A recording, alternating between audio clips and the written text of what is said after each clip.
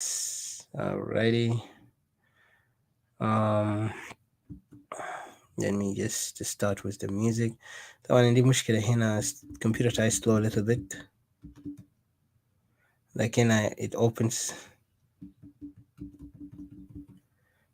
I'm trying to open this thing down here. Let me play this. The 30-second. Oops, sorry.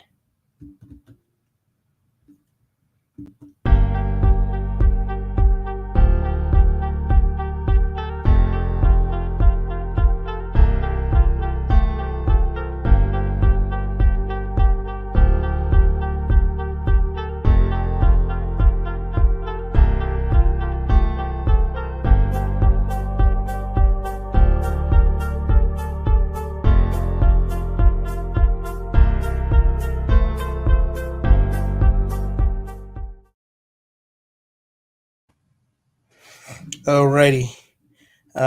Thank you so much, my fellow great Equatorians. Again, sorry, we're back again with you guys on this topic. طبعا earlier we had a topic which was recorded,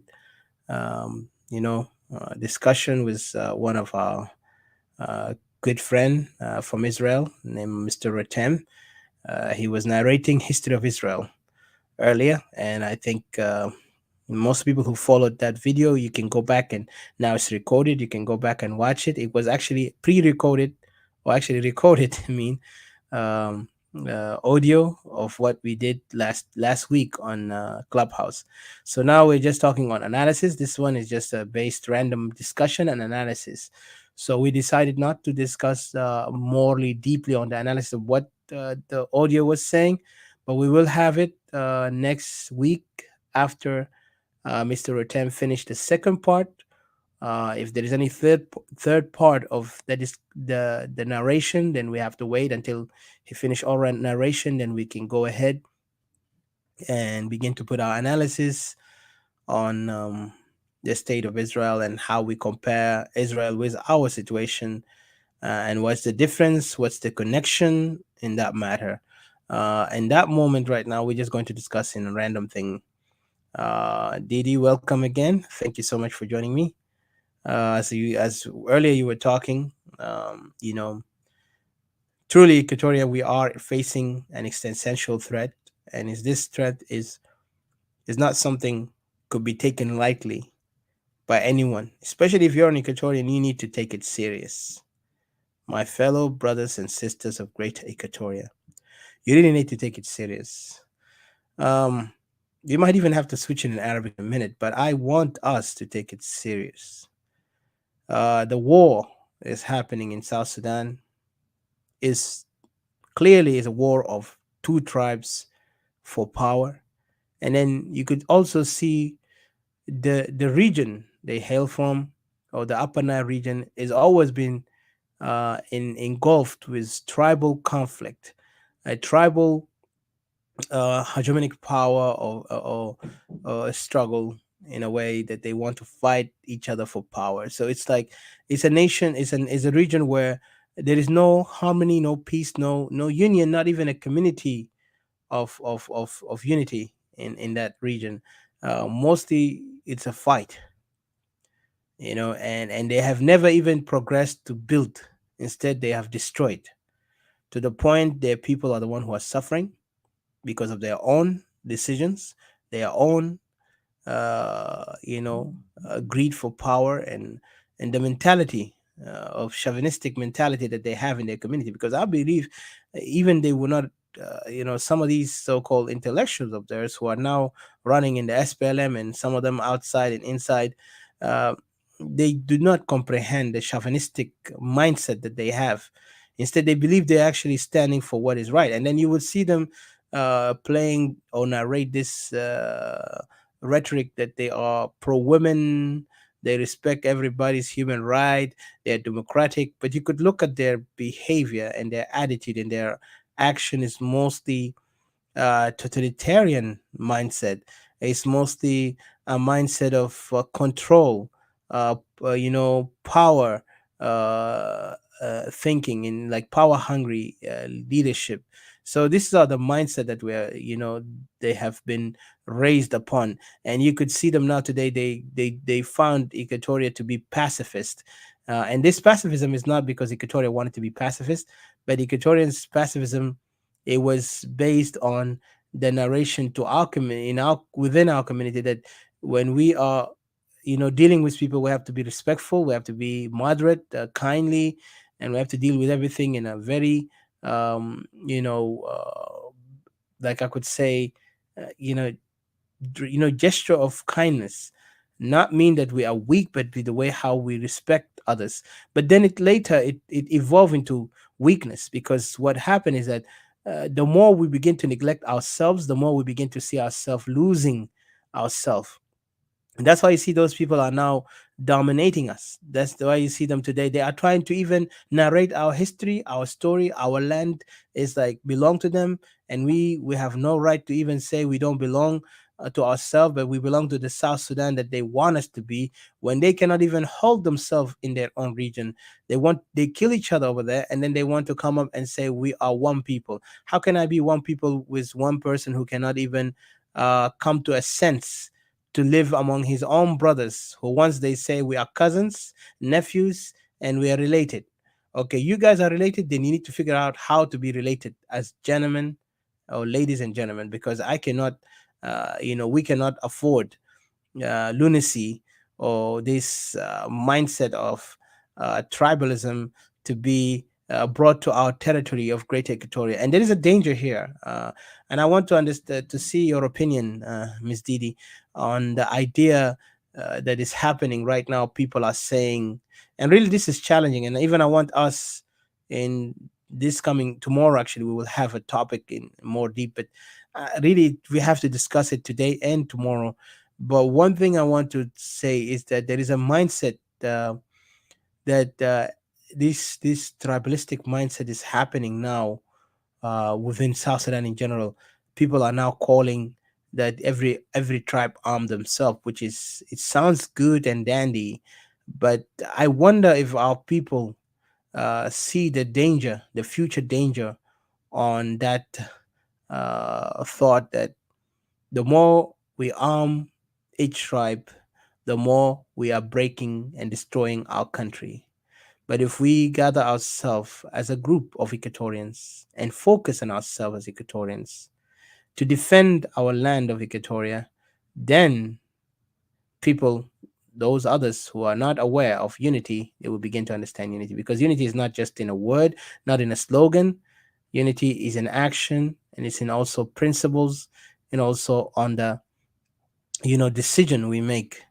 But when we begin to give arm to uneducated people, because let's be clear, a lot of our people right now, they are victims of war, and most of them have not enough education, and they could be victimized by taught a lie that, hey, your tribe is the one who fought this for this land, so tomorrow we will not be different so from others. So I just want to know your understanding. And then you could look at this also, this political game that now regime of Salva Kiir is playing, where he's now suddenly coming up by saying, yes, now we are, working together as one army.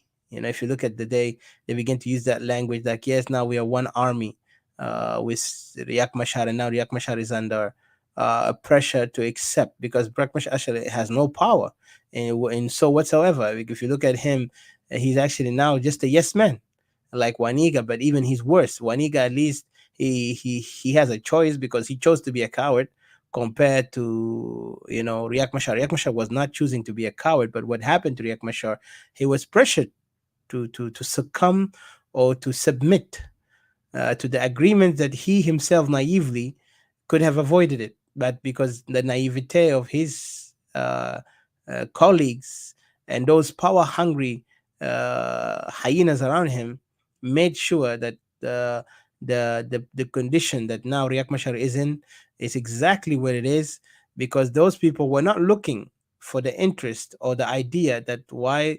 as the IO, if they call it. I'm not supporter of IO, and I would never be, but I'm just saying he failed, a total failure, and we learn from such mistakes. You know, what does teach us? It teaches that most of the people in who follow SPLM or who part of SPLM, whoever worked in SPLM, they all are for power. Their interest is all, and their vision is all about power. They want to lead. They want to be part of the leadership.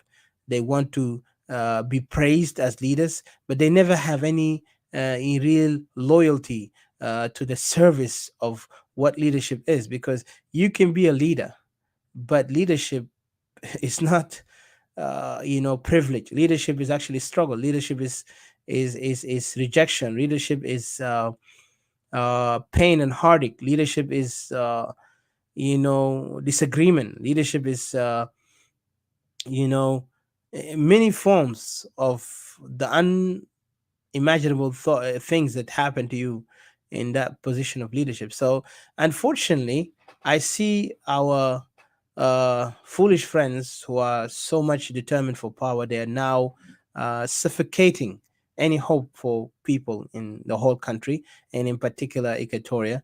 Of course, our leaders in Equatoria, they are all self-promoted leaders. Let's be clear. They were never elected by us, nor did they ever convinced us to follow them as leaders.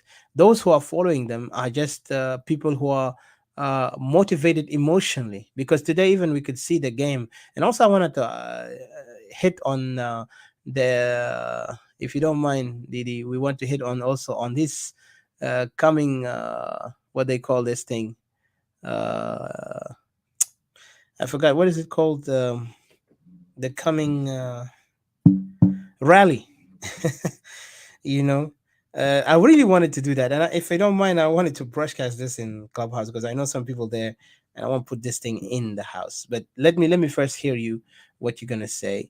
The rally also, because this thing is a game, and I want to kind of like understand from your view on these things that I've just mentioned. One of them is the regime manipulating now or controlling, saying that they have now unified army, and then you got our so-called uh, you know issues that is happening within us, our community, like now people trying to arm themselves as tribes for the sake of defending, but they don't see the outcome of it in the future, the dangerous outcome of it.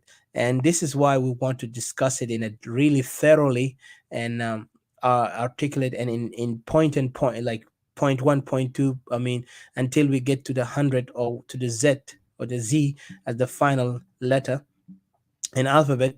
Because these things are dangerous in itself. To see that such mindset or such action, always there is something can be negative. I know it sounds good right now. It might stop some things, but it does not continue to elevate the unity that we want. Because as an Equatorian, we are looking for unity of ourselves, not looking for division or the future distraction of our people.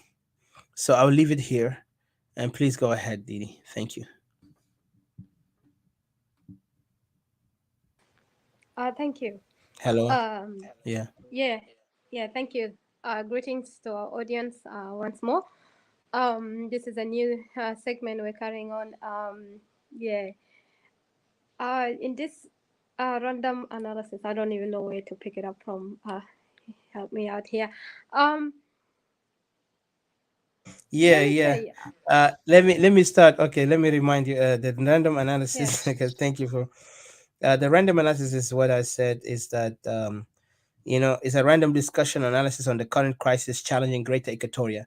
So we are mainly focused on Greater Equatoria, and this is the same thing we're going to talk about, today, because it's like we have a lot. Every day there's an update, like every day there's an update on the situation.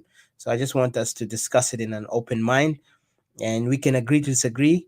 And we're just trying to put this to the people mind also to understand that don't take everything lightly. So yeah, thank you. Hello. yes, Yeah. Yeah. yes, yes. Sorry. Um, yeah, true. And please I have. follow the text. Okay, I'm gonna text you in your messenger. So please check. Thank you. Mhm. Oh, okay. All right. I will check my messenger. Um, I just wanted to say it is true that the times that we're going through right now, especially the people who are in the grassroots down there, it's really very challenging, and is one that one would really wish that you do not exist in this time. But unfortunately, there is nowhere to run. You cannot open the ground and hide yourself. There's nowhere to hide. There's only one way to face the issue that is happening head on, and fight until you win. Fight, not looking back until you win. Um, we do not, if as Equatorians, we always highlight Kalam the Kida. We have never left our home. We have never left our gates. We have never went to other people's territory or in their regions, and we went there and started killing people. The horrors that are happening right now, but those things have been brought to us. The most saddest one is like that really saddens me. Um, the accent that the people that we live with. You know, I don't even know how you can describe these people as a people, or you can describe them. Um, I don't know. It's just a bunch of demonic possessed people moving on earth. I cannot even find a way or a term, any term that I can describe these people in it perfectly. They could not fit anywhere in the normal logic or local arena of words on earth. I think for me, these people just they are really they in simple term for me they're just demonic possessed people because today look at just an average woman, for example. Why would you do all these horrible things that we hear, like to a woman? And then it really saddens me. Even sometimes it's really hard for you to go into details to talk about it. Like you have a gang of people, of militia. I would not even refer to these people as a government or a nation or something like that, because a real government does not even turn against its civilians, does not even turn against his children, the children of the nation. A real government does not attack its nation. It doesn't happen like that. A real government builds his people, because the people is the asset of the land.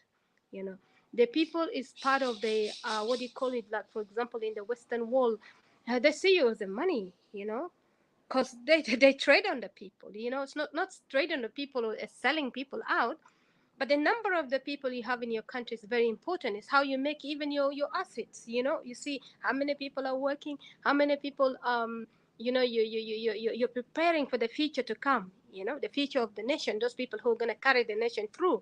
you know but these people, there's something else. They've got no compassion even to elderly people. No, not at all. you know so the fact that you can find a gang of militias raping a woman, and then after finishing getting a stick and stick it in the private part of a woman, that's really is something that it's not been done anywhere. Really, it's not been done. This is inhumane. And you know for you to ask me to forgive and to live together with you, how could I begin to forgive as a woman? How could I forgive you? You have not even respected a private part of a woman, let alone you have raped a man and you have sticked the same stick into a man. How could I forgive you, really? How could I want to live with you? How could I even think of forgiveness?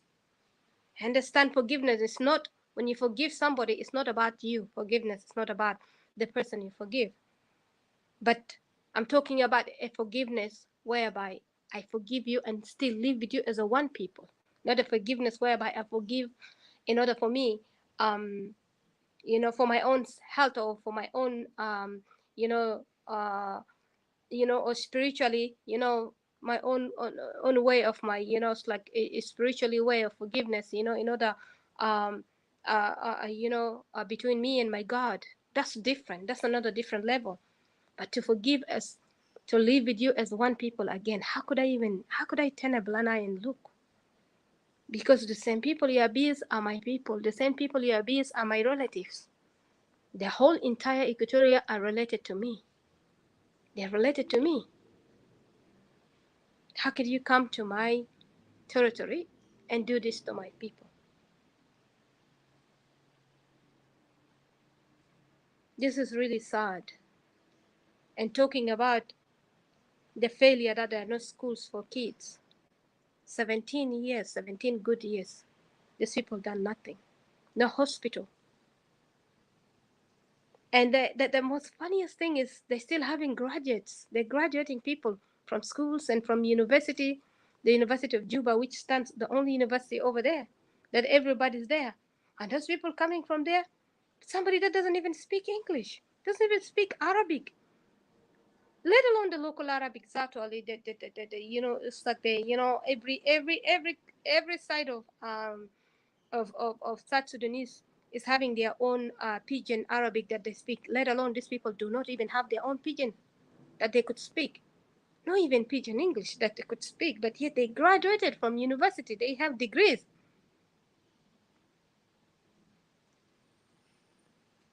and the fact that they have determined that um, you know they will send their children out to study. They fund them with money of the nation. And then what happened here is there are people who are ignorant that have never studied, never know even A or B or Z or Z. They will compensate them by putting them in position and giving them money. That's the compensation that they give these people. But then let alone the rest of the people who are educated in the country are there sitting. Can you imagine the entire country of South Sudan just sitting there, no job, no nothing? All you do is just running around there. And what intrigued me here is like, how could like a big country like this, okay, you have three regions, and all in these three regions there are people, there are men, there are women, but everybody has been managed to be silenced. Everybody has been silent down. And when the voice of Equatoria began to speak and say that no, we have tried this before, we have really tried this before, in we lived with these people. The end that we terminated it was in 1983, and we put an end to it because every time itanamanteji manas the sawa, they will reduce you to this level. It only go far to come down. لما تمشي منازل, you come together منازل, you go up to only come down. ده بس ياهو المشكلة. I see it really, the difficulties that one as an Equatorian woman, I don't think as an Equatorian citizen or from the nation of Equatoria, I really don't think that there is any future left for us really to leave Manasser. Really, I don't really think so, because we have given a chance, and now they have shown us nothing. They don't have their minor. They have proven that they don't have the capability to evolve themselves as a people. They cannot function with multiple nations, multiple people, multiple countries coming together to live together and build themselves and advance themselves.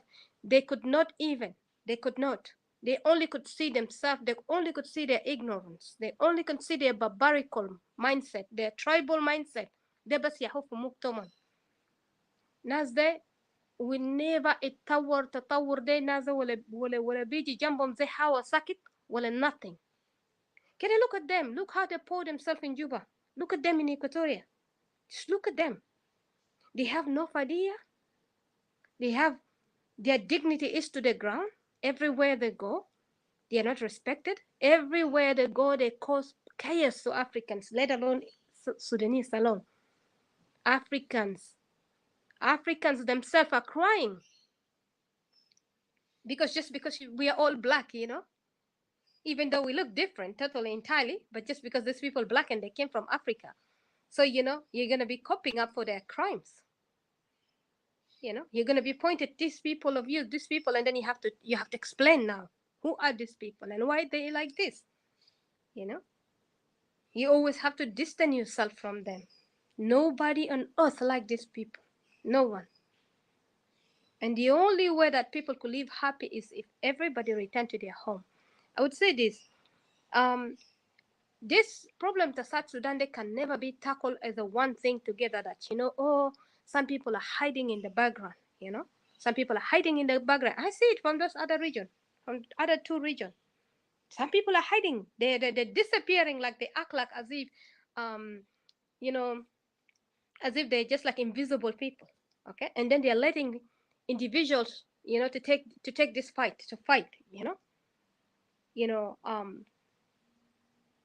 then you see, like for example, when certain group come out, which is even the same group of the same people, then you see like the rest come up. I hope you understood which one I mean. And then they want to join in and to victimize people, like the group that are calling people now for protests. And far be it, this protest that I'm seeing that they're running around, they wanted to do in DC. I think it's just a way of trying to victimize other people, especially when you were a victim before of this kind of group. Don't even think about it. That's what I would say. I would really criticize it all the way and say that don't even think about it. Because last time in 2013, the same group of people decided they're going to protest, they're going to take this regime down, and certain people are being killed in 2013, and these people are still alive. And I'm seeing these people running around in clubhouse and stuff, narrating stories, for example, telling how pitiful their life is, how sorry people should feel for them, how they were arrested, and how they almost got killed. But then Munu was killed, but the people who are around them all got killed. But guess what, they're still alive. They were arrested. The people around them got arrested. Sticks got stuck in their bum, and they got killed and munur. But they have never gone through these things. Neither them, neither their people, neither his people, neither his relatives, gone through this. But some people, for some reason, their people got killed. But this group of people still, they coming up again, raising the same protest. Last time they did this protest, and some Equatorians ended up in Blue House. You see? And when these Equatorians ended up in Blue House, ناس خالص about the Equatorians who ended up in the Blue House. They did not even want to run up and down, raise funds to get these people out of the Blue House. What they did is they move on. They started talking about another protest, and we criticized. Somehow their protest died down a bit, and then they started it again right now. And what I do, I see here, um,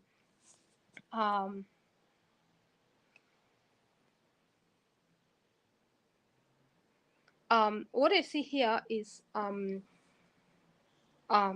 they're trying to come up with another technique. Now, in the past, they have used individual, they have used Nwer, they have used Munumunু, but now I've seen this time roundabout people are targeting Equatorians so badly because Equatorians are so gullible, and Equatorians fear so quickly. Some Equatorians get so confused so quickly for what not reason, أنا ما أعرف. الإيكواتوريان بيعرفوا الحاجة الحقيقة ده شنو، والجاب المشكلة ده شنو، والمشكلة ده بيحلوه كيف. لكن هو بيعمل نفسه، يعني بيعمل نفسه نايف، بيعمل نفسه he acts a little bit like as if he's confused or he's something. I think you can hear the language of fear, the language of you can see somebody who's backing down like a dog that is it's like being beaten and or afraid you're gonna beat them, and then tuck their tail down. And who end up بيتكلم كلامات كده ذاته ما make sense. They're This is what playing I don't submissive. understand. Sorry to cut you. They're playing submissive, cowardly submissive. Yani nas bas. They don't want to do anything but just submit to the master. Exactly, thank you. That's you express it better. Like for example, I've seen a lot of people in this clubhouse. They came up so like ringila, like they come out so powerful. They narrated the stories and they point out what was wrong and they point out that one, and they narrated the story of all the steps of what happened and how things happen. But but they are ending. It's just what made I started sobbing straight away. My heart broke down when they started it very strong. They started it very well. They narrated the story, but at the end of the story, He only confused the Equatorians to only tell Equatorians to surrender and do nothing. That's the ending that they end with it. But yet هو بيعرفوا ده Equatorian زول كبير وعاقل وعارفه. He lived through this time. He went through this time when we call such people to come and talk to Equatorians the truth of what they know, the knowledge of what they know. They get afraid. They don't want to. They don't want to. They will just hide. And it's really sad. I find that really sad. If you it is all kabir, you ish all this time, you know, you live all this time and you know what is happening, and you are the key to unlock the understanding of the people. You are to be the pillar, you know, to support your people, to stand up. You know, knowledge is very powerful, yeah, Jama. If you educate your people, what is the problem, you know, and you educate your people who they are and why they are in this situation. And after you have identified why they're in this situation, you can no longer tell these people to continue to endure somebody sticking a stick in their private part, sticking a stick in the bum of a man. You can no longer tell them to do that. You can no longer tell them to continue to submit to be raped. You can no longer tell them to admit to continue to be displaced. You can no longer do that.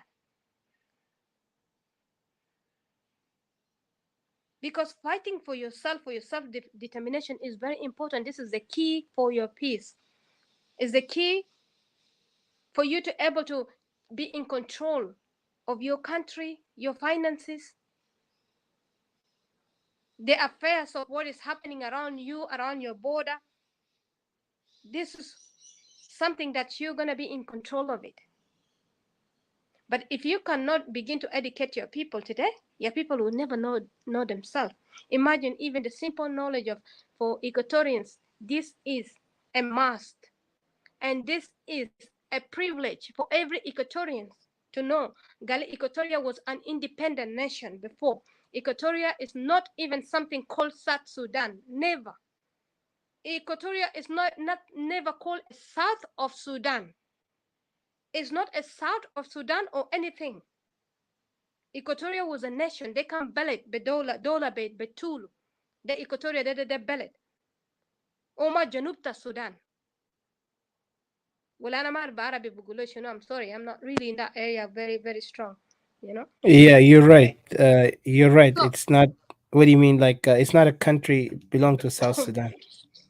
mhm, It's mhm. it was So, actually a land that the colonizers of Europe, like England, and that's why, if you remember from what our friend Rotem were mentioning, when Israel also was almost carved to the same kind of game, where they mm, wanted to say Jerusalem is going to be given, like, because they felt like the Arabs are fighting for it, and so they said, okay, let's just make it as an internationally controlled zone, and then they begin to like try to divide, even the way how the Arab countries today that you see, the Gulf country like Saudi Arabia, Dubai, Qatar, all these nations were actually carved by or planned by the England, by the English. So England has a big role in shaping those nations, taking parts and putting part of them. Even Kuwait used to belong to Iraq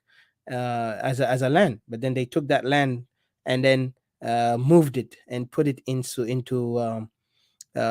become independent. So it's like the England is the one that played this role, and this is a colonialist because they divide and conquer. Remember, and divide and conquer is not just in a certain term of definition that they might create manipulation. It's also the way how they orchestrate either strategic, planning, or the mapping of the nation, the land, or anything. Because so these guys were very, very good, and they learned it from the Romans. Remember, the Roman did that. The Roman divided empires and countries into mm, many. Yeah, so that's why the end ended up into dividing into two empires. One, which is known at that time Constantinople, and the other one was Rome in Europe. So but that's the story different. But I'm focused on what I'm saying here is you know this is the situation we're facing as Equatorian. So they took our land. I mean, not took it like by hand, but they just joined it with Khartoum to be part of it, so they can actually benefit. and you could know the history. And we will talk about it. If you want, I can even get into a little bit of it by saying that there was also the understanding that the canal, Suez Canal, was also a manipulation by the Arab so-called independent soldiers, because that was during what's his name, I forgot, Jamal Abdel Nasser. Those guys even pressured England not to intervene into the issues of the land of Equatoria or South Sudan in general. They said just leave it, be part of Sudan, because even they felt like they need to give it its own independent, but they felt like they cannot do that because of the pressure of the Suez Canal, and that's why then even England went to a war with what's his name, Jamal Abdel Nasser group, but they lost because that time also Egypt had maintained its position in a powerful way. They were surprised because even Egypt brought a strong ally like Soviet Union to help it, not to let the European challenge them. And even Europe used Israel in that time in the 40s, 1940 something, if I'm not mistaken. I forgot the day, the year, 19 something. And then was England, was France, all because of the Suez Canal. So there is a lot of trick that be. Hold on. There's a lot of tricks that happened within what do you call within Africa, like to compromise our right just because they feel like they need the benefits. So if they can benefit from um, you know just giving us up for the sake of benefiting, and that's why you see them, they will always compromise those things. Today even you can look at the situation with Equatoria. Right now people are getting killed, murdered, and destroyed all over, and you could see the international community are still working with the devils. Like we're working with these corrupt leadership of Salva Kiir. Do you understand why they do that? Because some of them, they look at their interest, yet they will try to say we are humanitarian, and you got a question. So like you look at earlier, we mentioned when our brother Rotem mentioned all these topics, explaining to us that Israel have to defend themselves at the end because they saw nobody can help them. Everyone on the other side is making a business, making a contract with others. Even they were trying to sell them out, their land to the Arabs, so they can just gain. Britain can gain, like acknowledgement by those Arab that they gave the independence. So it's like almost a business kind of deal. So Israel say, okay, you can play it, but we will show you, and we will stand for our land because this is our ancestral land. We have evidence to it, and we'll back it up. And so they did, and that's why they really overcame all their challenges. And that's why today, Equatoria, we are facing such threat that our land is being, challenged to the extent that we have to be part of South Sudan. When in reality, if you look at this, all of us are regions. We are just collection of regions who became a nation. We cannot be forced by against our will to be part of a nation that is not even there, because this nation itself is not even yet formed in the right and in the proper way, because what we see is that this regime has built itself into a tribal hegemonic power where they want to dominate and expand themselves around other people territory that they never been in it.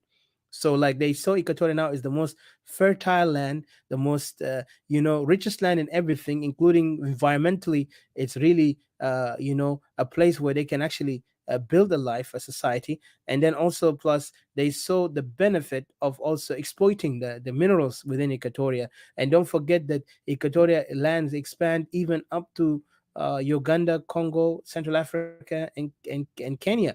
And then they felt like, okay, these Equatorians who are there, we can chase them to those territories and let the Equatorians uh, stay there with those as a refugee, and then later we dominate. Because right now they see these Equatorian leaders, or so-called, I will call them the self-promoted leaders, because those are not the leaders we even have any connection with them, because these people only just came to existence after SPLA began to promote them as they are from Equatoria, but they never represented anything Equatorian, nor spoke about Equatoria in any fact or any reason to say that I am here to defend Equatoria. They were just Equatorian, yes, but they're not doing what the Equatorian need to do. Like it's representing by heart and soul. They're just representing themselves, and that's why you see them today. They are unable even to unify the Equatorians. Yet they will say, "Oh, let's Equatoria come together." Come together on what basis when you are doing the same, behavior of the SPLM? Where the SPLM are messing up, using the same tactic, killing our people, chasing them, and then you want to tell me that we Equatorians must just submit to the idea that we are one South Sudanese when we are three regions collected together to be a nation, and yet we don't even have any right, any say in this country. Only a particular group will say something, and the rest will have to follow. And first, because they said they have an oil, now they say we are South Sudanese and we cannot separate because we are one people. One people on what base? When you're killing me and raping me and then chasing my people because I'm not equally to your standard. As you say, I'm not from your tribe. I'm not from the Nilotic people. I'm not from these. But and now you want to tell me like, no, we are all together. Even you're trying to combine us as Lua. You're trying to combine us. We have Lua everywhere in East Africa. So what that mean? Nothing. Because what matters is our land, our people, the existence of our community, the existence of our history and culture. This is what makes us who we are as Equatorian. But because of these kind of rhetoric from such leaders who cannot speak on behalf of us, you see us now are vulnerable in all sides. I'm sorry I took long, Didi, but in all sides we have been vulnerable to the extent that now they are using those leaders to weaken us, to even make us not even understand our situation, not even understand our value, because we only value ourselves with South Sudan, and that's why you see us. We are very weak on putting ourselves on that. Hey, my land, my people first. When Israelians were known as Semites, or the Semites, or the Shemites in other languages, or the Samiin in Arabic, those guys, they are related cousins to the Arab people according to the Bible, right? According to the ancient book. But are you serious that because of them related to the Arabs, they have to say no? We are all one people. We are all the children of Abraham. No, Israel said, listen, you can be the child of Abraham. I'm a child of Abraham. But at the end, it's my land, my promised land that my ancestors left. It's my inheritance. So Equatoria is our inheritance. Nobody can come and take it from us. And we will decide what we want to do with it. Either we want to be a nation of our own, or we want to be part of that other, two regions. But if those regions are not respectful to our right, then what is the reason for us? What is the need for us to be united? And so when they come with the language of let's unite, and yet they are the same people who are putting their boots on your head, it's just it's illogical. It doesn't make any point, any sense, and yet they want us to believe. And then you see some of our leaders confusing us because they never even spoke, never even understood themselves. Nonetheless, they even spoke to the people, and then they want to tell us we are all South Sudanese, we're all suffering. No, the suffering that caused in Upper Nile is completely different from suffering happening in Equatoria. The suffering in Upper Nile is their own cause, is their own mistakes, is their own ignorance. They're killing each other because this is their lifestyle. But our lifestyle is not to kill each other. Our lifestyle is to build and provide and continue to expand as a community within our region. We never even thought of wanting to go and take other people's lands, or take something from others. But they have expanded and abused and destroyed and committed many atrocities against us. And yet we see our leaders trying to apologize in their behalf in an ignorant way, that we are still South Sudanese. Let's come together. Is the regime. When the regime is like, if you look at 99% of it is all from the same tribe. And even if they're fighting each other right now, or they fought each other before, this is their nature, to fight each other and come back together. It's nothing new for us. And I don't want to go far, Didi, but it is really, it's so um like what I could say, it's just so too much mess. And I see how people are getting confused by day, because there is no set ground in our communities between from our leaders. Like, they don't put a blueprint or a ground to say let's start from here. They just want to jump on something. Like, somebody wanted to build a building, and yet he want to build from the top, and in the base he cannot even start. And this is what exactly those leaders of SPLM or former SPLM Equatorians are doing, because they are basing their ideas and vision on a high scrape, yet they don't even have any base in the ground to get to the high scrape that they want. Like, you can't build a tall building and you say, I'm going to start from the top to the bottom. It doesn't make anything. I mean, only if you don't understand the law of gravity, and you don't understand, the law of physics and all these stuff, because it just don't make sense. But these people are actually going against the law of physics by saying that we are South Sudanese, and let's forget all our issues, let's focus. And yet our land is under occupation. Our people is under constant threat. There is no any hope for them. And you could see the danger even within our community, that we are not even in a clear understanding what's happening to us. Like somebody getting stabbed from all sides, and somebody else said, "Don't do anything, don't do anything. This is one man is doing it, one man," and yet there is a lot of hands in your back, you know. So, but yeah, I will leave you to say something, Didi. Sorry, I took time on that. No, that's actually perfect. I think actually you have helped me out even on what to say. I think, yeah, sorry, I've actually forgotten that there is Clubhouse, and I think CJ I've Yeah, seen down yeah. here. We put it Have in you seen Clubhouse so CJ? we can let people to Yeah. have. Yeah, CJ, he said he's Mr. CJ said he's busy. And I Yeah. was like, we Well, can hello to just you, talk. And I CJ. want to say thank you Hello, to all those who yeah, are hello, here. Cristiano, and Mr. Finish Finish, and Richard. Richard. Hello to Yes. you guys. Uh, Christiana is actually absolutely. Thank you so much. We appreciate you so much. You really such an awesome person that we appreciate you so much, very much, brother.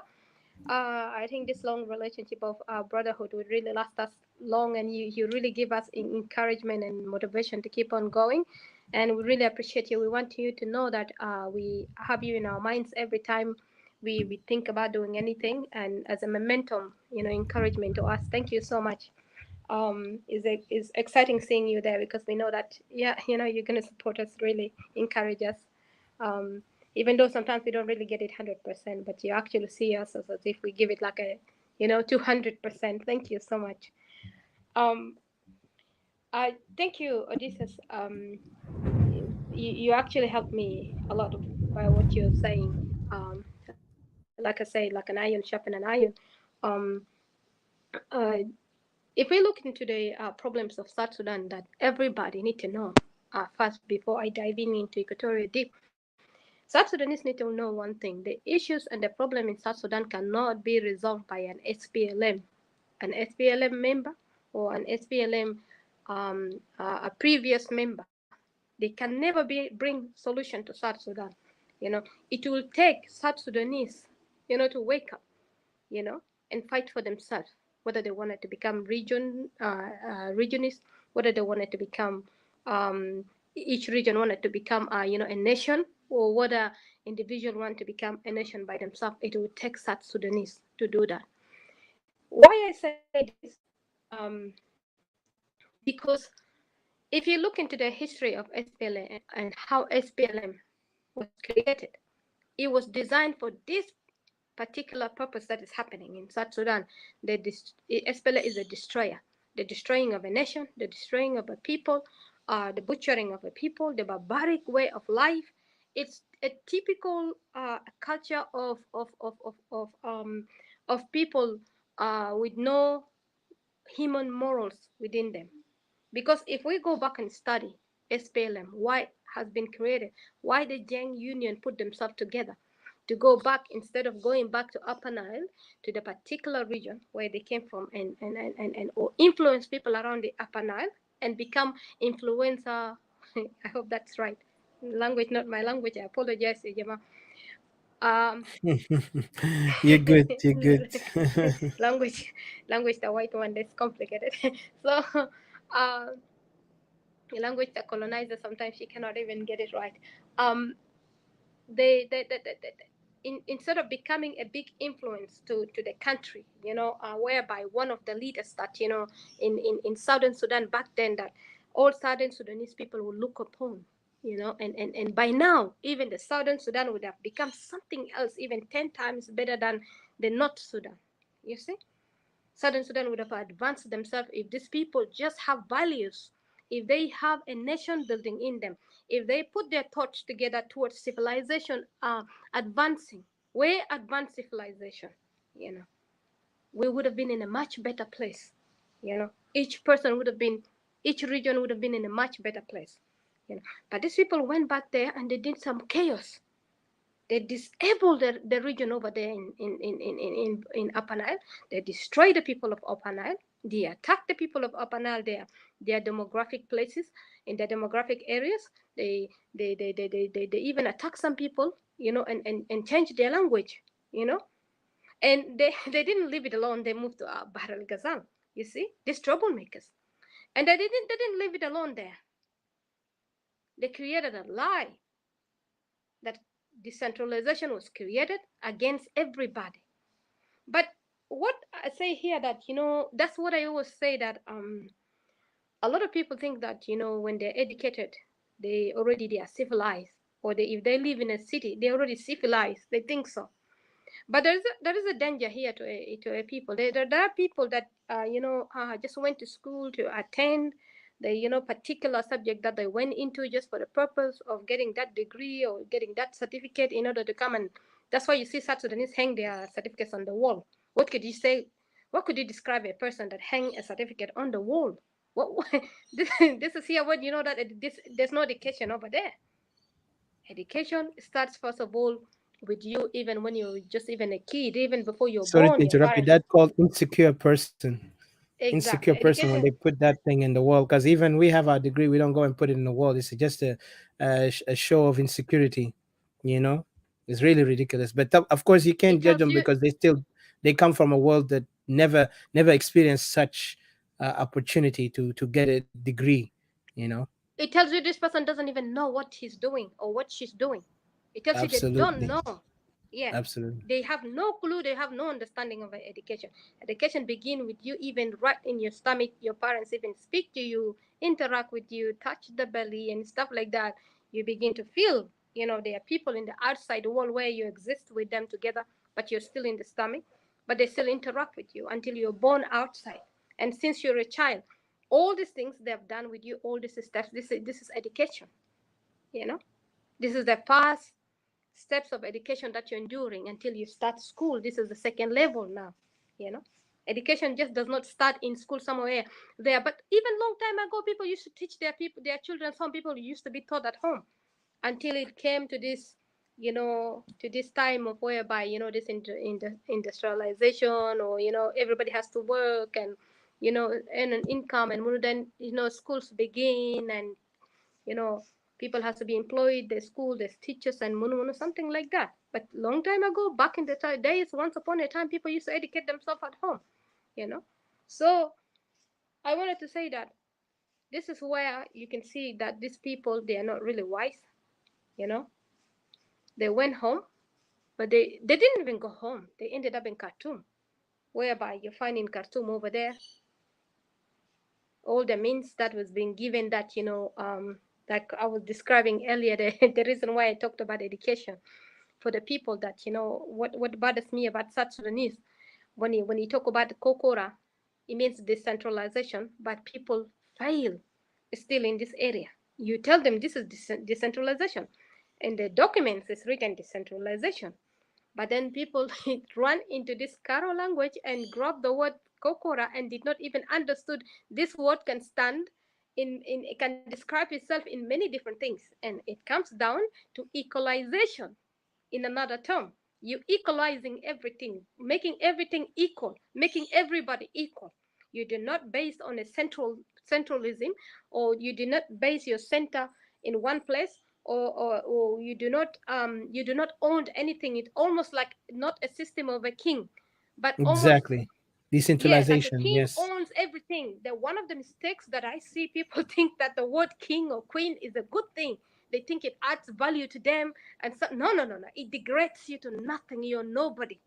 It degrades you to a low level, because the king owns everything. The kings own the land. The kings own the money. The kings own everything. All your life, you're slave to the king, you know.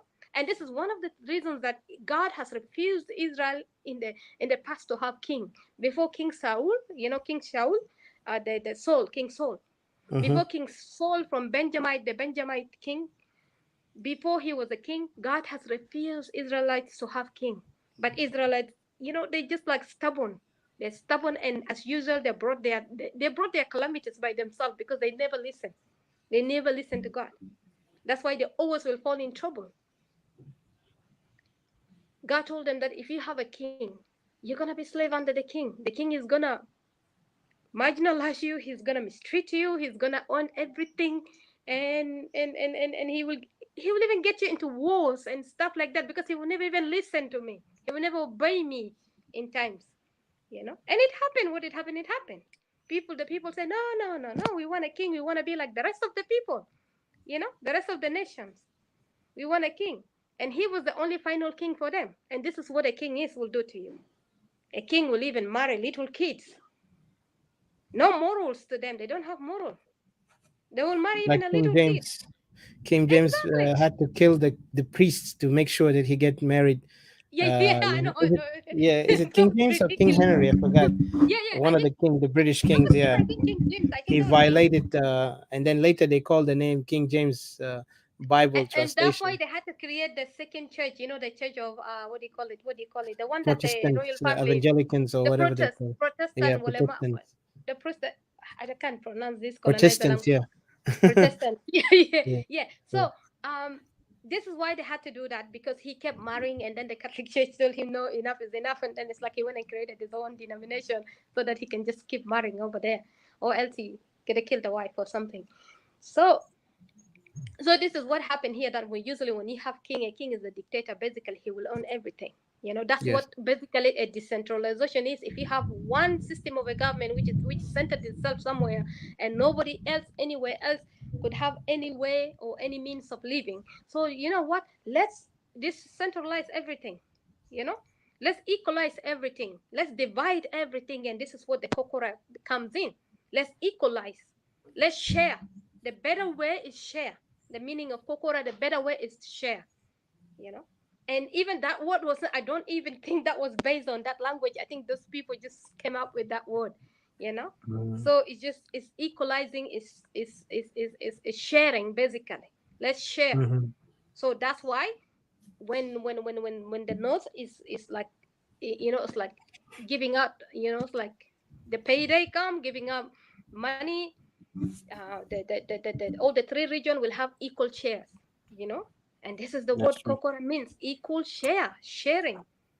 you know and then they would have shared ideas. They would have built themselves as the forefront, or the forefathers of the southern Sudan.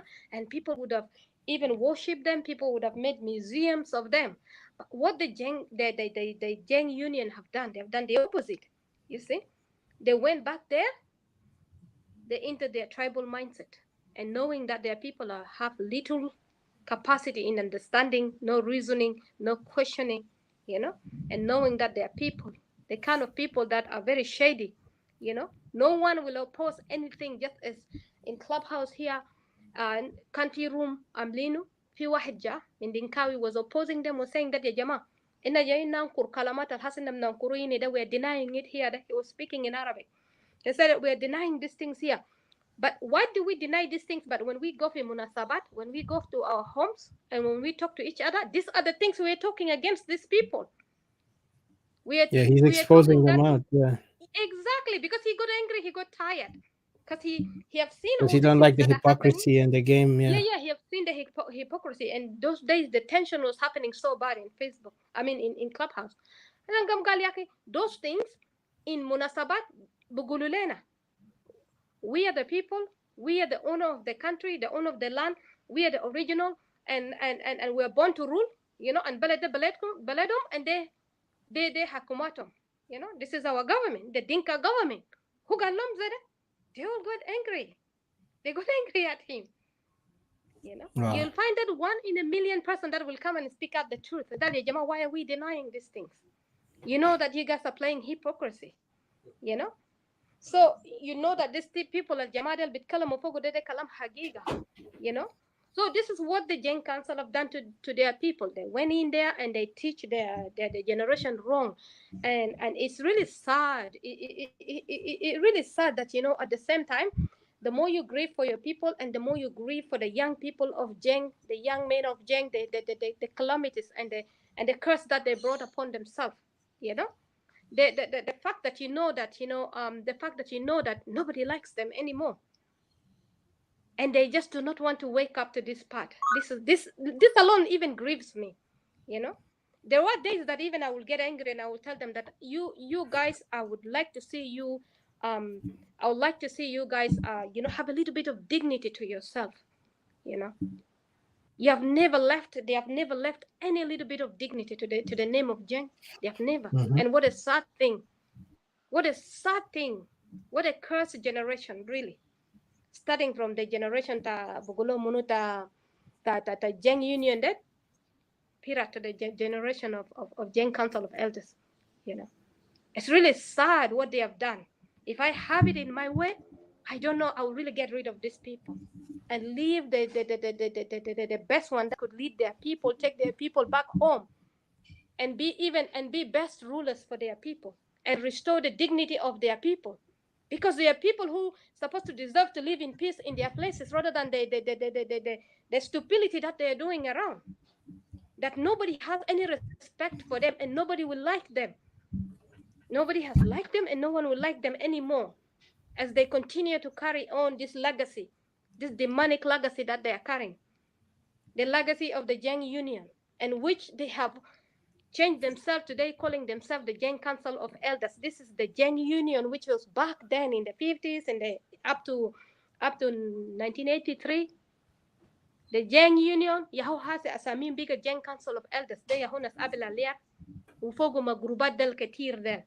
They were the same people. Even they went to And the you young see? now. They said the young council youth. You remember, in Clubhouse they created those new like Jingnan Exactly. Talk and all this. Mhm. They are now promoting the this is the new generation to take over.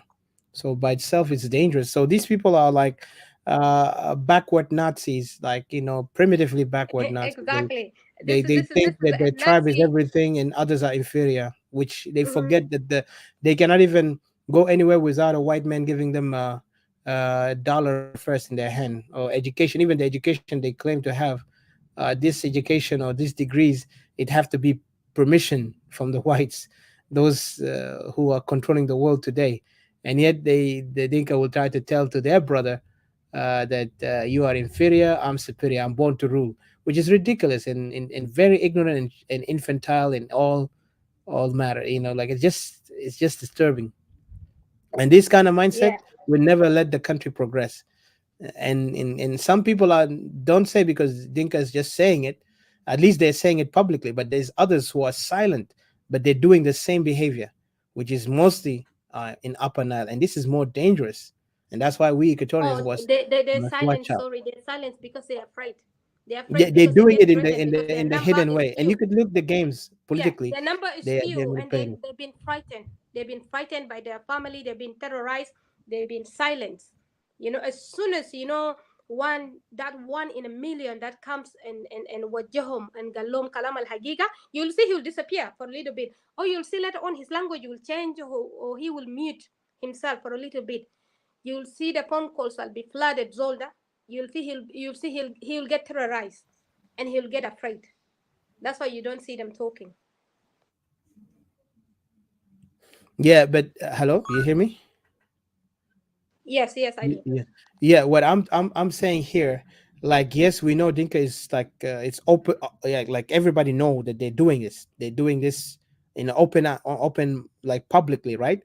But what about the rest within Upper Nile who have the same kind of motive, the same kind of heart mindset of they want to rule or born to rule, and they're working secretly in a manipulative way. You could see the game, and yet they will try to pretend that they are not like Dinka, because Dinka is I the like now this. the black sheep, And this is why I want to ask you a question on that matter, because these guys are very uh, you know they if you look at them before they have this lingo, they used to say we are cousins, we're Nilotics, and you guys from Equatoria, uh, not equal to us because we're not related to you. So we accepted it. We didn't cry. We said, oh, we are Sassanese. No, we are not. Apparently, there is Nilotic and there's others who are not Nilotic. And I was like, are we not all Kushites? Are we not all of us Africans? So they gave that term, and even I one time I confronted one of them and say, hey, first of all, these terms, Nilotic and all, it's all based on white anthropology definition to our people. It wasn't us who brought these languages. We know ourselves. We know our tribes. We know our languages. We know how we were raised. But what happened is that history, because of the wars and because of our people also, especially slavery, actually destroyed a lot of our history, because slavery did not only do damage physically, also did damage mentally, did damage even in our archive, our history. Because remember, people didn't even know that Sudan used to have a big library equal or maybe even more better than the Alexandria library. But what happened? They said they had to Would kind of you, like sorry, move. would you say is it like a Timbuktu? It was in Khartoum. I mean, because that was the No, no, main. I said, I meant, would you compare it to a Timbuktu or? Oh, no, no, no! It was better. Those are like ancient histories of the Kushites, of the civilization of the world, the Babylonians, the Greeks, the Romans. It's like even the building, the ancient building that they found out, it was buried under the sand. There was an Italian who actually excavated these things and found out this big library. But what happened, Khartoum, because of the way how they're radically, you know, under this, they're almost like ISIS, especially under this, the Islamic Brotherhood. They made sure that they put water. Now today, this place is buried underwater. The same thing like what Jamal Abdel Nasser did in the time when he was leading Egypt. He buried one place, I think is Aswan. He put water on that area, so that place is now a covered history of the ancient black people in that region. So these things, because remember, those are invaders. Most of these Arab remnants are nothing but invaders. They are now forcing themselves to be part of our lands, our people area, and then that's why you see them now. They claiming, even they will deny to call themselves African. They prefer to call themselves other thing. But in that term, the history of our people in history, we were damaged mostly by slavery. Because remember, slavery even was so bad that these tribes right now, all these people who call themselves Upper Nile, they originated from the north. Even there is some from within Equatorial, but what happened is in the north, like there is some areas is very known, well known to be their region, including Dinka, Nuer, Shuluk. There is other places also related to some of our Equatorian people, but this is not something that Equatoria was so much interested in, because when they had this small territory of land, which is now within Greater Equatoria, they kept it for the sake of what? They want to build a new civilization, but what they neglected is to keep an archive. You know what I mean? Because right now, if you look at us, our archive is only made carried by now by words, like by the word of mouth. And then until like later in the during the what do you call the independence, that's when most of these so-called leaders that came up and fought against colonialists and Arab colonialists and European colonialists, they're the one who begin to create the new history.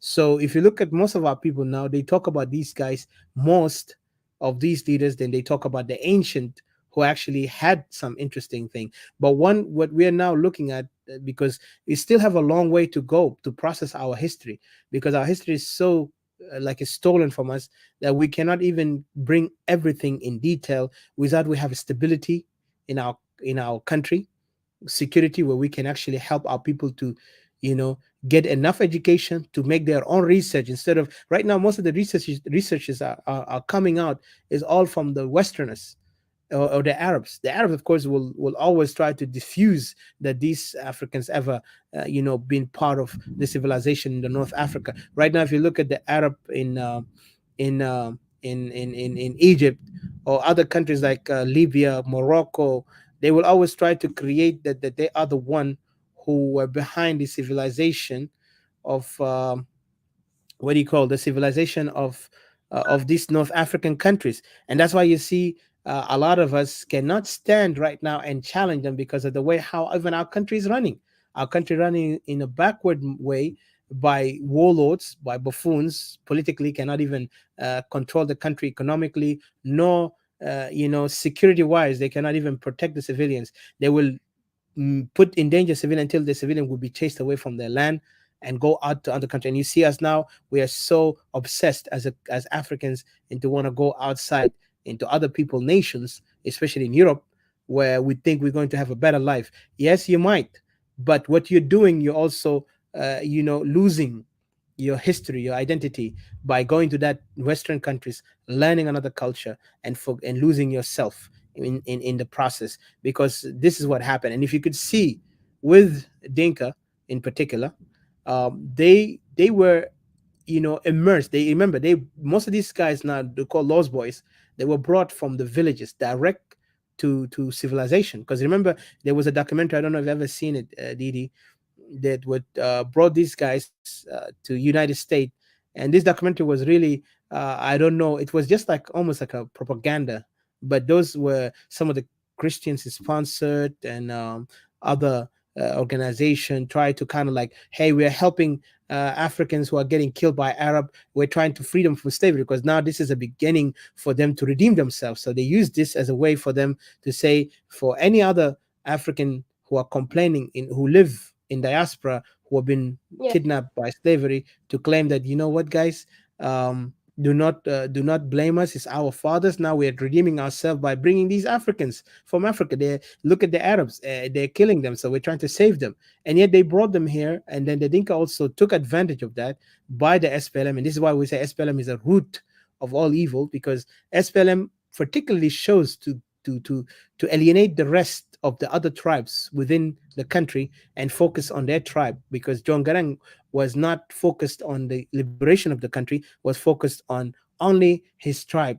He want to put their tribe in the top. And that's why today you see they always praising him as a great leader. You can never see Dinka man will ever oppose him, because they feel like John Garang had a vision, because they are all beneficiaries of what John Garang did. John Garang's legacy for Dinka is the man who actually, like a Moses, even they call him a Moses one time. He saved them from backwardness and primitivity they were living in the past. Because during the 70s and 80s, mostly Dinka were not highly educated. Only, like you would say, 3% of them were well educated, the rest were not. And those well educated mostly aligned themselves with Arabs, with the Arab remnants of Khartoum, because they say they are Arabs.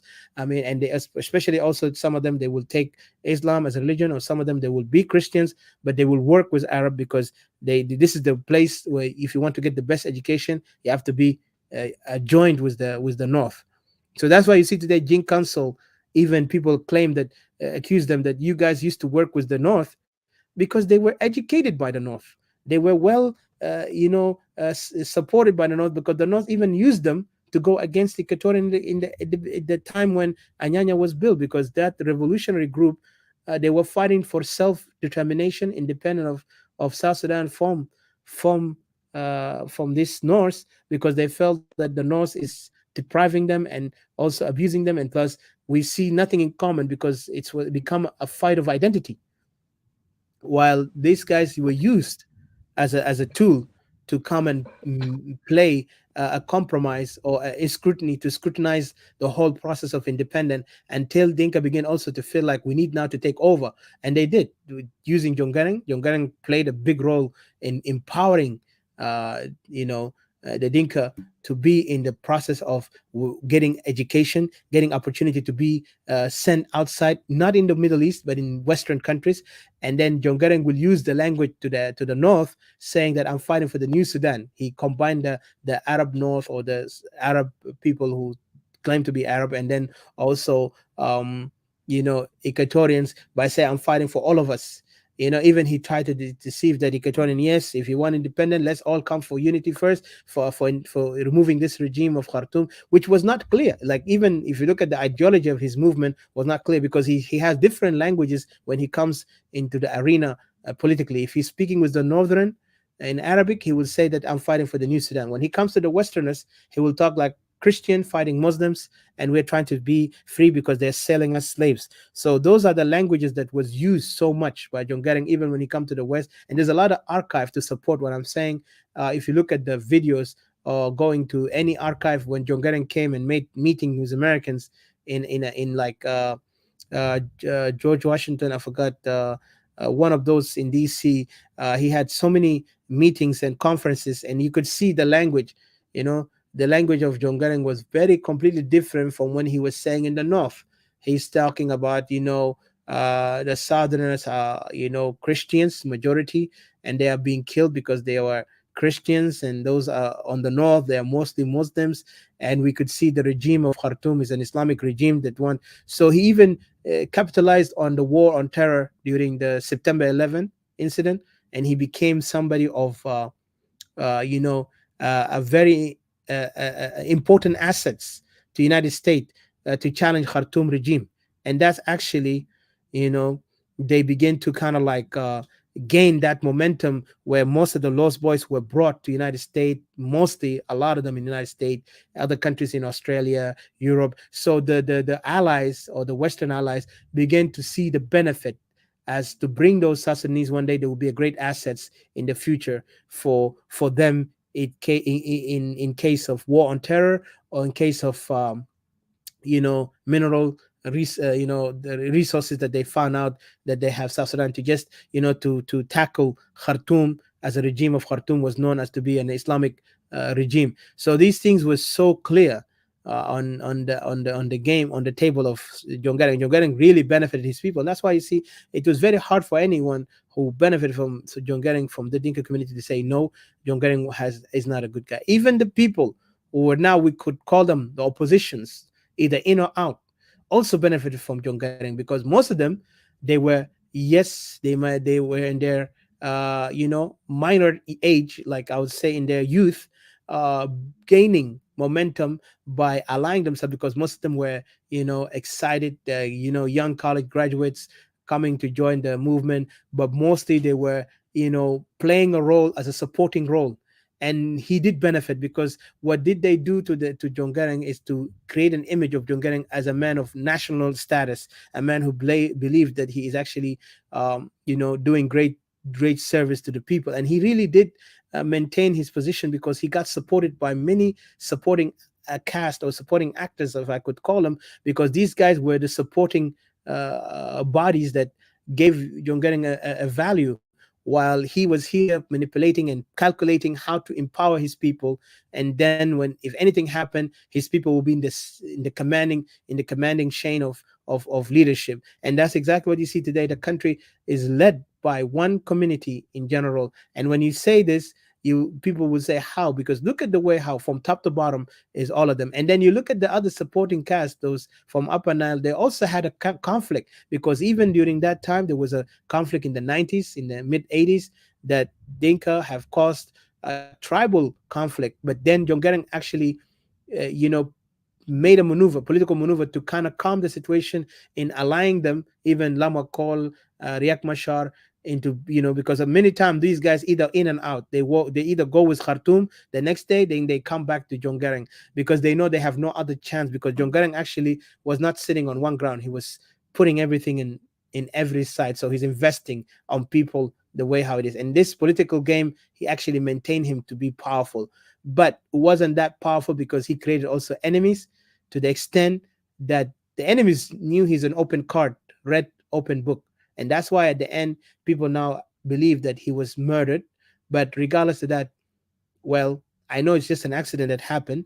Well, if he's killed, then there got to be an evidence, because there is no any evidence up to this moment saying that the man was killed. But yes, he created enemies. He is actually, if he even did not die by the helicopter, he would have been deposed in the coming years, if he challenged any other powerful nations, or any other people who really saw he's a dangerous to be left on that side. But look at the other thing that he did, which that we need to focus on, is that, well, we were, most of the Equatorian who joined the SPLM, and I'm looking at the Equatorian side, not looking Upper Nile. Upper Nile, they need to figure out themselves on where they were wrong and how did they mess up.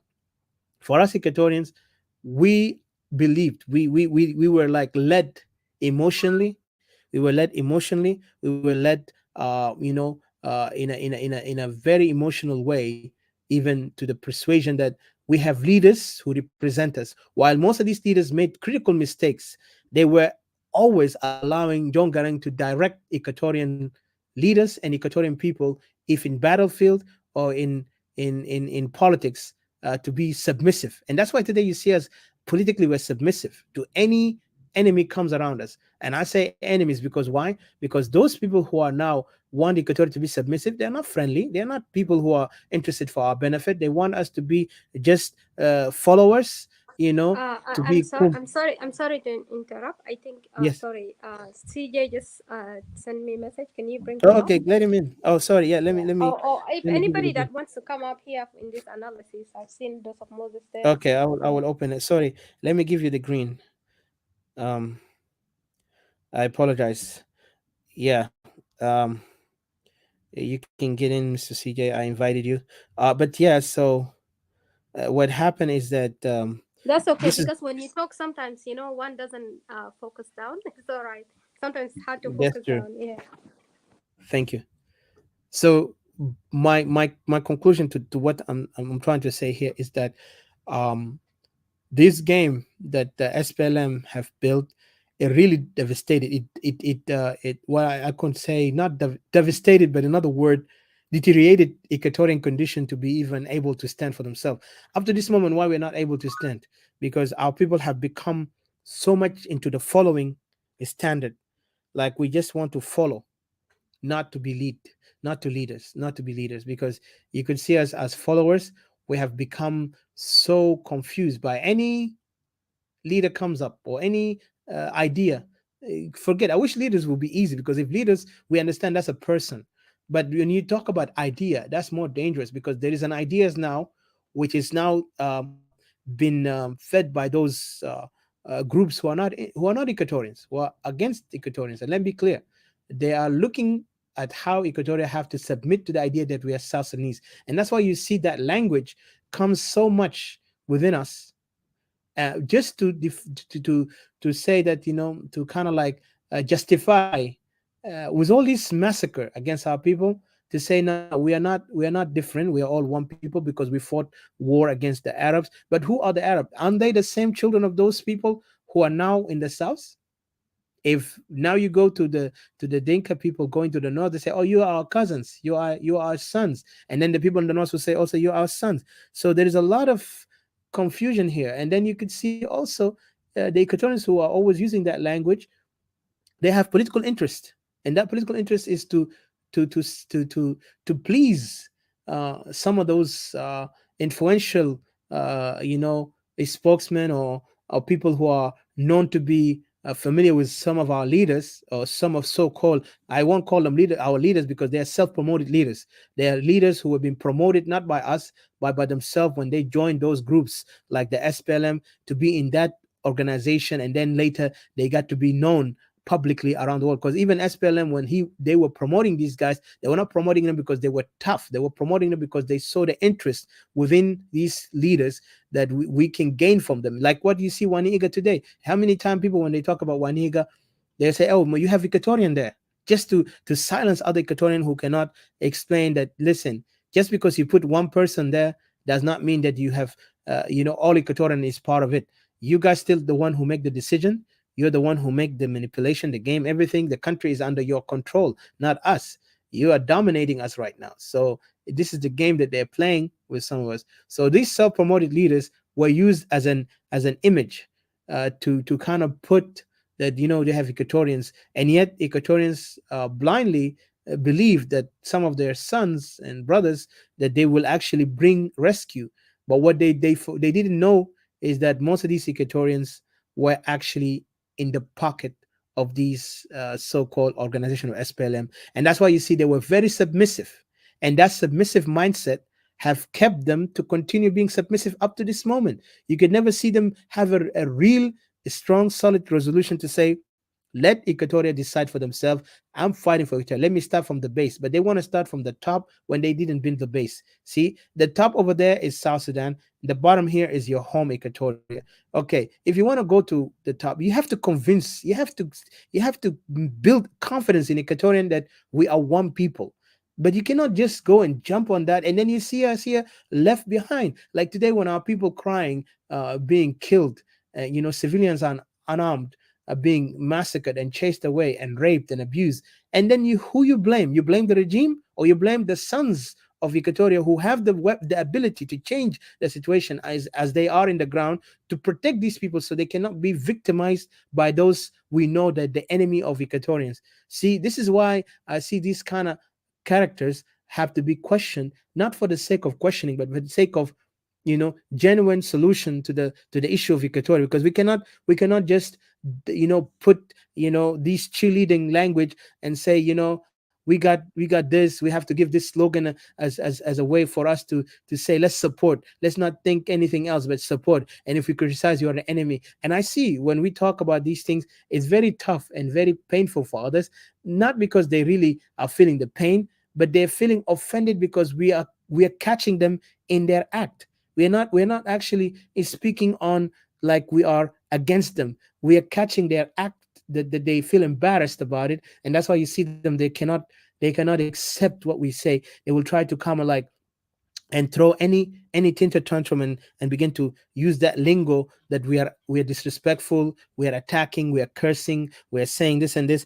And this is the language that they always feel like they're offended. And you could see the fear when we say this. You don't even see them, they want to be around us. They prefer to kind of like go to the people, they please them, because they feel like our language is offensive. Well, the truth is bitter. Like I said, the kertemelo, to cure yourself from any pain, you have to take the bitter medicine. So bitter medicine is the caramelo. If we order the caramelo, and we're not taking it as a prideful slogan that we know better, but we're taking it with a humble humility, because we want to tell our people that it's time for us to wake up, instead of us running around confusing ourselves with the most nonsense, the most unimportant things that cannot get us anywhere. Our people can rise to their potential if they really humble themselves in a mindset that, let us not say that we know better. Let us all think of the benefit of our people. Let's question anything that is needed to be questioned, and accept anything that needed to be can bring solution. Not to be allowed to kind of like feel offended because this thing is so bitter that he cannot continue to drink it, because he feel like, if this cure is going to be that bitter, I better be sick. But you're gonna die, because right now our death is in the door. Look at the death that is happening to Equatorian. Look at the destruction that is Equatorian are facing. Look at the weakness that we have put into today. And also, one thing we have to know: any leaders that will show, because I say, why, even today I was analyzing this, and I even spoke about it. Hello.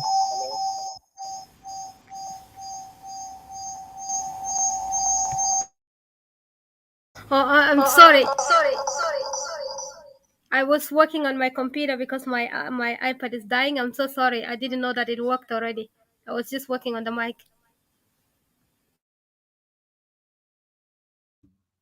Uh, or no problem, no problem. So, I'm just not going to take long, because I want to give a chance to others. But I'll be honest with you, Didi, like, it's really heartbreaking, even though, and it's not easy, because our society have been so much comfortable with being in the lose, like being like, I'm sorry to say, but I think our community enjoyed being the losers, being the tail. They never wanted to wake up from their nightmare that they're living in. They never want to wake up from the slum or the mud that they're living in. They begin to get used to it. They adapt to it, to the point that now they're so submissive, to the extreme that we are now looking foolish and cowardly. And that's why when you hear the definition, Equatorians are cowards, not because the people of Equatorial are really coward, but because we have something that happened to us.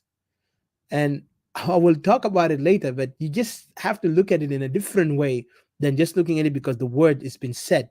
Because some people can say it and they will take it literally, like you are a coward, but nobody's born coward.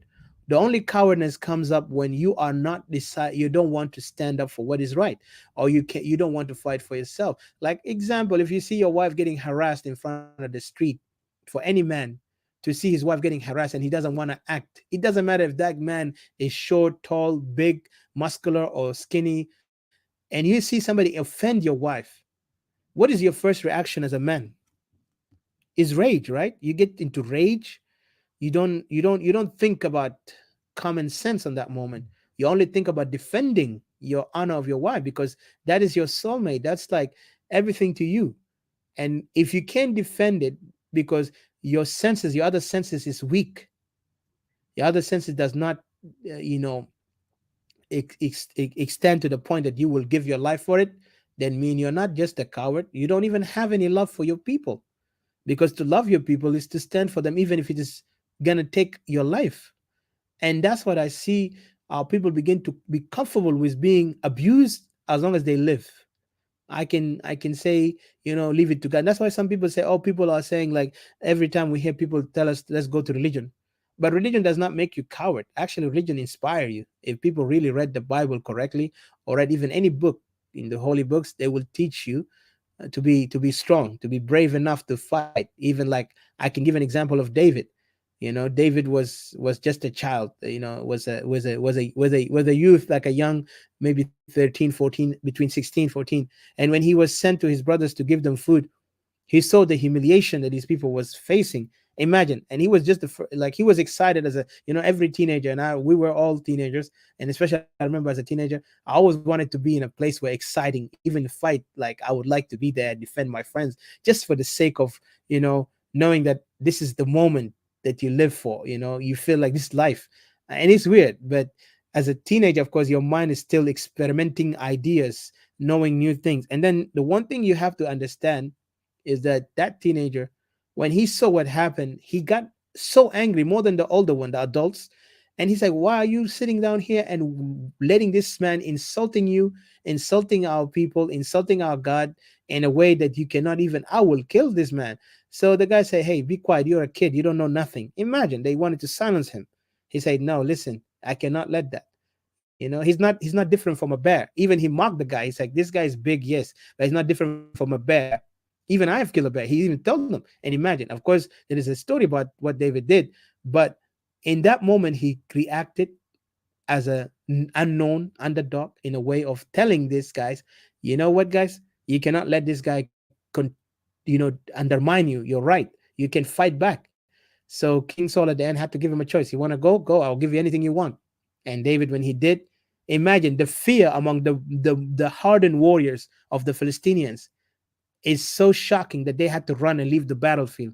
And that just shows you the understanding that, you know some people, they are motivated by their leaders. Even when David was in his side, their leader was so scared because Saul was confused, was tired, was scared. He was cowarding, cowering behind his throne and sitting and mopping it and don't know what to do, because he's waiting for the prophet to tell him what next, because he felt like only the prophet can tell him what next. He cannot fight because he felt like his life is in danger. And then one kid come from his people, say, I will fight. He volunteered, and then he did his fight, and people first did not believe it until he defeated the man. And then the enemy side, they panicked. They say, if this is a child who can kill a mighty, experienced warrior, what about us? We will be nothing compared to these people. That means these people are very experienced. And he did. And imagine, people were running away. So the example of this story is that you could see leaders make an effect. When Goliath fell, the Philistinian ran away. When Saul was sitting out there, don't know what to do, he's confused. He's sitting behind his throne, and he's supposed to be leader by example, lead the soldiers. He was sitting in the background. And you could even see in the life of David later in history, he was always in the front. Even Alexander the Great, he was one of the inspirational young men that died in his 35. He was very, the ambitious, and at the same time, he was very, very brave, into point that he always wanted to be in the battlefield. And he was a king. He could have just sat down and let other people die for him. But he said, no, I want to be part of the history, not just part of the history in establishing things, but also part of the history that I was the strongest man. I was a fighter, and he did. And they left a legacy, because all of us, we're gonna die. But what our legacy is, are we going to be a legacy of cowards, or legacy of warriors for fighting for our existence? So there's a lot of challenges that our people have to wake up. And I think they, like Shugavara said, and I respect what he said. It's like, even what's his name, Robespierre, you know Maximilian Robespierre of the French Revolution. He said that, okay, hold on, sorry. He said that, the price of freedom, because this is one of my favorite quotation.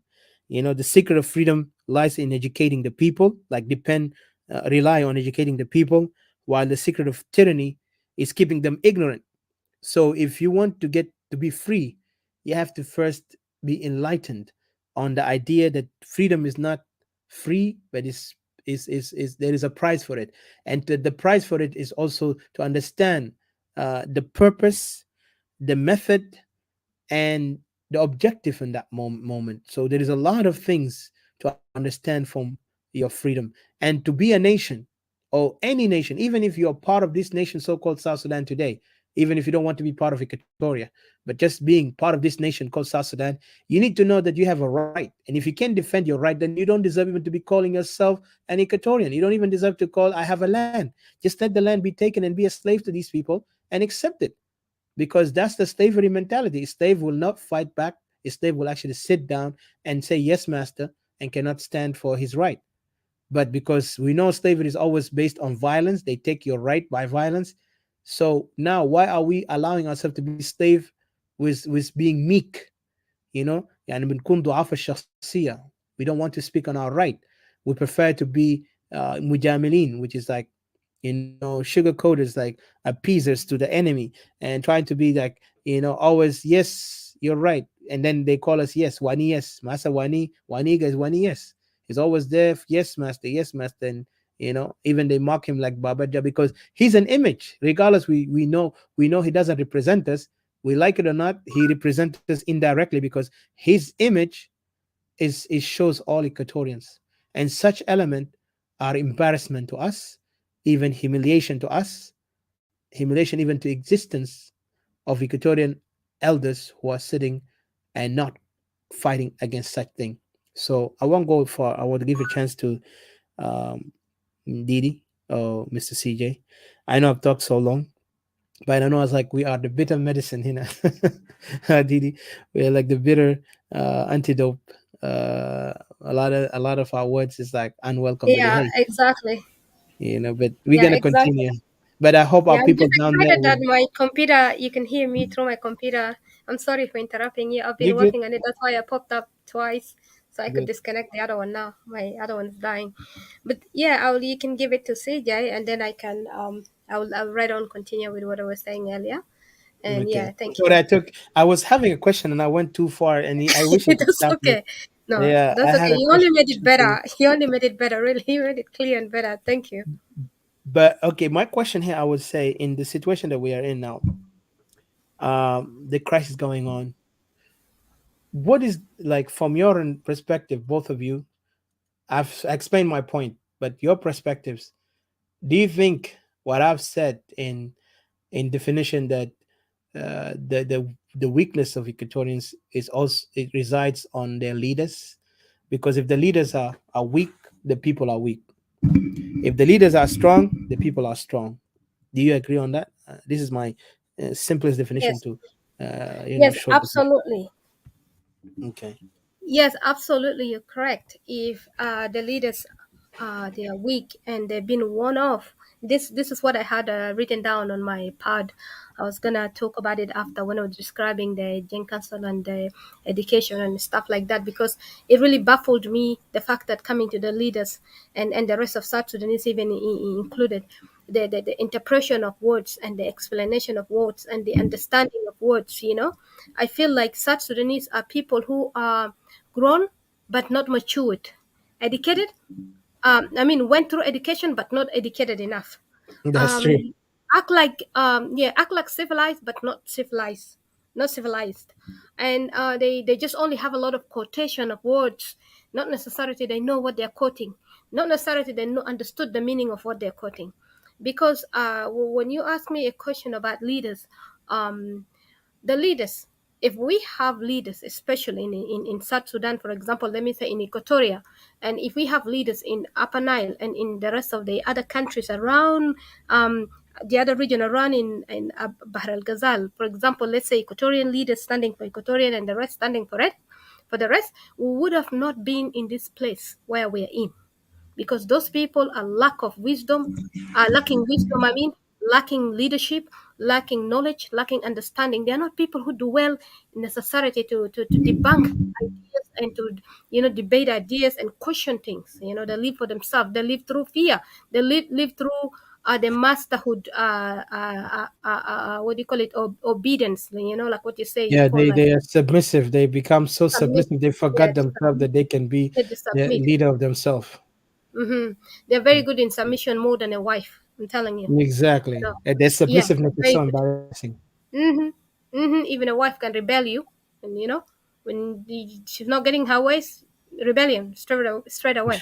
So yeah, yeah, Yeah. yeah, we get, actually, yeah, we get, straight away rebellion. There's a rebel in the house. So yeah, so but these people, they're just way too submissive. This is what is happening here. That's Hmm. and you see them tackling the same issue. Like, for example, you see people jumping, somebody lead a light, a fire somewhere, and the way to get out of this fire, it's the Hmm. other exit opposite. Instead of using the other exit opposite, they will still line up in front of the fire, want to go through the fire, and they will defend the fire. This is the kind of people that we're living with. They will still quote the person who lit the fire and say that, like Filan who made the very person who made the fire to burn people, to kill people. They will say that that person was a good person. He had a good intention, but this person has led people into a place whereby he led the house into a fire, leave the people in the burning fire. Okay. But in order Yep. to get out, they will pick up the manual of this person and say that person is good. In order to get out of the fire, we have to go through the fire. What? It's like, and when you come along and question them, oh, you're bad, you know, Oh, they you're a refuse bad questioning person. for Yeah, sure. thank you. So I Yeah. think, no, we don't have wise leaders, really. We don't. And they're not supposed to obey, to be obeyed. They're not supposed to be followed. Just like what you said, especially those people who are down there, some people mistakenly quoting them that leaders.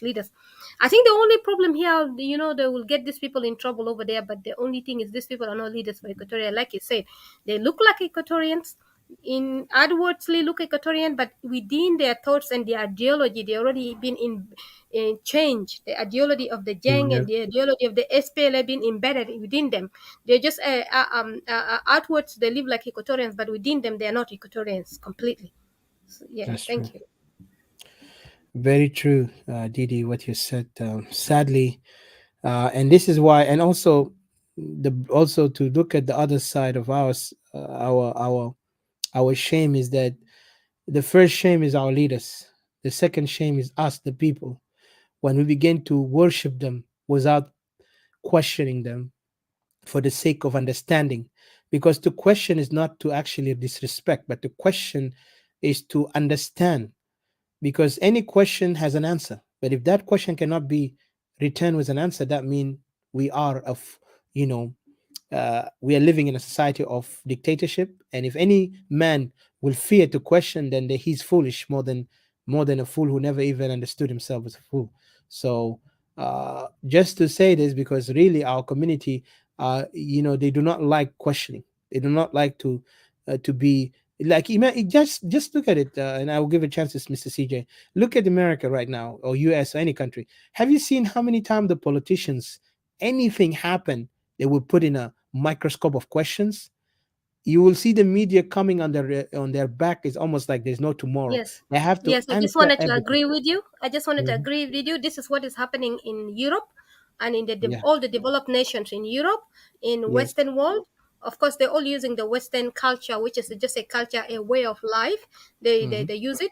But if you go to the native in Europe, they do the same thing. And if you go to the countries that are now, like has inhabit or colonized Yeah. the Pacific Asia, or like such as those of Australia, and like in New Zealand, America, name it, Canada, name it, as you name it, they are using the same system. You will be questioned, you will be criticized, you will be put under scrutiny. Our our prime ministers every day under scrutiny. Yep. They call him every single name on earth. You know, you'll have to be a thick you will have to be having a thick skin. You will have to be matured enough and remove yourself out of the equation, and knowing that you're not dealing with your personal issue. The country is not yours. You do not own it. You're running the affairs of the country. You're running the affairs of people, the life of people, the life what do you call it, the future of the generation of the country to come. So hey, people are not going to take it easy on you. People are not going to go Absolutely. around and worship you and say that, respect our leaders and munu munu, get it like down as if it's like a family relation, relative affairs, like, oh, there's all kebir, munu munu, stuff like that. No, then the sib, the munu, no, no, not like that. No, that's where, by you see us running to their countries, our countries are not functioning. Africa's not functioning because of that. Because this is Mhm. blackmailing when you're treating people in that way. Thank you.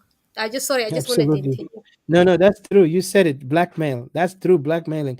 And one thing to add to what you said, because this is how I also see our people, even if you tell them to question, then they went to the extreme of begin to insult. And I mean insult not in the way how some of these, because I've seen, and the funny thing, I want to also expose the hypocrisy. Sorry, Sister CJ, I talked too much, but I want to mention something here that is very interesting that Didi just refresh my mind.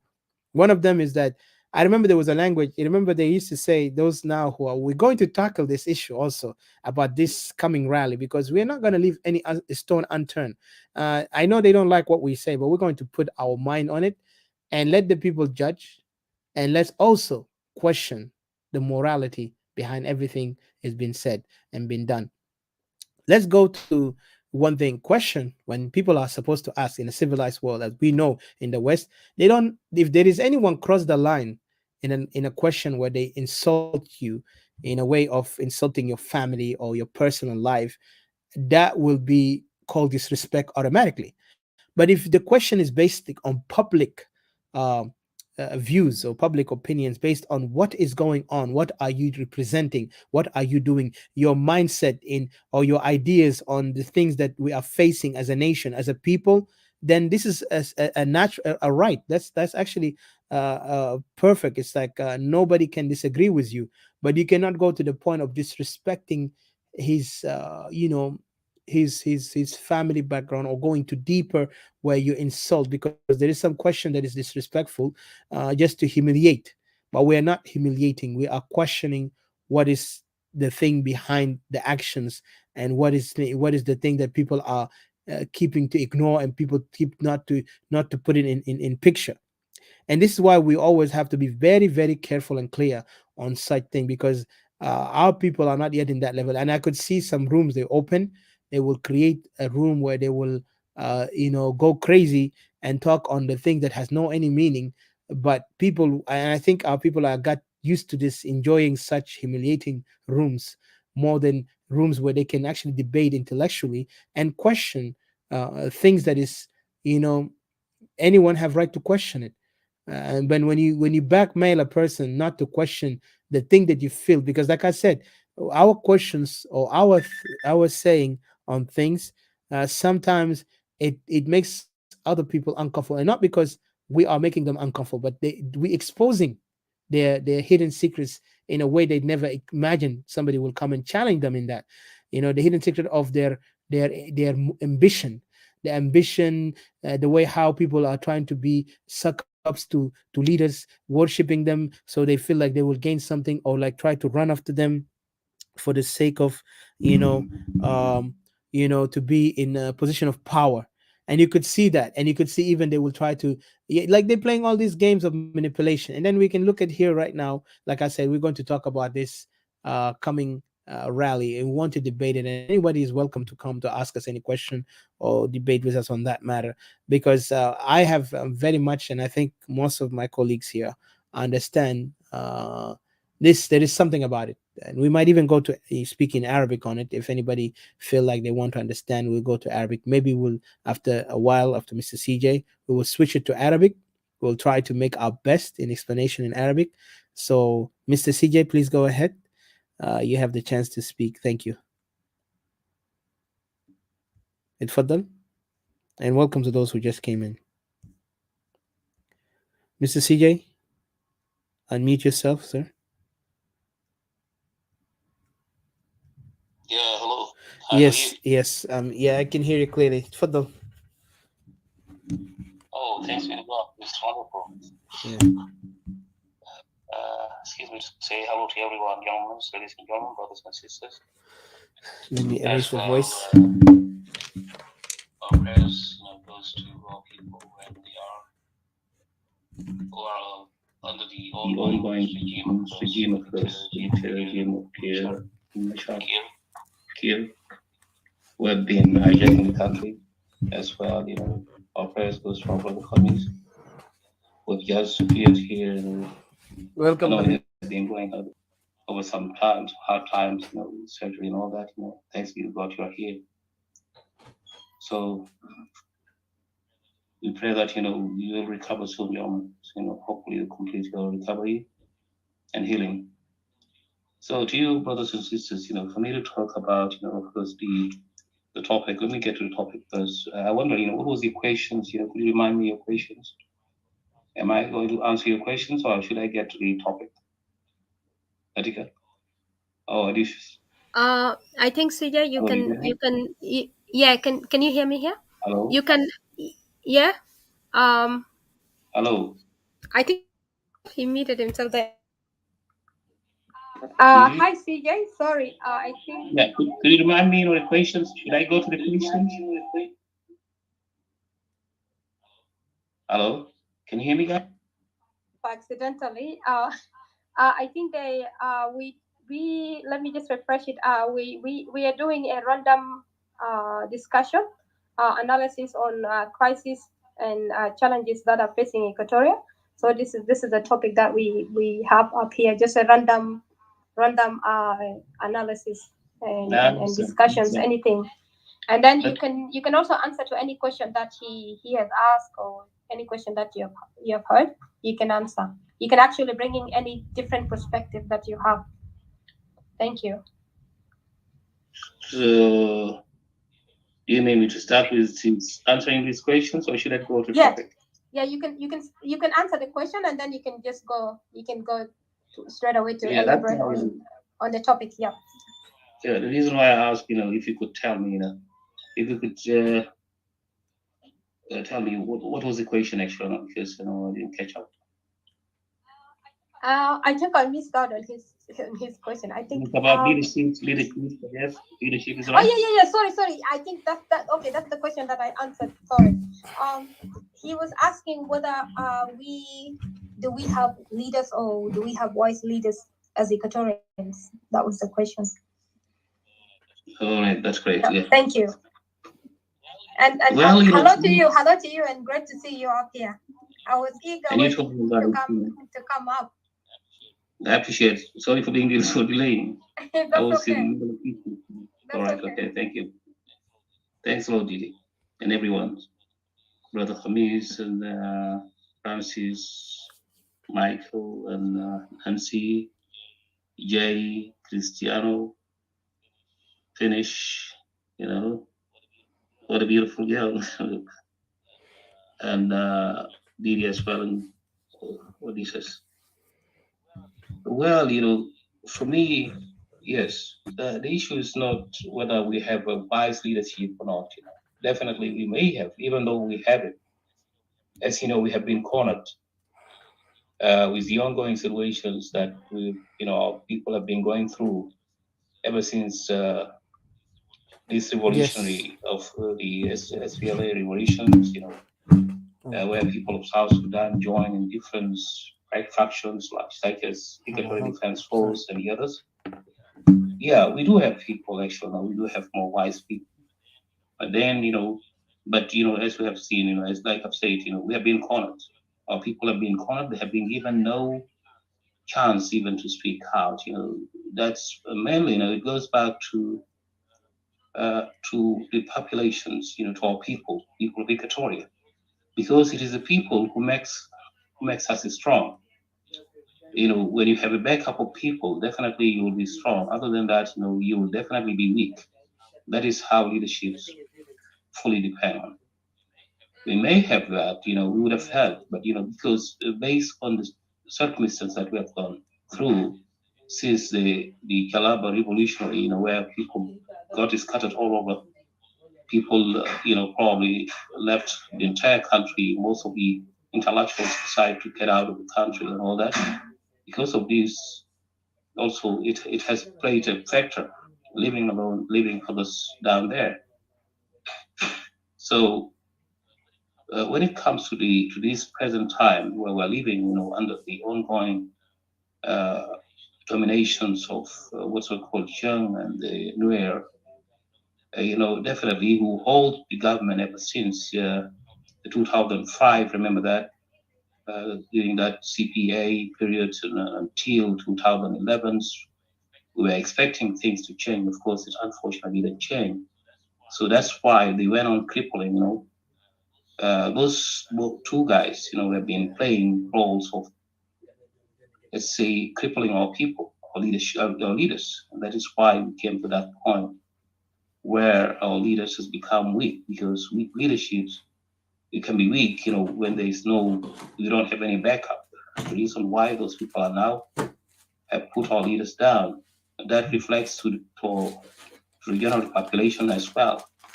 Imagine one of the worst parts is that, if you look to the issue of the challenges that is, getting to the topics, if you could look to the challenges that is facing us about the topic that you have just brought it up, about the random discussions and analysis about the crisis challenging Equatoria. Now, the main purpose was that, those people were having a plan when Equatorian leaders were having no notice, expecting that things may change to a better, and that we will all work together as side by side, as brothers and sisters, people who have fought side by side. It's unfortunate. All of a sudden appears conspirators among us, which the issues goes back to a long to 1970s, to the 70s, during the Kokora. So none of them, probably some of them might have that intentions, but yet, there's no way out. This can appear, and when those three Equatorian governors walk side by side in order to present their case before the EGAS, then all of a sudden they got turned down in a way or another.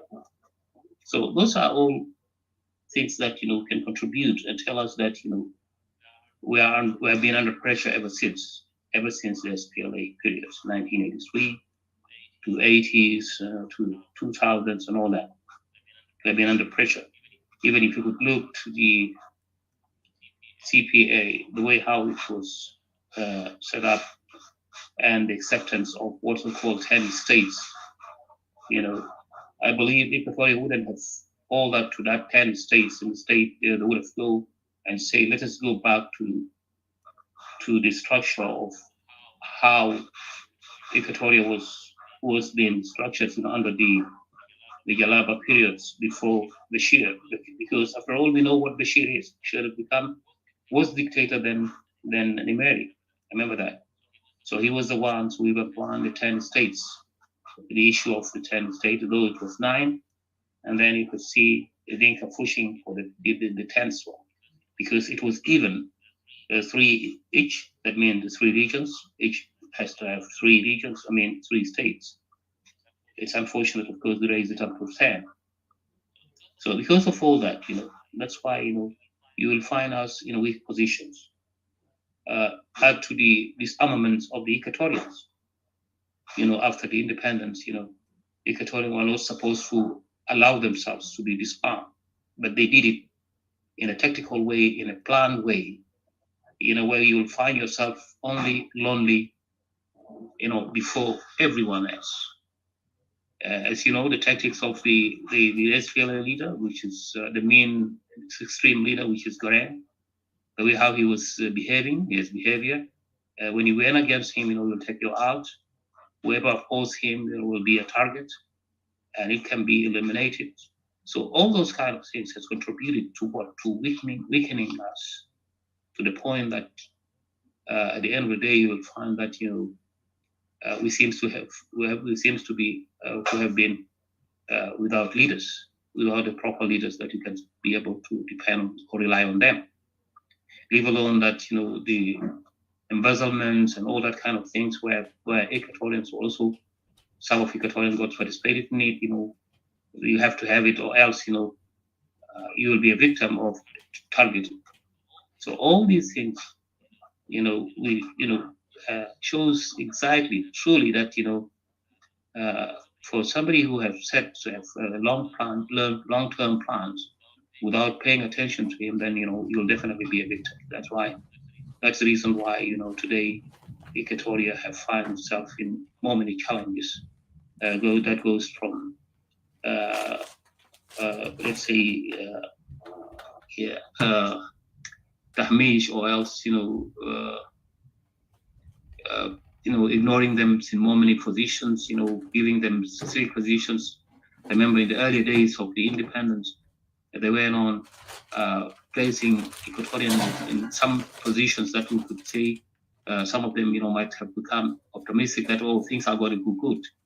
But along the way, things went on turning into today's positions where Dinkas are now, Dinka and Nuer are now dominance to all positions in the country. So those are the most serious things that I can see at this particular point of time. I'll get back to you guys. Let's see what's your side by and side of the story as well. Okay. Didi, can you take over?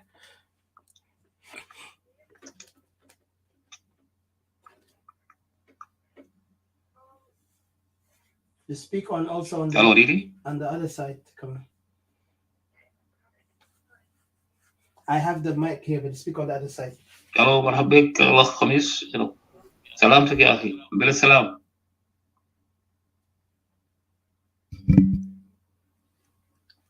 Yeah, hi. Thanks, CJ. Sorry, I went a little bit distant to get some water. Go ahead. Yeah, thank you so much with the refreshing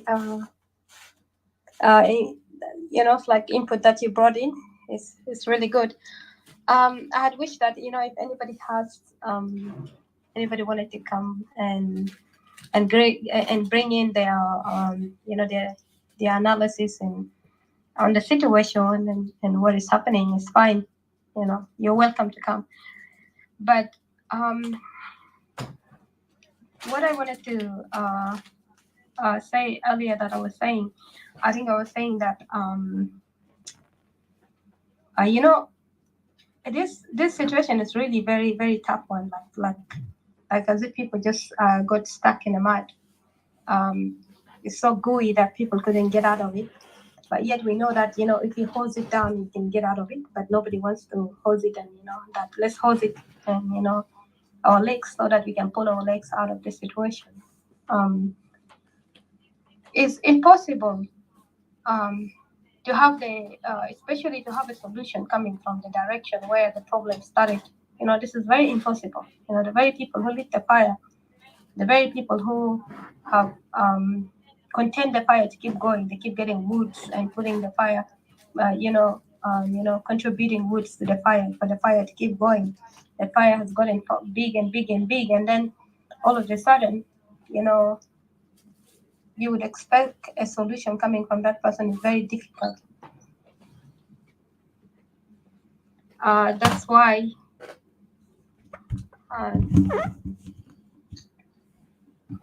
welcome, Brother Kamis. Thank you for coming up. Thank you, Didi. Yeah, how have you been?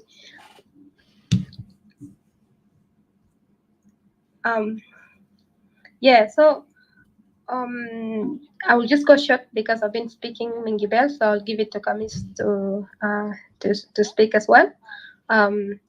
I'll just say that especially in situations of South Sudan there, I remember Odysseus has spoken about some few elites that redirecting people actually to the wrong cause, the very cause that has started the issue in the first place, and people getting confused all the time. For me, I kind of like see things black and white. To me, if I see something like it's black, then what do you want to tell me this thing is gray or blue or something? If I see something is white, don't tell me that I have to have some some spot dots in it and then still call it white. No, it's not gonna be. It's gonna be like, I don't know what you're gonna call, like polka dot, so something like that. So it cannot be completely white to me. I think especially Equatoria right now, like you see, there are people that doesn't want Equatoria really to settle. People doesn't want Equatoria, to be happy. People don't want Equatorians to receive peace. We believe that the way to get Equatoria to the map, to get solution is by keeping Equatoria stagnant in the same place where Equatoria is.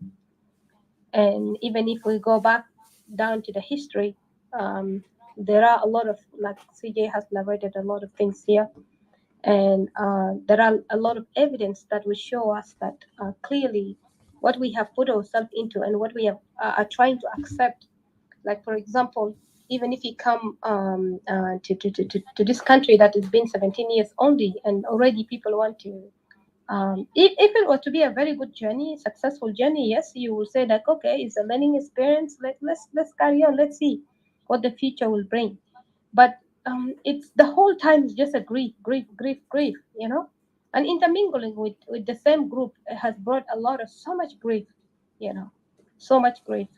And then in this within the 17 years has even brought the worst of all, not even like the one before. And you know, not just a bit gal, let's just continue. Let's just hope that I feel like this is not really it. Like, you know, these people have done nothing. They have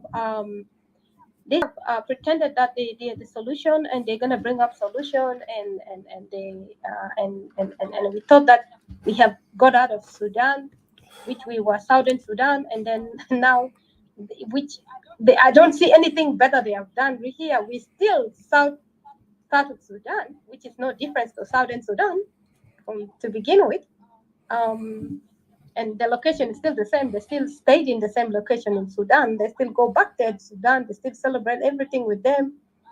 They still went and brought some few officials from there, you know, to lead over here in South Sudan. It's just chaos and chaos and chaos. You know, that's where you see that, you know, these people are con artists. You know, they're just conning people up. And knowing that even South Sudan is not completely yet even earned as a country by itself, you know, it's not yet even. There's a lot of things that are happening around that country, even in the on the day that they were really like the day that people were celebrating the country, and I felt like in that time South Sudan has been given a governor even, but then I don't know what happened. They revoked it back, or they just went quietly and let people, let South Sudanese just kept making the mess of what they're doing. And then later on, they will come and take over. I don't know. Because South Sudan, there was a lady that was the governor already to South Sudan. I don't even know why she was a governor to South Sudan. I don't know. South Sudan is really in a big mess, in a very one giant big whole mess. So I will not go further from here. Kamis, I'll welcome you and I'll let you talk. Um, Thank you very much for coming up. Okay. Before Khamis يتكلم, I was to say something. Um, hello. Yeah, before Khamis, welcome Uncle Khamis, Mr. Khamis. أنا عاوز أقول لك أولا الحمد لله على السلامة. Um, you know, because I know I heard you're sick, so that's alhamdulillah salama, and thank you for joining us.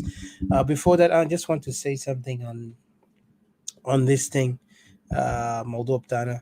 I have a question هنا ممكن, and maybe خميس كمان عنده تحليل بتاعه different. What do you think, from your understanding, الضعف بتاع استوائين?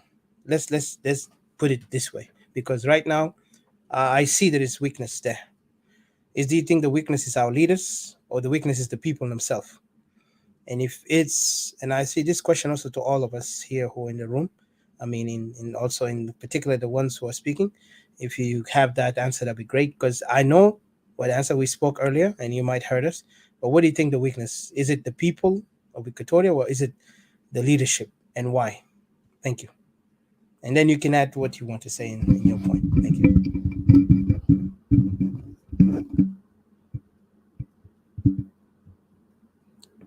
اتفضل مستر خميس. So there's like a door full of the other كيف وديسي Boys, I just wanted to say before you go ahead, Camille, sorry, I just wanted to say, sorry, Salamtek, I didn't know that you're sick. I'm sorry. I'm one bad neighbor, really, very bad one. أنا شايف موضوع مشكلة لأن أنا عملت عملية في الرقبة. Oh, sorry. Wow. بس أنا جيت أنا تسلمت لسيدي. أنا قلت خليني أسلم عليك كمان. شكرا ألف مرحبا بك. شكرا. يا ليك. يا بس أنا أقول كلمة بسيط. وخلال التحديات اللي قاعد يواجهنا كاستوائيين دي مشكلة في عدم وجود القدوة. يعني إحنا كاستوائيين أنا متوقع من المفترض إحنا كان يكون متماسكين مع بعض، لكن يعني نسبة عدم إنه إنسان ما عنده مبدأ في حياته وبكون صعب منه. لكن أنا بشكر يعني أنتم متمسكين بمبادئ بتاعكم وتستمروا في المبادئ بتاعكم ده.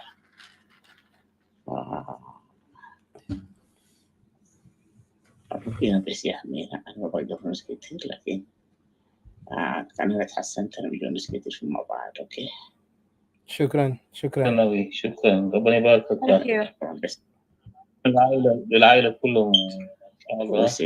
ويسل. أوكي شكرا. تعمل الشفاء بإذن الله. Thank you, Kamis. You sound still not well. Like you're still recovering. Thank you so much for still able to come up and share with us. That's really good. We appreciate you so much. Thank you so much. شكرا لك مستر خميس، وربنا يشفيك، وبنصلي لك شفاء عاجل إن شاء الله. شكرا جزيلا، ما عاوزين نعذبك، وبشكرك كثير على الخطاب الجميل اللي تديتنا له. إنه فعلا يعني هنا لازم we have to kind of assess ourselves كاستوائيين على الناحية اللي قاعد يحصل هسه. لازم يكون في مبادئ، وكان شعب ما قاعد يخد مبادئ، وقادة ما قاعد يخد مبادئ، إحنا ما حنمشي لقدام، هنوصل للانهيار because this is exactly what's happening to us. وإحنا ما بنلوم أي زول، بنلوم أنفسنا. ما نلوم دينكا، ما نلوم أي قبيلة في على النيل، نلوم أنفسنا أولا. لأنه العيب علينا إحنا كان ما قادرين نقدر نقيف في الثغرة اللي إحنا عندنا له، which is one of them is our weakness. To challenge to overcome your weakness you become stronger. مش عشان تيجي تقول ده تحارب عدوك، العدو ما هو عارف ضعفك، عشان كده هو قاعد يحاربك. لكن أنت كان قوي، أنت بتبني قوة بتاعك في نفسك أولا، then you can become strong. فشكرا. أنا باخدك تهد عشان كمان تستمع، لكن ما نعزمك. أوه سوري، أنت عندك حاجة تسأل؟ اتفضل. لا أنا قال نزل لي تحت بس. أوكي. نزل لي تحت. شكرا. Okay. Yeah, okay. Let me jump to answer your questions. Yeah, Tika, Odysseus is okay. Yeah. Go ahead, sir. Go ahead, please. I don't know that talking Arabic. Yeah, what I want to say. ما مشكلة، العربي كويس ذاته بيساعد. يمكن في إخوة تانيين وأخوات ما بيتكلموا إنجليزي كويس وما عاوزين عربي، فاتفضل.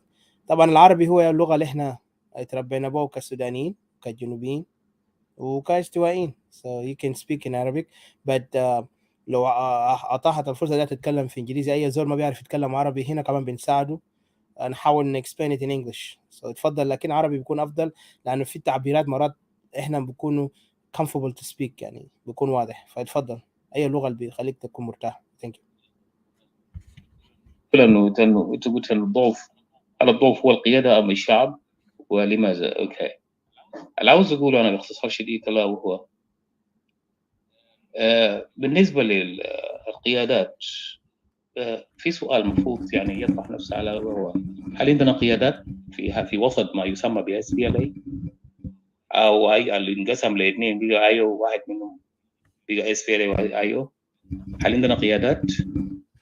هل في قيادات استوائية في البلد ده؟ أنا بقول إنه ما في قيادات من الناحية الداخلية. في الداخل ما في أي نوع من القيادات. اللي موجودين هم عناصر كانوا مع SPLA. فلما تكون لو انت 10 زول زي ما قلنا انه اتفقنا انه لو انت 10 زول 40 يوم if you stay with people for at least 40 days you become part of them.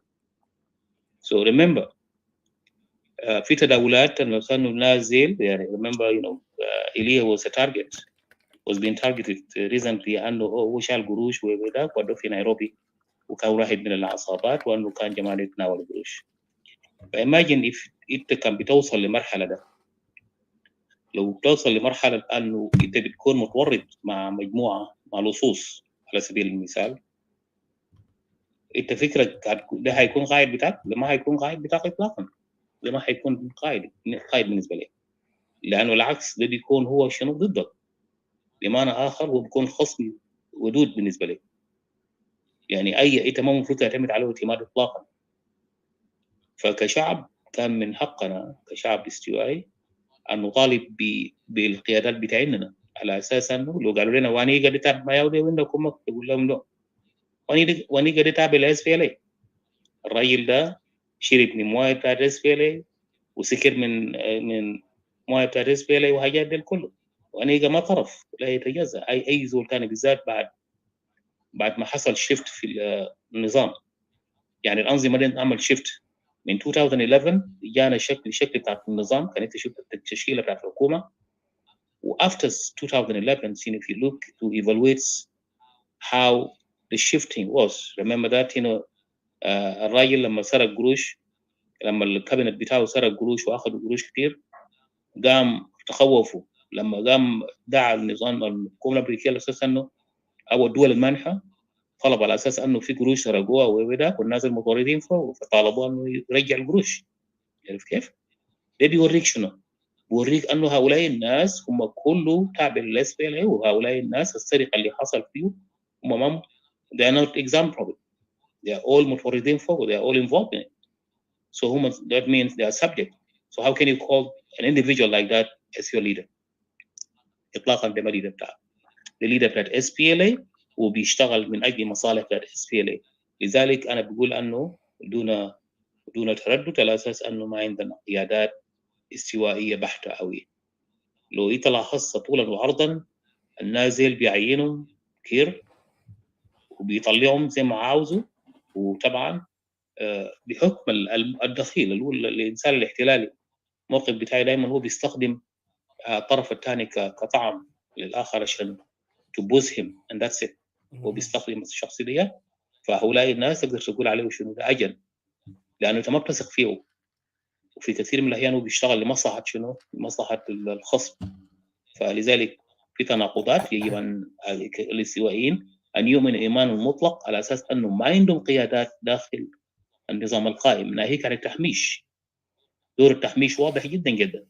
يعني الليله اسوأ العبارات الدينكاوي الليله، ناس الدينكا الليله قاعد يقولوا انه لغويا بيقولوا انه اللغه بتاع الدينكا هو اللغه بتاعت المخاطبه بين الناس. هل كلنا بنتكلم دينكا؟ imagine لو نوصل لمرحله ده. that is what SPLA. يبقى انه الراجل ده عنده مخططات واضح جدا جدا. بالنسبه لكلام ديدي recently what you have said about the issue انه leaders can come from Sudan and still interfering with in our affairs, try to lead and guide us what to do and all that. That shows, which means there is an absence of sovereignty. تعرف كيف؟ في انتهاك للsovereignty، لانه انت المستعمر لما الانجليز كان طلع مننا ما كان في زول قاعد يسافر لانجلترا لانجلاند. Nobody could travel to England. Our leaders couldn't travel to England and come back and say get some information or advisors or anything of that from them, because after all women they were colonials. They were colonials. تعرف كيف؟ كانوا مستعمرين، فالمستعمر هم تلقى له. تعرف كيف؟ فهنا شيء مؤسف اللي بيدور حاليا هي ضرب من يعني بيورينا انه الناس اللي موجودين عندنا هسي على اساس ماسكين السلطه ومهيمنين عاوزين داخلين عشان يحتلوا اراضي الناس وما شابه ذلك، هؤلاء الناس عندهم نوايا سيئه. They have ill intentions, bad intentions, which means it shows us انه those people were been set up. I mean they have been planned. خططهم عشان انه يمشوا ويحاولوا يتغلغلوا في جنوب السودان ويحتلوا وما يسمى بجعلين الجدد. واضح جدا جدا. ده بيوريك انه نازل اساسا هم ما من هنا، وهدفهم هم بيسعى بيشتغلوا لصالح ما يسمى بشنو السودان القديم. عارف كيف؟ فانت ما تستغرب هؤلاء الناس، ما تستغرب خالص خالص. they are working toward الماستر بتاعهم الكبير الا وهو البشير. the question again is هل بشير ده موجود ولا هو خلاص مشى؟ Is Bashir being ousted? No, Bashir has never been ousted. As you can see, Bashir is still into existence. His followers, Al-Hassan is still following the footsteps of Bashir. So that shows us all أنه نازل النازل if not they were set up ومن خطوها علينا على أساس أنه أوكي جنوب السودان ممكن يستقل لكن شنو إحنا بنرسل لهم واحد أزعر عشان بكرة شنو نازل ما يطلع مننا بالمرة. فده مخططات واضحة جدا جدا له أبعاد عارف كيف؟ عنده أبعاد تاريخية وعنده أبعاد بيرجع لاحتلال الجلابة للنظام في خرطوم وما شابه ذلك على طول سنة 2000 من 1956 للناصر. سو هنا بيكون انه ما عندنا قيادات عارف كيف؟ ما في قيادات.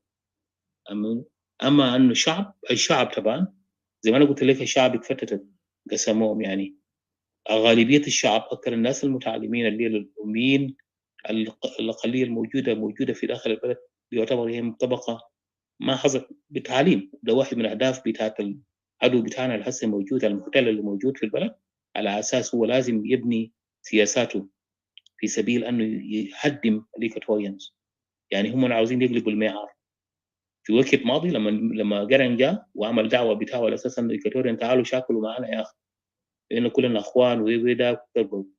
لذلك شنو في حاجه بيقول الاوروبيين بيقولوا شنو يعني الكلام الشفهي ما بيسوى دائما وابدا. لو في اي حاجه يجي وانت خدت الخصم بتاعته تقول له يجيك ابدا ورقه هنا شوف الورقه هنا. فهنا بنتعامل باللطف يعني معامله بتاعت الجنوبيين بصفه خاصه هي معامله لطف يعني ثقه زايده. دي اخوي خلاص دي اخوي عندنا شكلنا معه بكره خلاص ما في شيء ثاني. لكن شوف المخطط هسه قاعد يشوف شنو الليله هم مسكوا السلطه من القمه للقاعده. عارف كيف؟ فلو كان في مثلا وقائع وثبوتيات لو النازل كانوا فتحوا عينهم كان احنا ما وقعنا في الحاله دي. لذلك ده السبب الاساسي. انا بكتفي بهذا القدر. ثانك يو. Okay.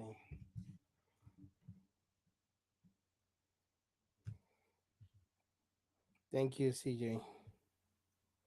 Um, thank you, Mr. CJ. انت قلت كلام في محله. الثقة الزائدة. ده فعلا حاجة زي ما شايفين الفشل كبير جدا. أنا ما أعرف ديدي you have anything تضيف في الموضوع ولا السؤال الثاني نسأل لأنه في حاجات كتير طبعا. إحنا كاستوائيين really we need to نفتح عيوننا بكل يعني you know we need to زي ما بيقولوا افتح عينك زي الريال. أنا ما أعرف كان ده مثل صحيح لأن أنا صغير كنت بسمعه افتح عينكم زر. The quarter, the American quarter, real. Okay. It was like a quarter. So طبعا هو كبير عارف كيف؟ عشان كده sometimes الناس كبار عملوها مثل على اساس انه انت لازم تفتح عينك زي ريال. جبتها يعني ريال طبعا هو كبير زي عين كده. So that's what they mean. That means be serious, be careful. جميل جميل. Beautiful. Thank you. Okay. As a family member, we used to trust each other fully. يعني ده أخوي الكبير وده أخوي الصغير.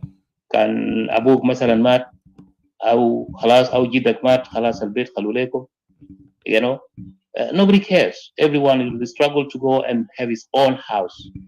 Unlike today, in the Western world, things are totally different because, whatever happens between you guys, even if you are family members, there has to be some notes. That is why someone got advised us and you have to go to the lawyer, you have to have a will and all that kind of things. حاجات المعبس عارف كيف؟ ليس عبثا. It is not something that that is something that is nothing. أو عبث مثلا أو anything that you can ignore it and say that is nothing. No, it is something valuable. لأنه sometimes along the way بيحصل مشاكل بين أولاد البيت ذاته. تعرف كده بينك وبين أخوك ممكن تتقاتلوا وتحصل موت وتحصل خصام وحاجات بالشكل ده. So it's not to get to that particular point. People have prepared. By law, everything has to be put in order. In orderly way. Let us suppose هسه مثلا زي دور الفار لما جينا وانا داخلين على حاجه اسمه استقلال. If at all were to have some representations عارف كيف؟ Equatorial representation على اساس انه Equatorial has to dismiss ناس الما اس بي ال انه ناس زي اللي هم ما تابعين لنا. We have to bring our representative. Representative would brought those people to a table انه يا اخي انا ماشيين as we are going انا ماشيين للبر الثاني you know to the other للبر الثاني من البحر. So we need to prepare ourselves. بكره كاننا مشينا قعدنا هناك. How are we going to share these foods together? So things would have been in order, put in orderly way. There wouldn't have been this complex today. But لكن ناس مشوا randomly لا هركم يا أخي بس. So at the end of the day, the end of the road is bad. Particularly today, South Sudan, we are now entering what's so-called capitalism. النظام اللي شنو الرأسمالي. النظام الرأسمالي ما فوق رحمة.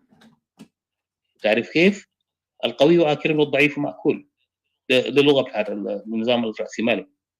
You know, capitalist people have to be divided in classes and all that kind of things. So that is what we are looking at today. So we need to be careful as Equatorians. That's why as Equatorians, what we are saying that leave us alone, guys. We want it to go out. We want it to exit. Hopefully we would have a wise guy easily would have said, oh, come on, let's sit down on the table. Do you want it to exit? Yes, you can take your share. Easily that way. Remember, it's unfortunate. لقينا زول أزعر وعنده مخطط. الليله لما تقول له انا عاوز انفصل يا يسوع عاوز يقوم فوق عاوز يقعد تحت ليه يا اخي؟ انت عندك بترول يا اخي خده يا اخي ريحنا يا ابني خد البترول وعيش في امن وامان يا اخي. انت خايف من شنو؟ يعني ايماجن اخوك قال لك يا اخي اسمع انت شيل البترول ده ذاته ما دايره امشي شيل انا بس عاوز ازيح برا وانا عاوز اخذ نفس. ده بيقول لك لا ما بتاخذ نفس بيمشي في بيتك عاوز يقلع عاوز يغتصب طبعا كده. يعني تخيل وصلنا وين. Look at the situations we have in. So that's why we should have been very careful. So to this day we have no leaders. Let us not deceive ourselves. Undermine the leaders. The leaders that our leaders who are there, they're not having the SPLA. Where SPLA refuse to get dissolved. SPLA as a voluntary movement, as well as Equatorial Defense Force or others, they are supposed by the gate لما يوصلون للجيت يقول يا أخي guys take your place like what Nelson Mandela did. Nelson Mandela وصل الناس للباب وقال لهم يا أخي خذوا حقكم easily that way. Do we have that kind of people؟ لا عندنا ناس نصابين ناس عندهم تخطيط بعيد المدى يمكن استخدموهم من قبل عدونا الأول عشان يرسموا خطط معينة. فده الواقع اللي احنا عايشينه هسه. This is the exact situations we're living in. So how can we get out of it? That's one of the strong questions. That's why as Equatorian was saying, leave us alone, please. Simply. Thank you. All right. All right. Thank you. I hope you guys are hearing me clear. تسمعني ديدي سي جي. All right. يعني كلامك في محله طبعا انت قلت حاجات كتير. I was even trying to say my thought طبعا my train of thought just got away but حاجة أنا بقدر أقوله هنا.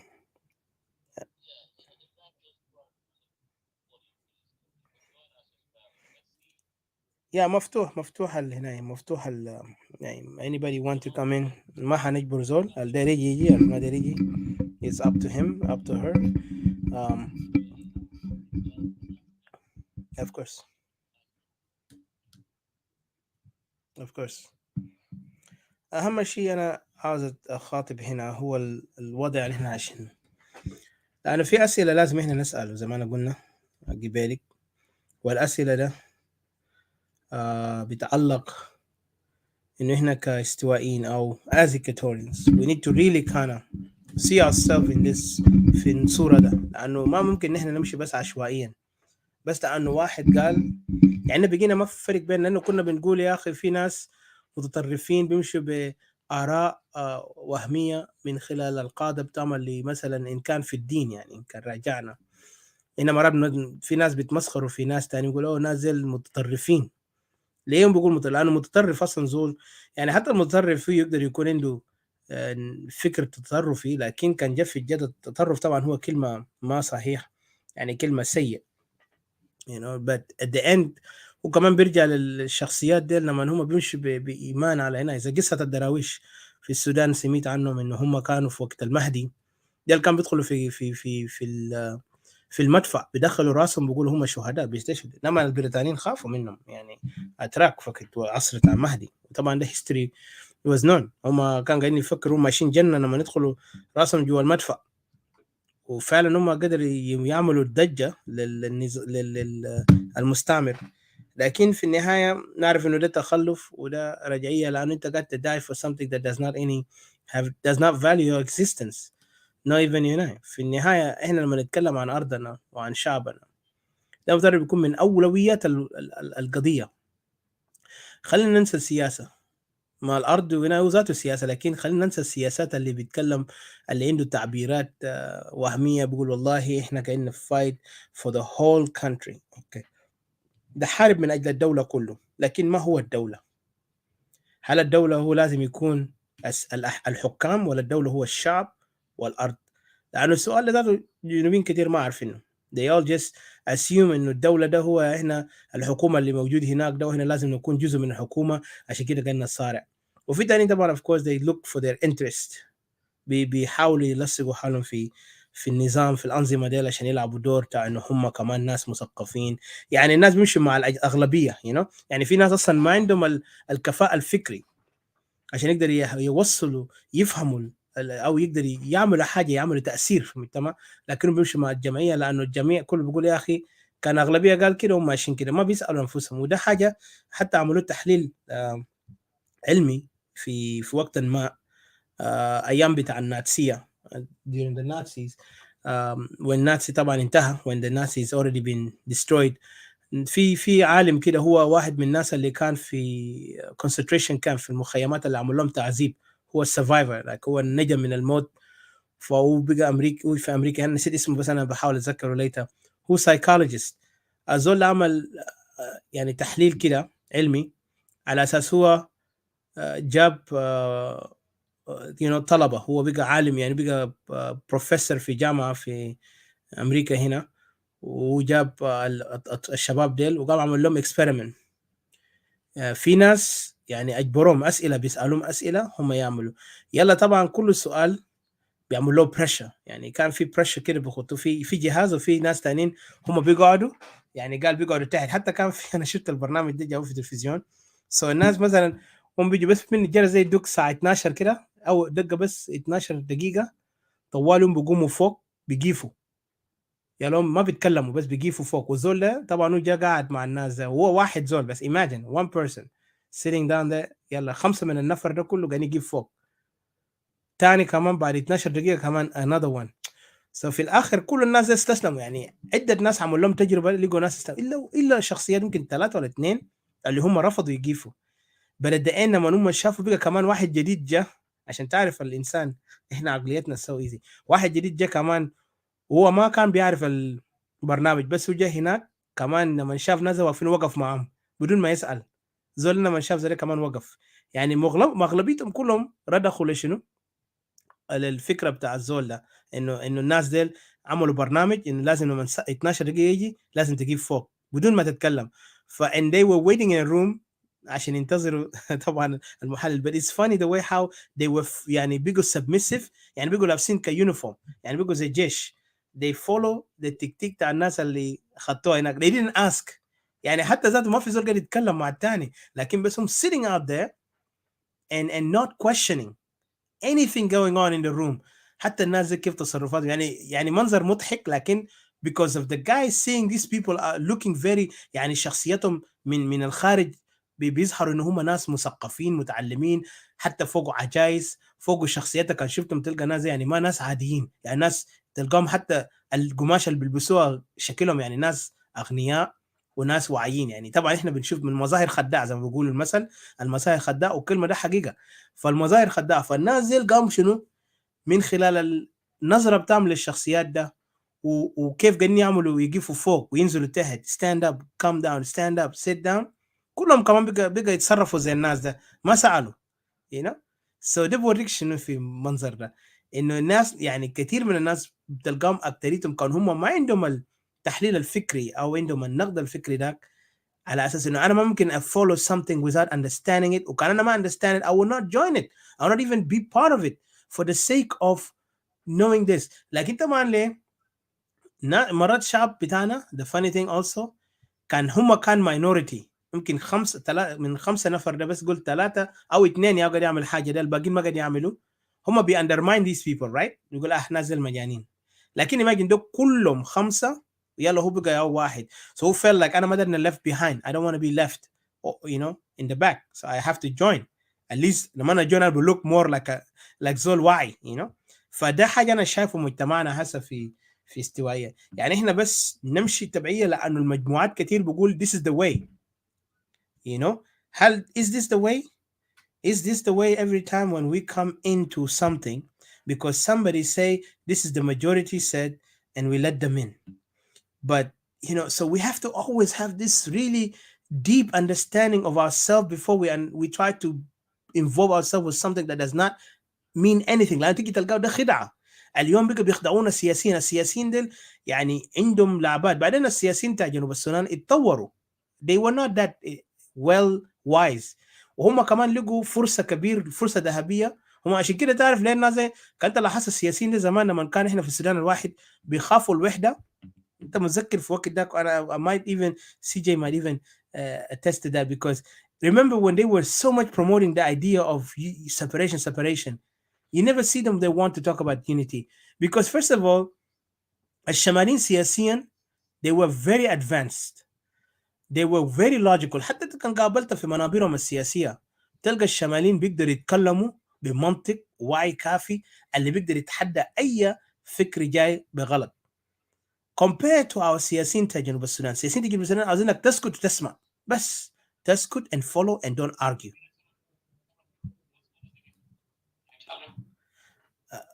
What is you say? What is the reason? What was the reason? ليه الجنوبيين، ليه السياسيين الجنوبيين او بتاع إكواتوريا why are they stopping all this؟ ليه من بقين زي جلابه حاليا، زي جلابه اللي تقولوا اساسا كان في حاجه اسمه يعني السودان انقسمت، كان الجزء الجنوبي اي ما يسمى بإكواتوريا اصلا ده كانت الثقافه بتاعه انجليزيه، علما ان السودان كلها في سنه 56 كان السودان كلها اللغه الرسميه في السودان كانت اللغه الانجليزيه. كيف؟ فالتوجيه لما حصل الاوروبيين لما طلعوا المصريين لجوا الى السودان بالطريقه اللي هسه قاعد تشوف كير مع راجل ما راجل هسه في السودان ده بيحاول من كل دقيقه بيطلع. لذلك كان عندهم التعريب، عربوا البلد. فرص التعليم كان قاعد يدوا منه بين الجلابه، الجنوبيين ما كان بيدوهم فرص التعليم. يعني اغلب الجنوبيين كانوا بيتعلموا في جامعه الازهر بيعلموهم القران، نازل يشتغلوا في النقطه دي. في الدين الاسلامي طبعا هناك بيبشرك على اساس انه انت ما تحاول تطلع برا من النطاق الاسلامي، يعني ثقافتك كلها دينيه وما بعرف المدنيات الاسلاميه وما شابه ذلك، بيتكلم عن الاسلام وغير ذلك. فالجنوبيين غيبوهم بالتمام والكمال على اساس انه ما عندهم فرصه يتعلموا حتى. لذلك بتلقى انه الشمالي الفرص كان متاحه لهم، بالذات طبعا الشمالي شخص ملون يعني هو خاطف لونين، يعني بيحاول عنده الفرص كله بيحتوي الفرص. لذلك السبب يعني احنا شنو we've been undermined in another way او حمشونا، يسمى بالتحميش. فكنا محمشين من كل الجوانب، زي هسه قاعد تشوف في إكواتوريا محمش في يعني حركه بتاع التحميش بتاعت إكواتوريا في جنوب السودان. يعني على سبيل المثال بدءا بقرن، يعني قرن ده المفروض لو هو كان رسل الطلبه دي كله في 2008 2000 سنه 2000 ورسل الطلبه دي كله من الاقاليم الثلاثه إكواتوريا، أبو نايل، وبحر الغزال، كان بيتوقع شنو اليوم؟ يتوقع انه ده بلد غير شكل. يعني حتى لو واحد كان معادي، واحد طلع ما شخصيه ممتاز او ما وطني، الثاني بيطفر وبيقول لك انه لا احنا يجب ان نلجا للوطنيه، يجب ان نطلع من حاجه اسمه القبليه والحيمنه. فده كان السبب، ده كان الحاله احنا عايشين فوق. ولذلك تلقى الجنوبي كان مستواه متدني جدا تبع نازل اخذوا الثقافه العربيه في الشمال، وفي جنوب الجنوبيين بيتكلموا اللغه الانجليزيه، عارف كيف كلغه رسميه في البلد. فبالتالي كان هنا وضعنا كثير صعب جدا جدا كجنوبيين عشان نقدر نلحق الشمالي. تلقى انه الشمالي لبق من حيث القراءه والجدار الاسلاميه وما شابه ذلك. من دول حتى التعليم الانجليزي كان في جنوب السودان وفي افريقيا كلها كان التعليم توجيهي، يعني not exactly not classical English او مثلا يعني typical English، يعني جايبين لنا كتب معين، في كتب معين قاعد يدرسوا لنا فرق. بتعرف كيف؟ I could remember the same thing الجلابة عملوها فينا كمان في اللغة العربية، في حاجة اسمه كوكو الولد، تعرف كيف كانوا بيحطوها للناس عشان تتعلمها مانجو زنبيري ما شابه ذلك، حاجات دي كلها. فحاجات دي كله لما تيجي جاي الشمال عشان تناقش الشمالي تلقاه احسن منك مستوى، لو تيجي تناقش الانجليزي بيكون احسن منك مستوى. فده المشكله اللي خطانا تحت، يعني احنا عانينا عشان كده كانت مع الحرب زاد الطين بله. دي الحاجه اللي خطانا الخط الجنوبيين في وضع ده. Thank you. أنا بس كنت عاوز أقول في الموضوع بتاعي ده اللي إذا خليني أنسى والله، لأنه I was just asking أنت قلت ليه ناس زي ما بيتكلموا صح؟ well أنا جاي أرجع في الموضوع بتاعي.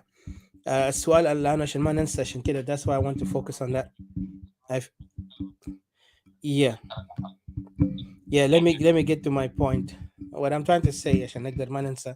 That's why I would love not to be distracted, but it's okay. The reason no you're good. الموضوع اللي أنا شايفه جنوبيين لما كان قاعدين ناس القادة اللي هم في معظمهم حركة الشعبية when they were using that language إنه إحنا ننفصل because they know that they're not in that quality of qualification. I understand you said the language barrier هم لغويا ما كويسين، لكن كان راجعنا كان ناس لقوا فرص التعليم. I think it's not only the language that can make people understand عشان يقدر يعبروا عن أنفسهم. الفكرة ذاته، الفكرة اللي بيجي في راسه، انت فيك عندك لغة لكن كان فكرة بتاعك ما صحيح، ما في تطور. يعني كان فكرة بتاعك رجعي، انت حتكون ما متطور فكريا. وكأننا لاحظنا كمان الناس دل يعني ده اللي لقوا التعليم في المتأخر maybe because لما بيقولوا التعليم في الكبر كان نحته في البحر، التعليم في الصغر كان نحته في الحجر.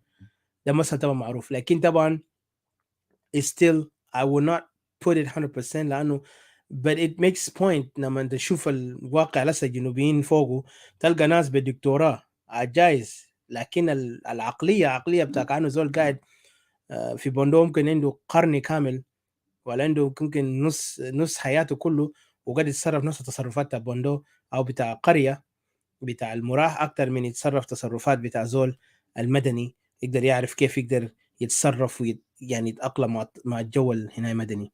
وما احنا كمان شفنا انه الحركه الشعبيه معظمهم الكوادر اللي كان موجوده هم بيقولوا هم قاده عساكر ديل ضباط عسكريين لانهم كانوا كلهم بيدعوا هم ضباط.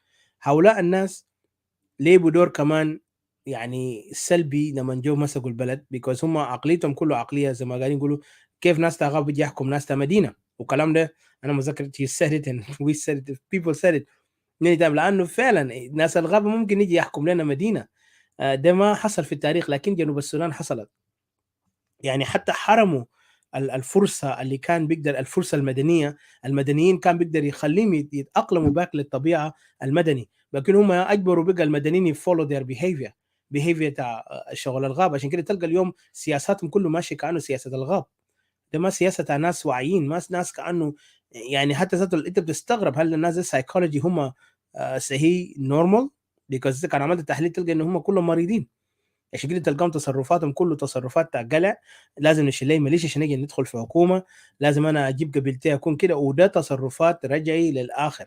فهم جابوا كارثه. فوقت ذاك لما هم شافوا النظام الشمالي قالوا اوكي تعالوا جيبوا كوادركم الناجحين نقدر نخطكم ونختلط في الحكومه، هم خافوا compared to Anyanya never feared. Anyanya, if you look at Anyanya before, Anyanya actually wanted to build Equatoria, South Sudan in general, because هم Equatorian yes لكن South Sudan in general على أساس South Sudan يلقوا التعليم الكافي عشان بكرة يتحدوا الشمال.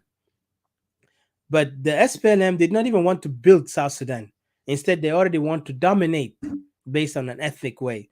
يلا هنا لما ادوهم الفرصه الذهبيه حتى في انتخابات المتذكر هم كان جابوا ياسر ارمان بشير سحبوا ياسر ارمان برا فوريك اللعبه ووقت ده كنا قاعدين نشوف ان الناس عندهم مخطط بعيد المدى مخططهم هو قبليه بتاعهم اللي هم جايين يعملوها وفعلا هم كرزوا القبليه لما ناس بس كثير ما لاحظوا ناس حاولوا يطنش قال دينكا ايزي وكثير من السواقين كان بيقول الكلام ده وانا سمعته باداني ده انه في استواء قال يا اخي دينكا ده ايزي دون وري اهم اخطر ناس يا شماليين لانه شماليين ما بيقدروا لانه ليه؟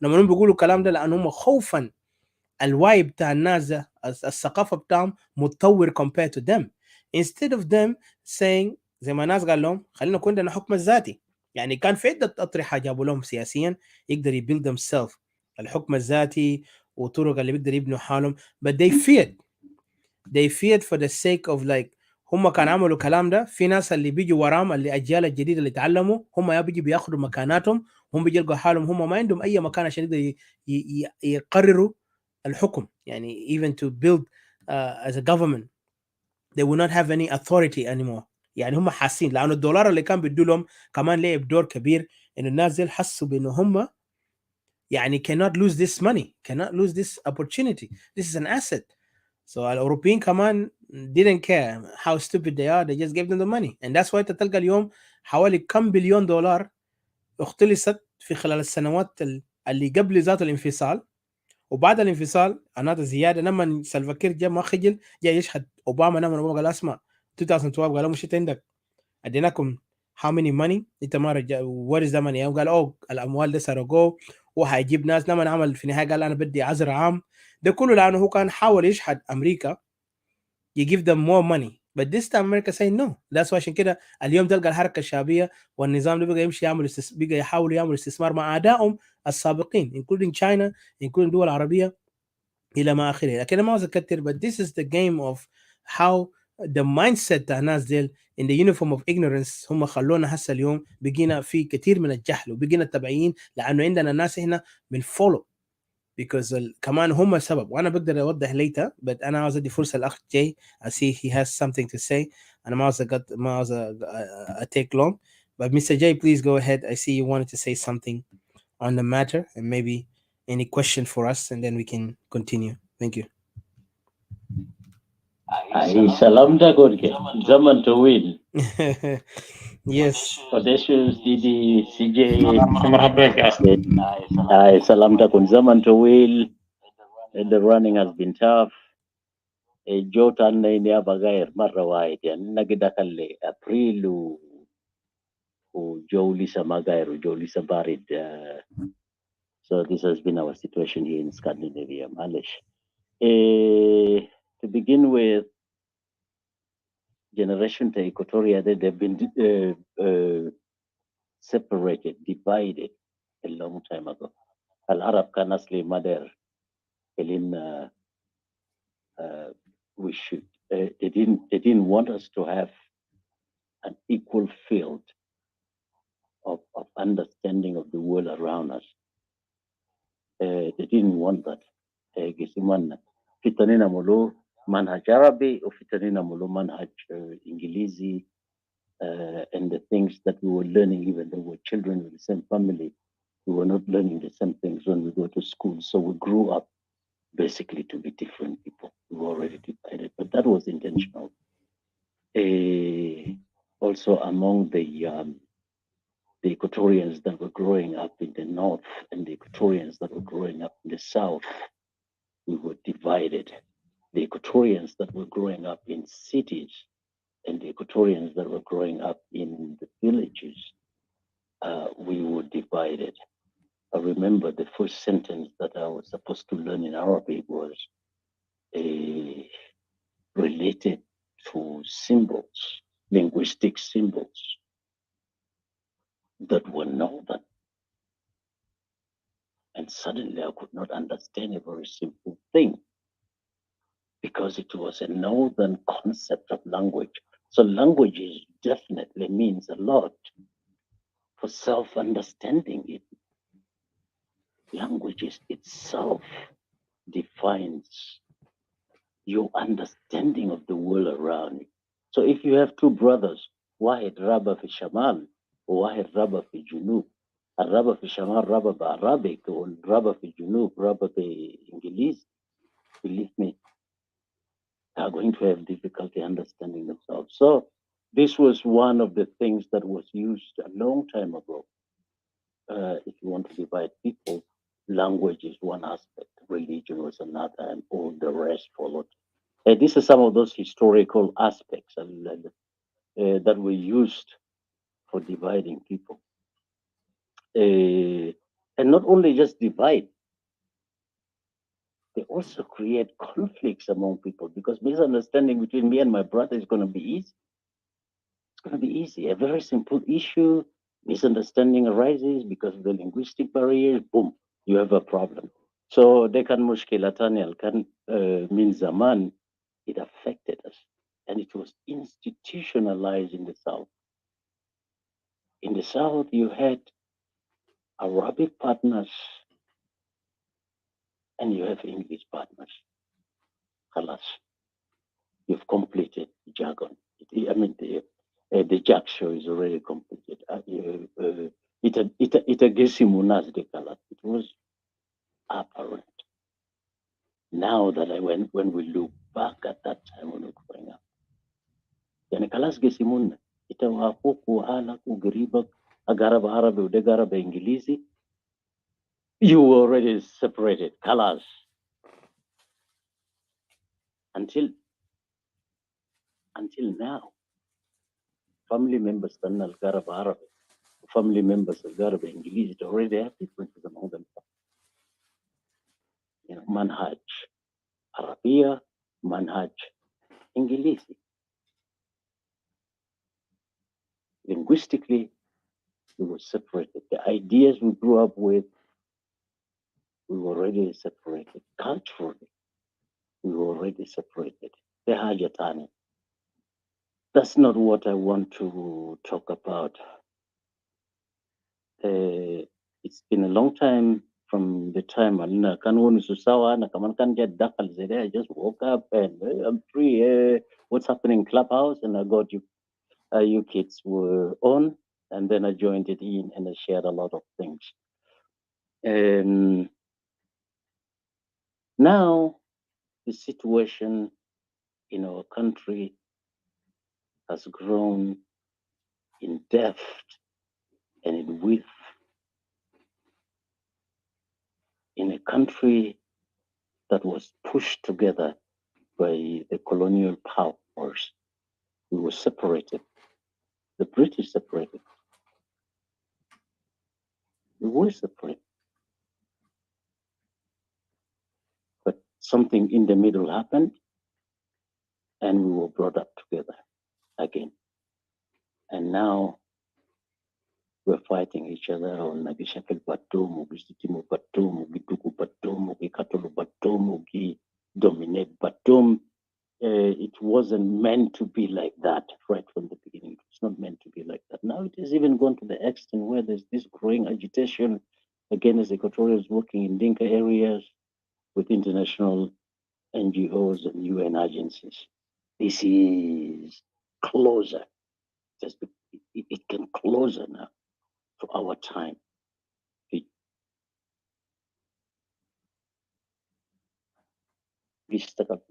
Dinka.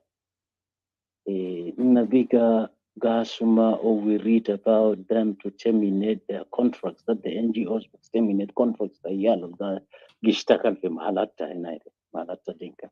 And not only just terminate, also to evacuate them back to Equatoria. Yaki. With the Shabab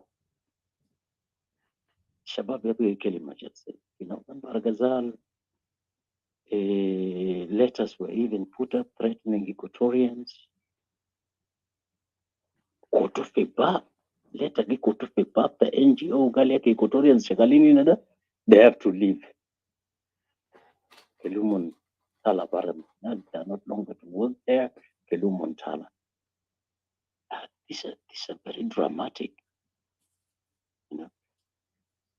It's a tribalism, an ethnic conflict in South Sudan وصل لدرجة عالية جدا جدا جدا. And this thing is not new, Tarao. When we dig deeper into the literature, حاجات دي تراه ما جديد. These things were there before. But the avenue for disseminating those information was not there at that time. كان ما في avenue أنا بأسمع عن حاجات. These things were already happening since the 50s. It was already happening until the 80s, even before the beginning of the SPLM, SPLA. طلبة كان بيجي شكل في مدارس. You know, senior secondary school students used to go from Equatoria to Rumbek and to Bushari and all these senior secondary schools, and these kids were actually being beaten there, and being chased out from those territories. You know, at that period of time. So these things are not new. What is so interesting is that what was driving all these conflicts? What was it? What was driving these conflicts among the Equatorians and particularly the Dinkas? We didn't hear about the beating of Equatorian students in senior secondary schools in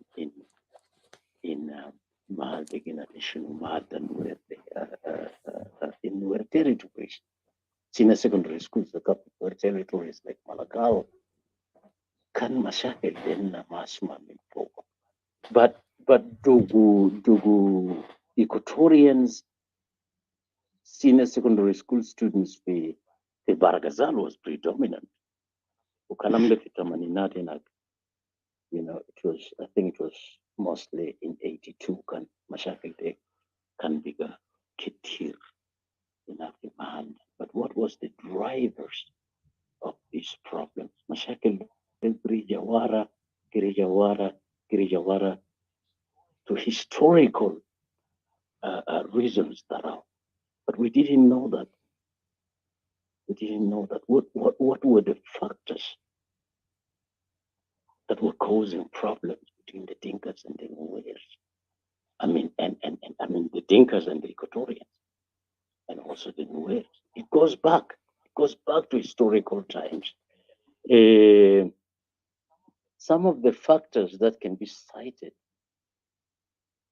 are very many, but it goes back to the colonial times, by the way. You know, when the colonial powers moved towards ending their the power in African territories, they rushed to create these African countries by drawing artificial borders. These artificial borders were created with no involvement or regards to the people in those territories. The Kakwa got divided in the middle. The Kuku got divided in the middle. The Madi got divided in the middle. The Acholi got divided in the middle, and on and on and on.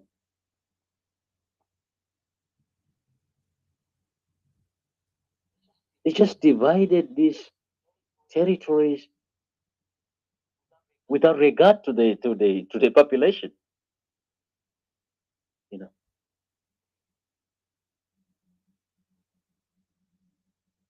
Equatoria was an independent territory. That's another subject that we can talk about. The tribes at the borders, whether in Zaire or in Uganda or in Kenya, they were one people before that time, but they got divided just like that.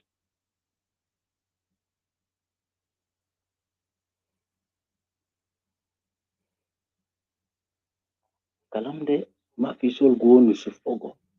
Those borders, these borders that we have today, we didn't contribute to their creation. Zolgonus later on borders, 1956, 19 Kida, we didn't contribute to the creation of those borders. They didn't reflect the realities on the ground. They didn't. They were just cut out arbitrarily. You know. Unfortunately, the Organization of African Unity and its successor, the African Union, did not even seek to rectify these problems later. They didn't. They just accepted these borders. The African Union accepted these borders. No, the Organization of African Unity and then the African Union later, they accepted these borders without question. They didn't. They institutionalized these borders. They just accepted them. The African Union accepted these borders, and they don't even allow to rect. They don't even allow the rectification of these borders. They don't. They don't. You'll have to fight hard with a lot of losses, a lot of death of the local population before they can even accept or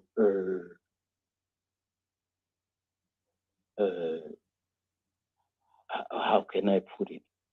They don't allow the separation or the correction of these borders, these borders between countries. They don't allow them. You'll have to fight really hard, like what Eritrea did and like what South Sudan did, with a lot of massive humanitarian damages before they can accept or recognize the independence of these groups of people demanding for rectification of or for independence, rather, to put it point bluntly, because they've already institutionalized this. They've institutionalized these borders. The demand for self-determination, secession, is not easy with the mentality or the policy of the African Union at the moment. One of course, as we all know, one of the territories which has continued to suffer the consequences of this arbitrary clustering of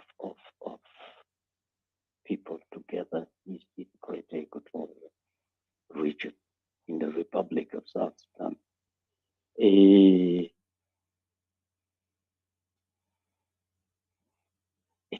It's very painful that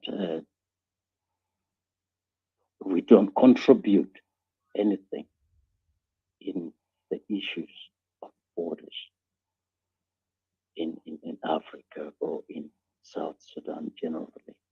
The people don't have any say in this. It's very, very painful. The Turkish-Egyptian invasion of Sudan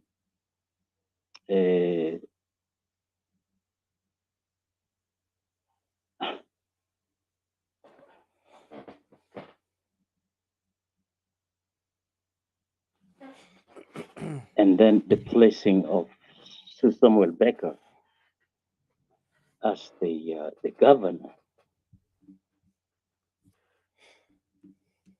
the Lado Enclave, which was Equatoria at that time, actually. I don't know, I cannot remember properly. I think it was 1871, around there. You know, it's a long time. Equatoria has been independent for a long, long, long time, historically seen. But when Sir Samuel Baker was appointed,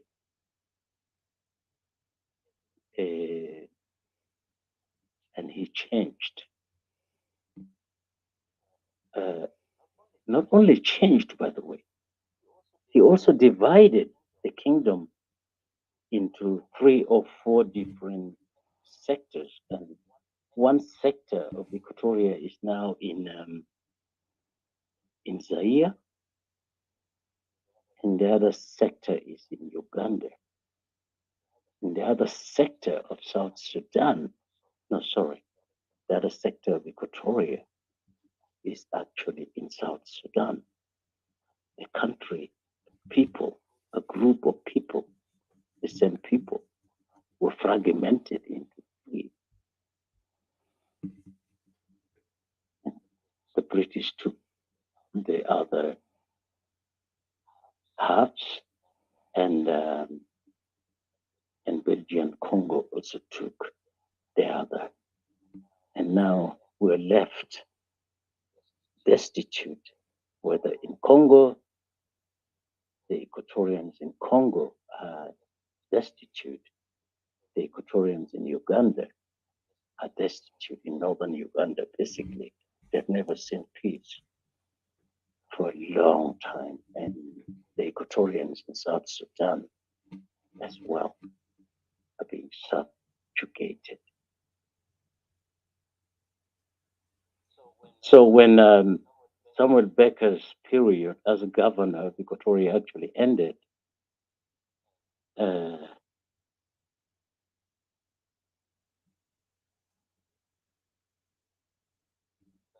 was a governor also appointed for Equatoria in South Sudan. Gordon, or you mean Amin? Yes, I'm listening. So there were 2 separate administrations for South Sudan. I mean, for the North and the South. And the North actually didn't, what we call North Sudan did not actually include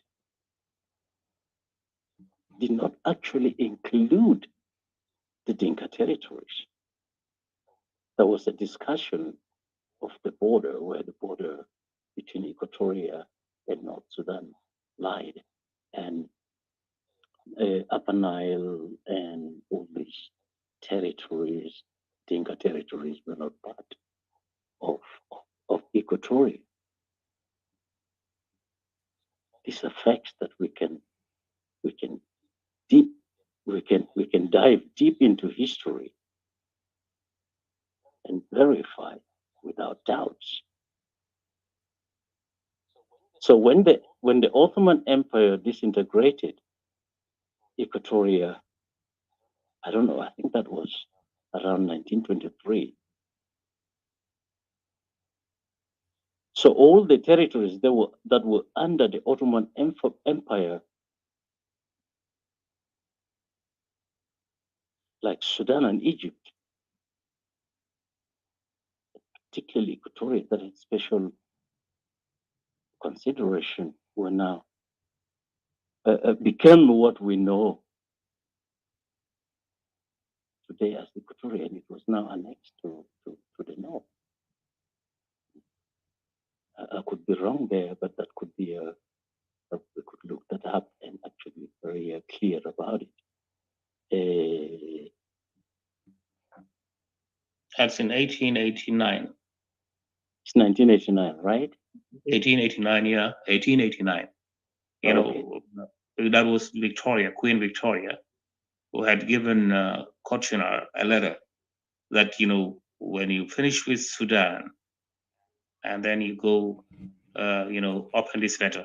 Once he opened it, you know, he says you should go back, you know, you need to occupy the entire area of Equatoria so that, you know, Britain will have the entire Nile Valley from what is Victoria Lake, which is African Lake, of course, you know, into Egypt. So they Yeah, managed to control, yeah. So they exactly. got it Even though completely straight. King Leopold II, King Leopold of Belgium, was actually craving for this piece of land. I still can't understand why he was craving for it. He's craving for this piece of land of Equatoria as his glory, you know, at that time. Eh, so I think that was clearly what was part of the problem with Queen Victoria at that time. But forget about all that. The Anyanya movement started. It was not. It was the Equatorial cops. You know, these were well-trained soldiers of Equatoria. They were from the Equatorial Corps who were trained right from that time. They helped. They helped the British in Uganda. They helped the British in Kenya. They helped them. Uh, uh, uh, these were very. The British find them very. I don't know. Civilized in a way. Not to interrupt you, Mr. J. Even they went to World War II and World War I. There was Equatorian was shipped to fight in World War II and one. They were law abiding. They could follow orders. They were organized. They had that. They had that in them. It was it was it was something this people, this group of people had. They were civilized. They were not brutes who can just kill because they find killing very good, very uh, uh, satisfying or gratifying. They could understand the reasons for the fight that they were in, to helping their allies. Equatoria was already an ally of the British colony during the Second World War. They were allies. They were equals. That was interesting. And then Sudan moved closer to attaining its independence. It's the same Equatorial Corps who mutinied in 1955.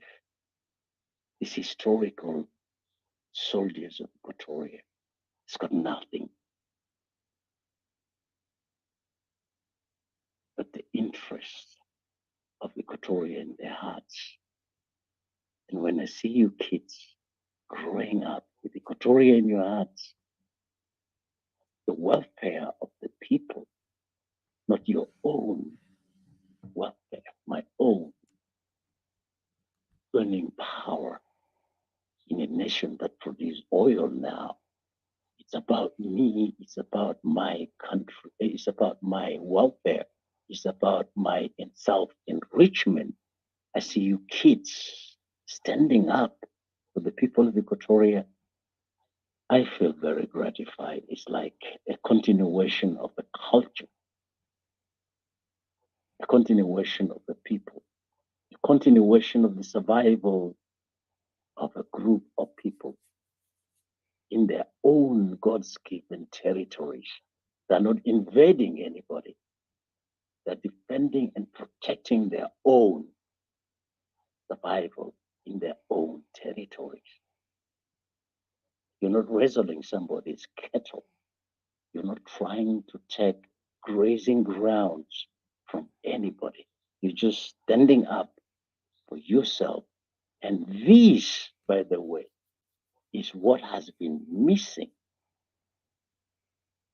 is what has been missing in the whole of the African continent among the farmers' community, whose sons and daughters filled the slave ships that were sailing from the coasts of Africa.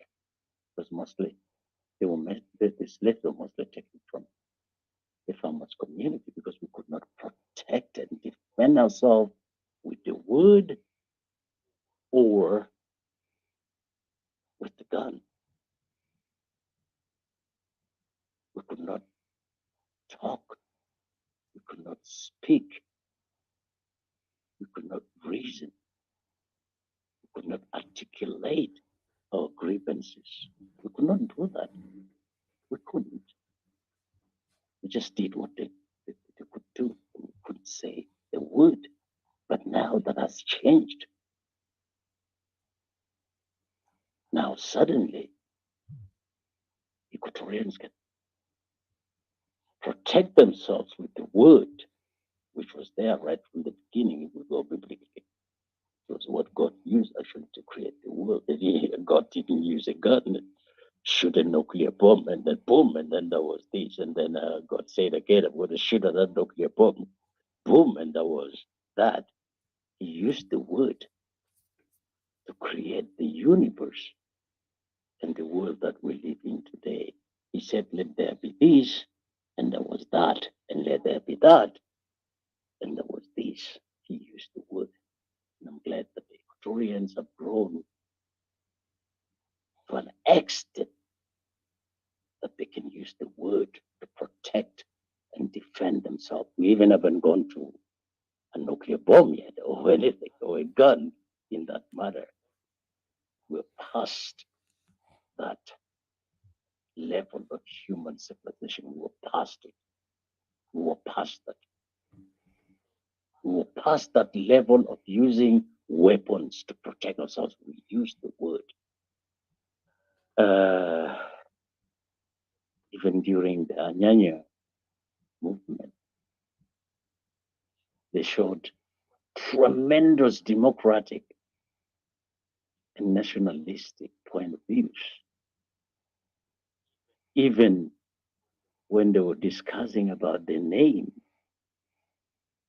what they were going to call this South Sudanese movement, it was a discussion. It was not, okay, we're going to call it the SPLM or the SPLA. They said no, Lagu said no, let's sit down and discuss even about the name. And when the name Anyanya was actually coined, it was in agreement after a lengthy discussion. That shows something about the people themselves and the way they do things. Even when William Deng, he was called William Deng Nial, who was a Dinka, when he broke away from the Anyanya and he returned to Khartoum in protest again, is because he was not elected. He was not elected to the presidency of the movement. You know, it was after he failed an election, and the election was actually done also democratically. It was after an election. And when he failed the election, he got very angry and he went to Khartoum instead in protest. And I don't know, that was what? Was it 67? I read somewhere. And there were 40 delegates from each province, by the way, from all the 3 provinces of South Sudan, what you call South Sudan today. But he failed. He failed the elections during the convention, 1967, I guess. And he went to Khartoum. He was very angry. He was supposed to be taking over this thing. At this movement, he was supposed to take over. They were already having those ideas of being born to rule. You know, they were supposed to be the ones that would take over the leadership of this movement. But democratically, the Equatorians did not vote for him, and he was completely mad. Completely. 1967, 40 delegates in a convention of the Anyanya. He failed the elections and he got completely mad because Agri Jaden was elected. as president of the South Sudan movement. He got completely mad.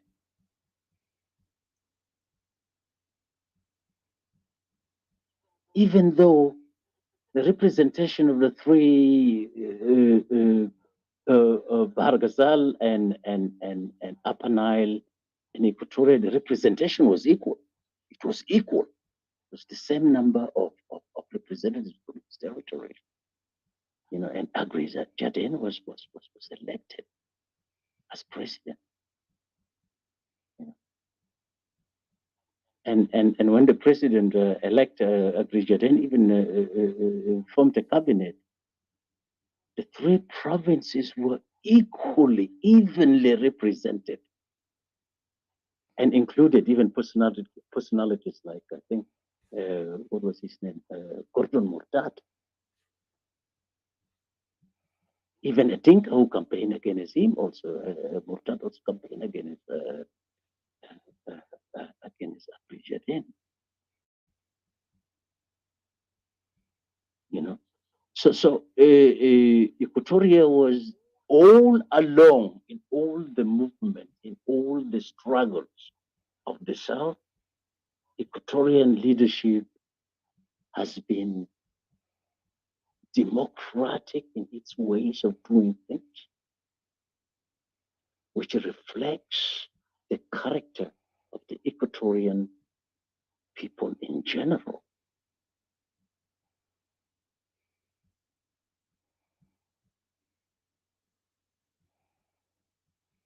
You see, it's absolutely very, very, very interesting.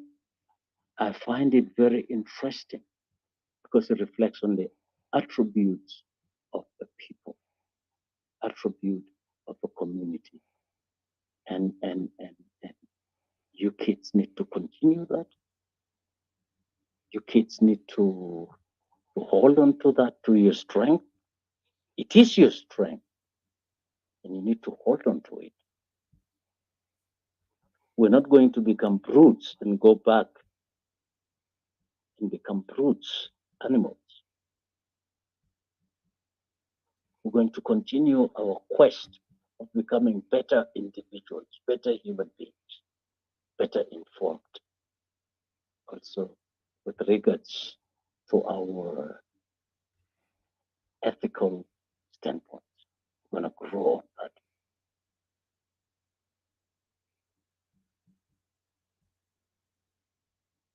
And I'm very, very happy that we have very conscientious leaders filtering out among the multitude. Most are getting lost. If you move to the refugee camps, most young people are absolutely destroyed morally. They're gonna need some leadership. Gonna need that.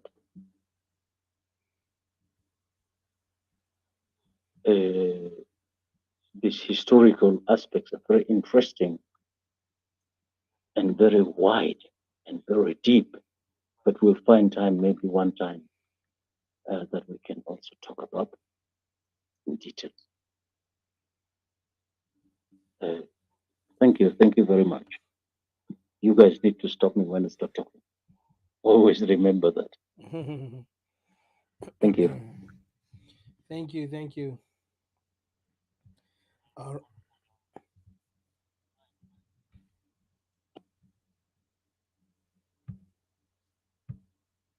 no, go ahead, Mr. CJ. Go ahead. Thank you. Yeah, I would like to I just appreciate your wanted to say, attitude. wow. Sorry, CJ. Sorry. Wow. Just it's always just this. I'm speechless. Thank you. I just wanted to thank.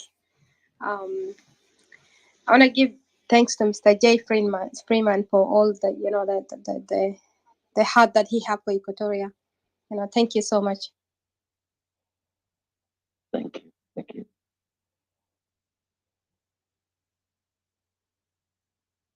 Go ahead, Mr. CJ.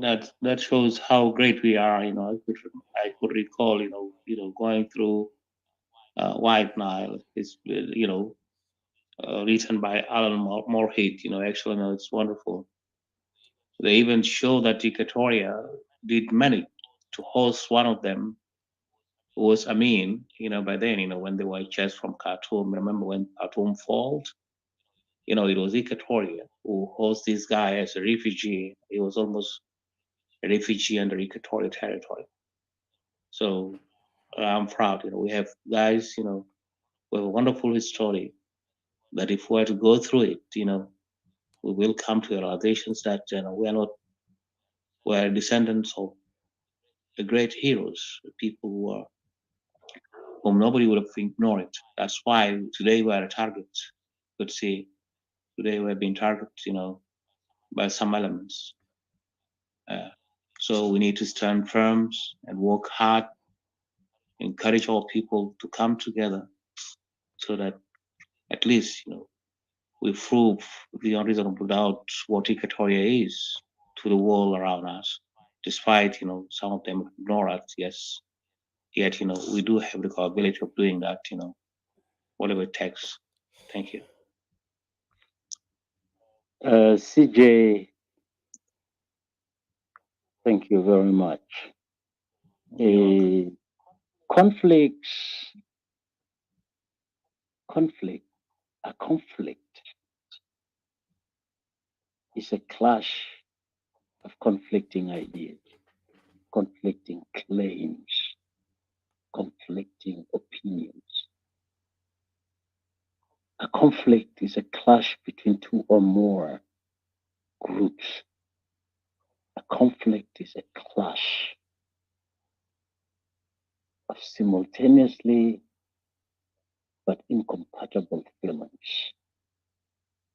A conflict is a clash of ideas, a clash of interests, a clash of military forces, a clash of human needs, a genocide in worse scenarios. A conflict ranges from low intensity to high intensity. A conflict is irritation, and it can move to aggression, and it can move to armed conflict, death, suffering of people, to wars of extermination of others, or to wars of transformation of a society. The line is very thin between all these conflicts. There are many types. There are conflicts inside the individual himself or the individuals involved in the conflict, like the ones you see between Salva and Riak. These are people who hated themselves right from the beginning.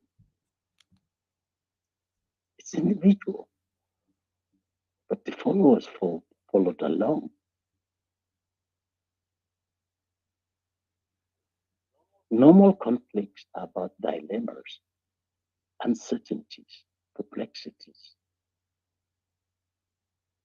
conflicts inside us that require choice, maybe between equally unfavorable options A and B, or favorable and unfavorable options. We need to be able to make that in our normal sense. When you're normal, you make those conflicts of, those dilemmas, you solve them easily. But what is so interesting is when you start looking at conflicts at a group level, or at a group's level, that's when things becomes very messy.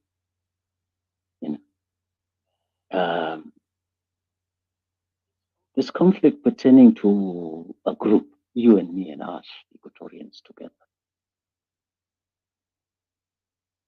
There are conflicts. There are conflicts relating to a family, a single family, a clan, over some certain things that we find very important. But when conflicts spread out between tribes, or between regions, or between countries, that becomes very, very interesting.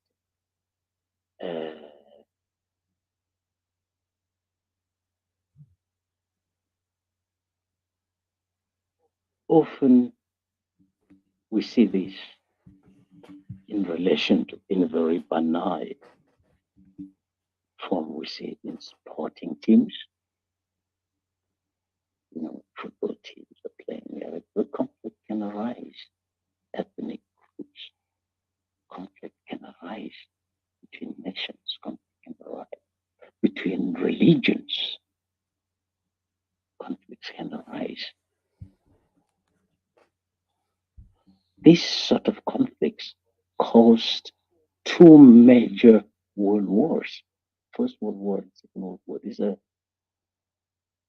what we could actually call inter conflict between people, conflict pertaining to groups. These are hostilities between groups.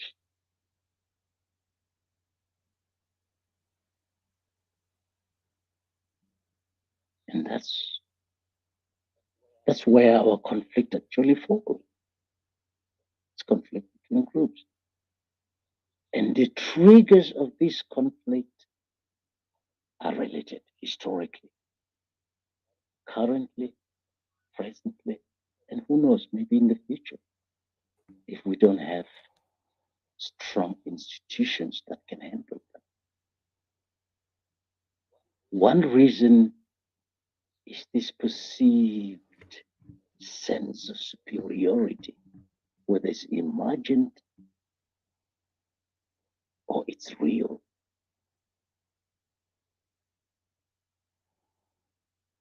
It's a conviction. It's a conviction of a sense of superiority. We are better than them. Morally, we are better than them. We are the chosen. Our heritage, history, values, our language is the better we could express even the deepest ideas in science, because our language is greater than theirs. Our traditions are more beautiful, are more wonderful. Our norms and arts, our infrastructure, our faith is better than theirs. This is a sense of superiority. And this is very, very, very common among people who, or groups, who predominantly base their identity on their ethnicity or race. When you start basing, when your identity is based on your race, is based on your tribe, you always carry this kind of thoughts in me. We're born to rule. We're born to dominate. We're stronger than you. We're better than you. Our hair is longer than yours. Our skin is lighter than yours. We're more beautiful than you. It all arises from that. We're superior than you in one thing or the other, and it causes a lot of problems. And this group, when they strive to capture power, political power, economic power, is always to try to capture also, of course, these state institutions, the arsenal of the country, the military, the logistics of the country, so that they can impose their worldviews, their beliefs, their standards on the outgroups. And this is where you find your Hitlers and you find your young council of elders. And the harmful consequences of these ways of thinking marks the whole of history. We were past that. Africans were past that ways of thinking. They were way ahead. They were settled. They were content with what they had. They were content in their territories. They were peaceful in their territory. We were way forward in that sense. But now we're being dragged back to where humanity is. We're even thinking about arming ourselves so that our kids can go and protect ourselves militarily and kill. For Equatoria, for an Equatorian to kill another, it's not easy. I was in the military. I've seen how Equatorians had difficulty in killing another human being.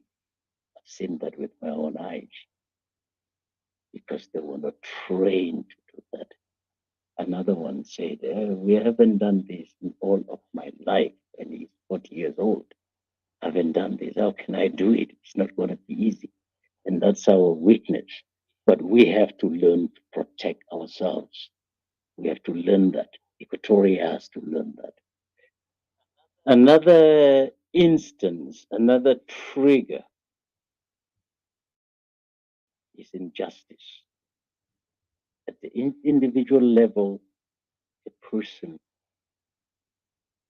perceives mistreatment by others.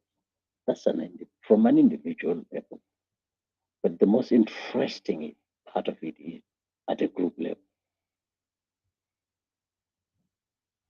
When the actions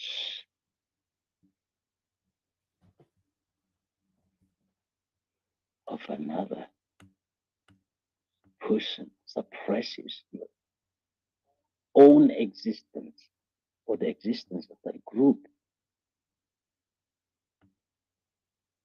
that one is seen as a cause to stand up and protect yourselves.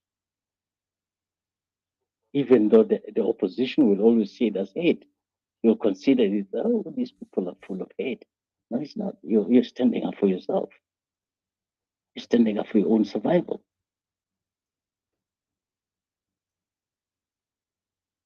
The in-group sees your action as hate action, even though you're standing up for your own existence, for your own survival. You're being killed. You're being chased out of your land. Your children and women are being raped. Your elderly are being killed. They're being starved, intentionally starved, not because of your weakness, because you cannot work on your field, your family starved. No, they're intentionally being starved. They're being deprived of peace so they can learn. They're being deprived from taking their survival into their own hands. They're being pushed into the refugee camps and being fed there like cattle. You stand in a line and then you get food to eat. When you stand up, it's considered hate. You're not allowed as a group to realize your desired political, social, economic benefits. You're not allowed to do that, to grow that. You're not allowed. This is annihilation of the group. Most of the wars of the 19th and 20th century in this planet Earth is caused by injustices. And if you don't stand up, we're finished. It's not about power sharing. It's not about the sharing of political portfolios in a government. It's not about that. It's about survival. It's about survival. And you need to realize that. The kids of Equatoria need to realize that it's about their survival, it's about the survival of generations to come in a territory that can support them endlessly. Another interesting trigger It's this sense of vulnerability that is imposed on you. It's not because you're weak, you cannot work, you cannot feed your people, you don't have discipline to work in your farms, to grow the food you need, to educate your children,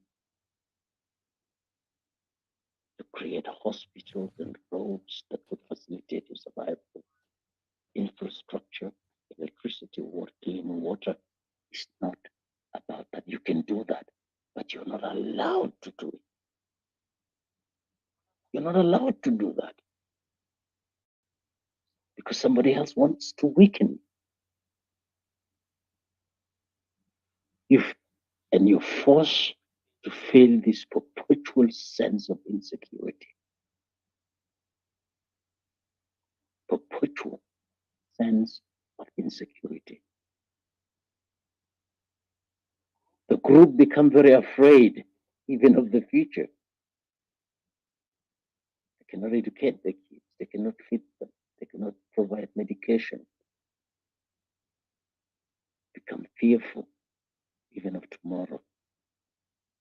You envision the worst case scenarios. They're going to wipe us out.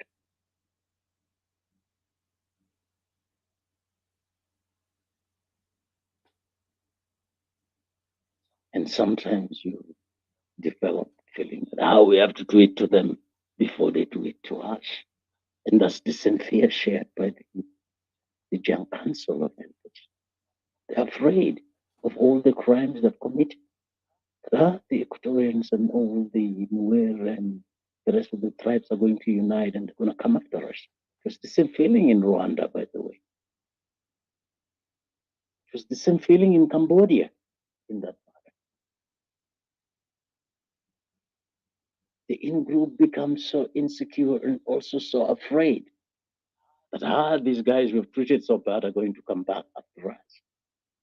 And now they have to stick to power, stick to the government, to the collective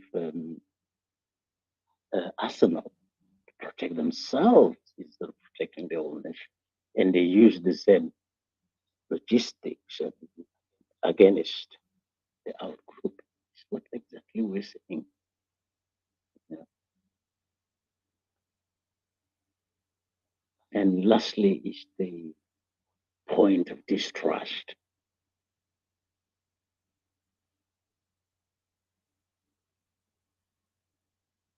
Distrust. You develop that feeling of distrust because you think, the in-group is dishonest, they're untrustworthy, they have negative intentions,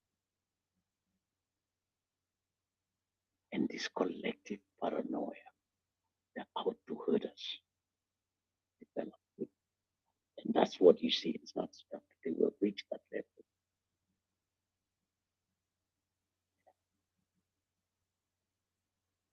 Followed, of course, by the feeling of helplessness, but we don't have it. We don't have the machinery to protect ourselves. We don't have the elements to protect ourselves.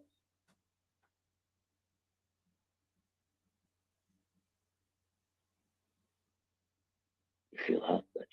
Equatorians are at that moment, right? We don't have what it takes to protect ourselves, to protect our women and children. We don't have. Today, people fight using guns. If it was peace fight, we could face them, but we don't have the guns. We don't have the ammunition. It's something feeling when you're in the bush, following in the way, feeling like that. I wish we had the gun. We wish we had the bullets. We would have liberated the country. We would have liberated ourselves. We would have brought all this to an end.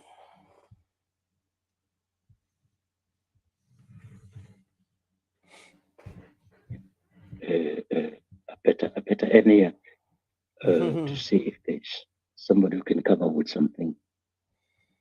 Yes. Thank you. All right. Thank you. Thank you, Mr. J, for this great um, narration that you have mentioned, so many important things. And I hope this record will be, available. It's going to be available to many who listen later. I want our Ecuadorians to wake up. That's our main focus.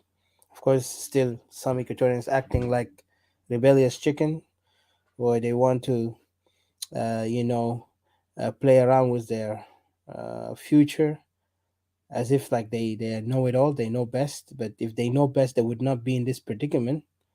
As we have seen, the predicament that we are in is that Equatorian are humiliated, Equatorian are insulted, Equatorian are known to be tails and not the head. And yet, some Equatorians still like to entertain the nonsense by doing the most unwise and uncivilized behavior because they have immersed themselves into this so-called SPLM and the mindset that SPLM have brought to them in an embarrassing and shameful way, and yet they act like they know it, and yet they don't know how embarrassing they are. While their enemies are calculating, they are improving themselves, they're building themselves, they're making themselves even the dominant, and yet for such foolish and rebellious children of Equatoria who still running around confusing themselves with the most ridiculous, unholy things. They keep themselves in that ignorance, and yet they want to complain when their other brothers and sisters who are waking them up. They say those guys, they just like to make problem. They're dividing. Yeah, I will divide people. If there is foolish, I will divide foolish from the wise. I'll prefer to be with the wise, not to be with the fools. And I hope this message go to every Equatorian who's still acting like a fool, like a clown in front of us, who they could have just changed their condition by doing the right thing, by listening to the wisdom instead of listening to foolishness, by behaving wise instead of behaving ignorant, and yet they don't want to because they feel our word is harsh. Well, if it's harsh, well, you are just nothing but a snob child. You're nothing but a foolish child who don't want to understand the truth, an infantile who still, act like as if the world revolves around them when the world is actually bigger than us. Our existence in this world is not for the purpose that we live as ignorant people, but instead we learn and we grow learning until we disappear from this world. But when we disappear, we need to leave a legacy, a good legacy, not a foolish legacy, not a legacy of people who have no any value, no any meaning, only to be known that they're cowards, that they are, followers, that they never built themselves. They didn't even put an asset, nor in their name, nor even in their community. Instead, they were just ridiculous clowns, have been nothing but clowns. And I've seen these many clowns have been running around messing up the world in Equatoria. But we will fight for our people. Yes, people can say we talk a lot. Let them laugh. I wonder if they will talk this to others who have been saying they will always pride themselves. They have been here for 7, 8 years talking in social media. Well, we're not those people, and we're not intending to talk too much.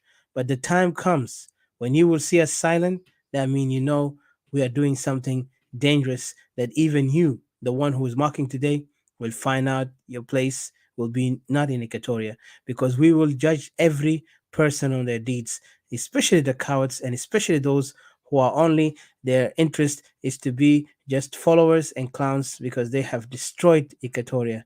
Shame on them, shame on them. And I'll say shame on this person named Emmanuel Manny because he was talking nonsense. But I just wanted to say you can write whatever you write because ridiculous people like you have no value. You want result, you need to act on it. You need to come and act on the right thing because we have the answer. But what are you doing? Instead, you're writing nonsense. I've seen nothing comes out from such Equatorians. If you're Equatorian, such people like you have never brought anything to Equatoria, only just regret and shame, embarrassment. People who are acting like crazy, like fools, you know. Sometimes I get disgusted when I see such people. I'm sorry to say, because I cannot tolerate foolishness. I don't tolerate disgusting such characters who cannot respect the value. They can't even value themselves as Equatorian. Instead, they want to put themselves lower, in a lower standard where other the enemies will laugh at them and mock them. They really make me sick sometimes. When I see that, I was like, if I was in the ground and I see such people, they have to be in really terrible shape, you know, Because thank God I'm not in that kind of world, because it's really disturbing to me when I see such cowards. They cannot make anything interesting. Yes, sir. Of Equatoria is a peaceful and prosperous Equatoria that Yes, ensures freedom and justice and the rule of law. absolutely. We need that. The mission of Equatoria is to restore unity of the people, dignity of the people, Yes, and inclusive decision making of the people of Equatoria, and also to safeguard diversity. And who knows, maybe to establish democratic system of governance for Equatoria. It's not about power. It's not about domination of other tribes. It's not about vindication. That's what it's about. It's about restoring dignity and inclusive decision making. Okay? Some of the goals that could also support our mission and vision and ideas is to, of course, to defend. Now, it is to defend that dignity of the Equatorian people and their political sovereignty and territorial integrity and our ways of life, our basic values and institutions. We also need to be able to protect that as Equatoria.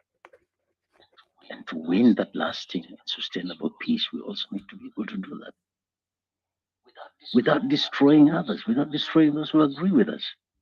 You get the point? Mm-hmm. And also to construct that collective sense of Equatorian national identity. You can subscribe to it or you can opt out. It's up to them. And to establish, of course, the rule of law with roots in the shared values and beliefs and norms of the people. It's not something you just force from anybody with a degree. Bring the power back to people.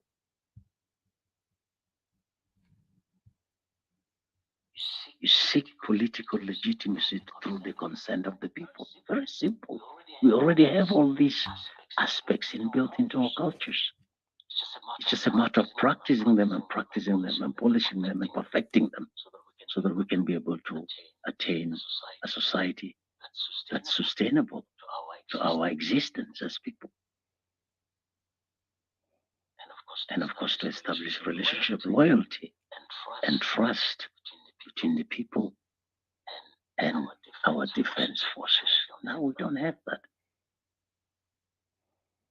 We don't have any relation with the soldiers apart from running and death and suffering. So we need to create a relationship of loyalty and trust between the people who protect the country and the people themselves. And of course, to render some honorable service to the people, the masses. If you're elected to power, you're elected with the people. The people give you that power so that you can exercise it to bring something positive back to the people. And if we're going to fight, if at all we're going to fight, even in the bitterest of struggles, we're going to hold on to the locus of fighting. We're not going to start killing innocent civilians. We make sure that our officers are well trained, well informed, and they're aware of their codes of ethics. We're not animals, for God's sake. We're not the Machanganyors or whoever you call them. We'll develop our virtues, We're going to do that. And when we're going to make decisions, we make sure we evaluate the facts and the situation. We evaluate it. We're not just going to react like animals. We also evaluate the alternatives because we're cultured, we're educated, we're philosophically matured, ethically matured as people. We're also going to evaluate the cost of each action, judicious, and what will its effect be also to the people. We're not just going to behave, take the laws into our own hands. We're going to have rules in making decisions. We're going to evaluate the overall benefit of our actions as people, as group, as fighters.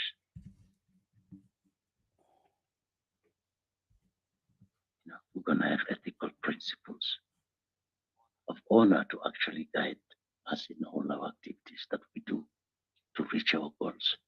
We're not going to basically, we're going to recognize and make sure that our activities, your discussions, your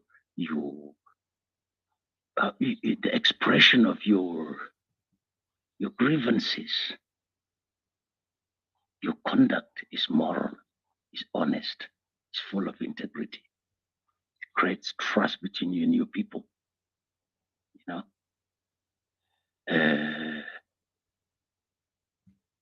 You're not going to bring shame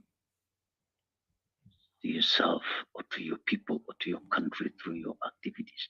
The soldier will have to understand that.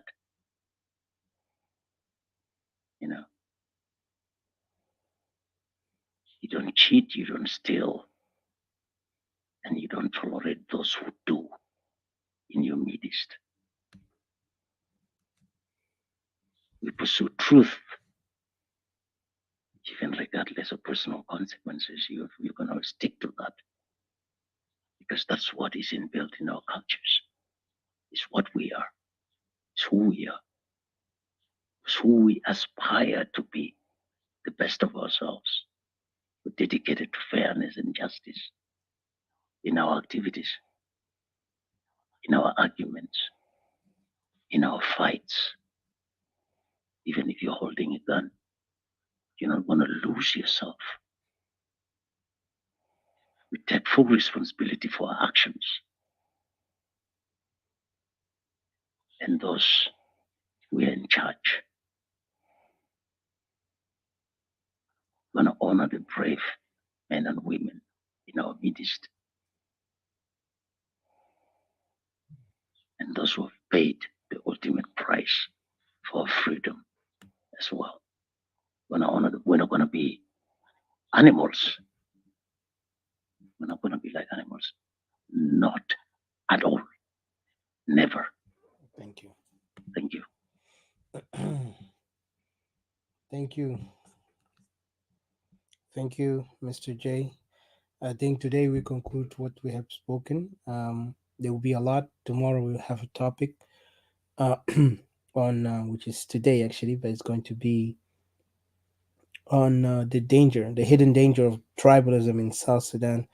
And again, we will talk. We're supposed to talk. I think maybe we'll have to have a special day concerning this rally. Like I say, Equatorian, we have to be very careful of those who calling for the rally. My honest and sincere thing is that this rally is is a project. Is a project to diffuse the voices of Equatoria. It's a project to elevate these um, failed self-proclaimed oppositions who have not seen themselves going anywhere, and now they want to they want to step on the back of all South Sudanese, in particular Equatorians, and they see Equatorians as so much blind followers to leaders who are not even there for them. Instead, leaders who are just unknown because the South Sudan. we need to be very careful, my fellow Equatorian, because the war that they're facing, they is waging on us is very serious. This war is not a war that like SPLA in the past. This is a war now of ideas, ideals, and also it's not just a conquest of your territory; it's the conquest of your own self. They want to conquer you. I see you, Mr. J. You want to say something? Hello.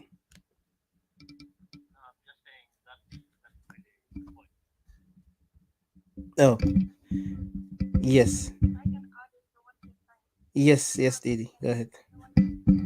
When they were used to be with the regime, they were not even the like the big players leader. They were the side leaders. You remember the big leaders were the they had the what do you call it?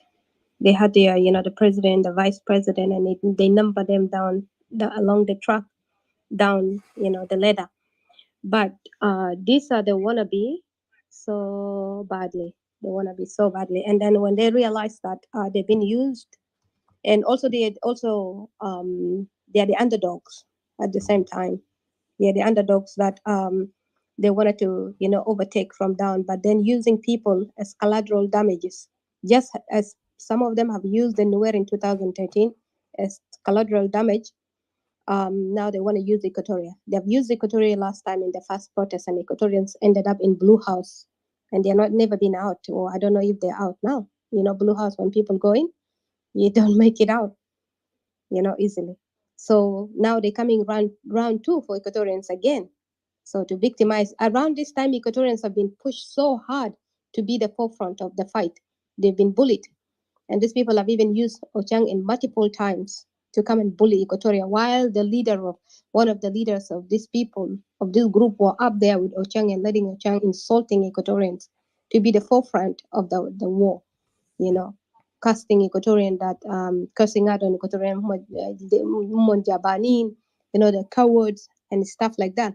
Mind you, they're leading these people to DC, but then in the ground you'll hear tomorrow a different story, just like what happened in 2000 with these people. Because these people nowadays they're working so hard to here within the clubhouse. You see, this is just what I wanted to add. Thank you.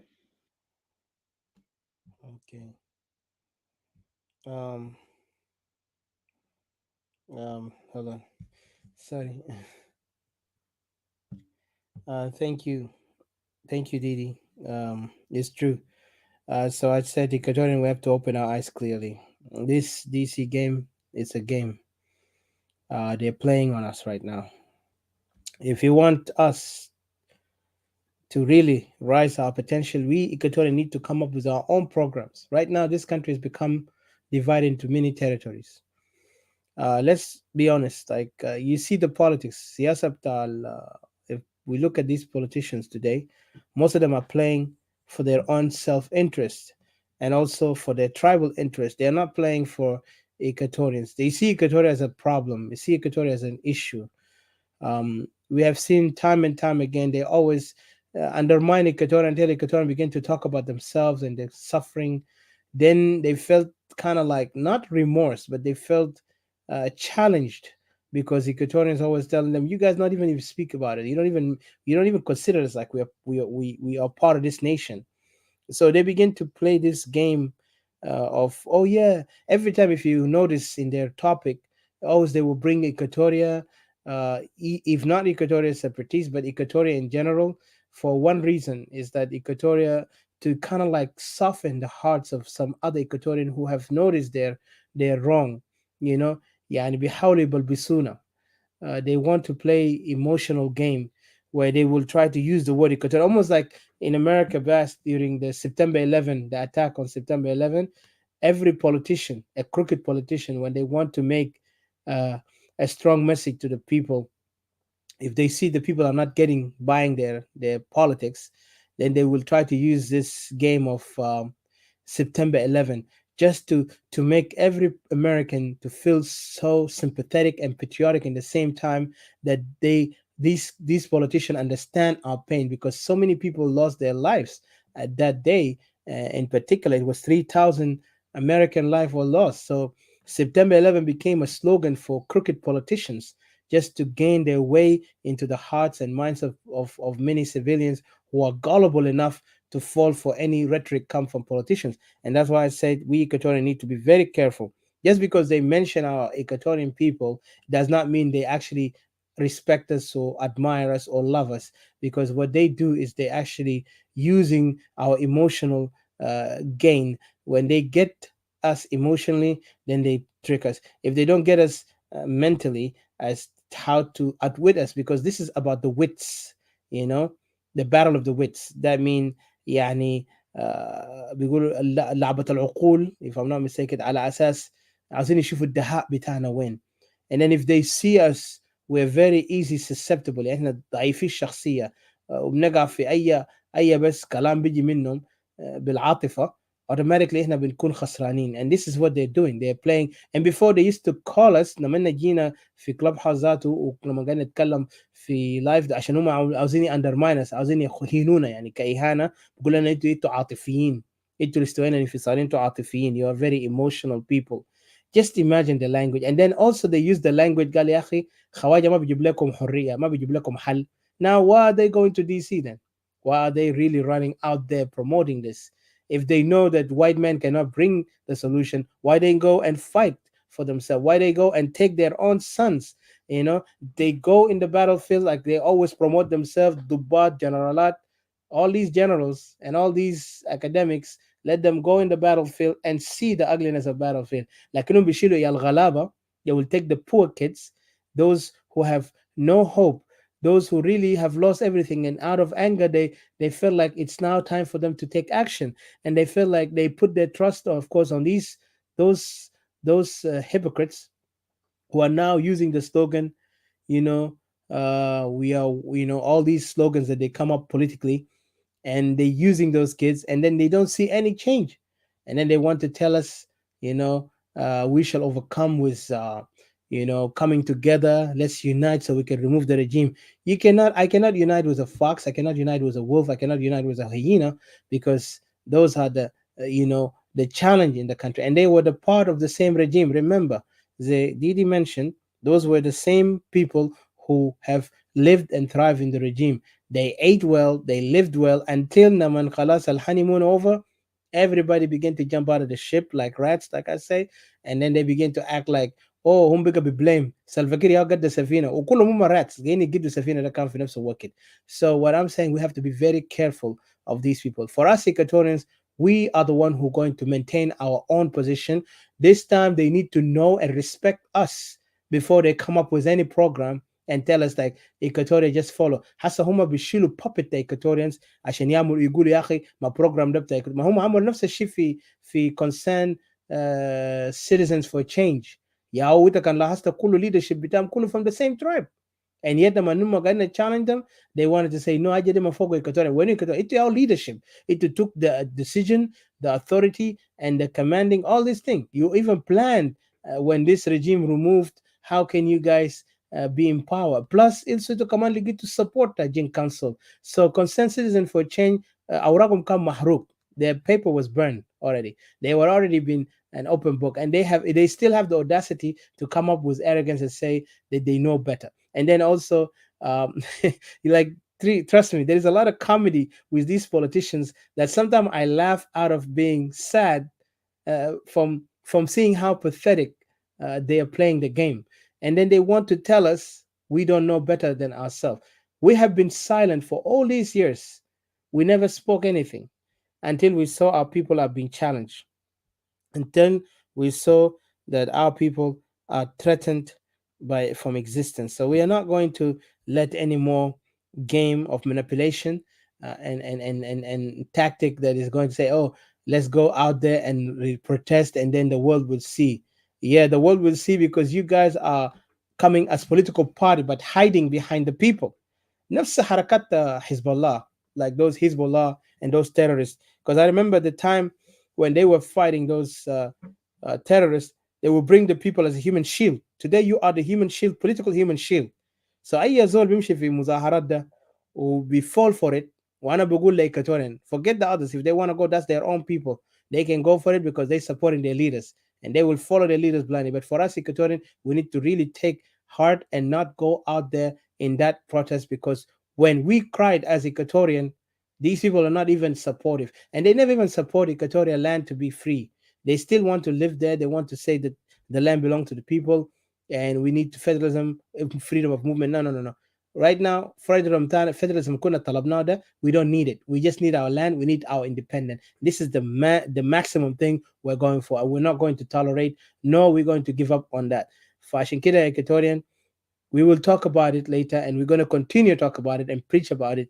And I want our Equatorian to come around instead of she waste their time في حاجات اللي ما عنده فايده في rooms اللي بيتكلم اهانات وشتائم لإيكواتوريان اللي ما هم ذاته benefit us غير قاعد make entertainment to the enemy, and they also expose weakness of our Equatorian people who supposed to be strong and united. Let's be like the Israelis. Like today, we broadcast that segment of our friend from Israel, which we will bring him next week on Thursday.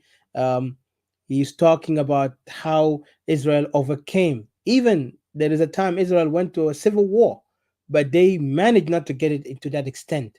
You know, Israelis were killing each other for the sake of their land, because some chose not to follow, you know. So it was really dangerous and serious. So my fellow Equatorian brothers and sisters, it's time to wise up, not to be followers, not to be fools. Really, generational coming, unas tehed hinak, the people are down there, they really look up to us ihna libarra, in diaspora. Don't think that you hear one person, "Khalas you don't have anything to do." We can do much, but we don't need cowards. We don't need people manipulators. We don't need betrayers. We need people that'll be trust. I'll end up to put our trust on them and be change things. We couldn't committed to the cause, committed to the idea that Equatoria could be a nation, and we will be a nation. If Israel did it and other nations did it, we can do it. You know, our territory, like my brother, and I thank you, Mr. J, and we will bring you and host you to give us also more narration on the history of Equatoria. We want you to talk about these things because very important for our generation and the generation that even around you and generation that be behind you, and also the one that coming to after us.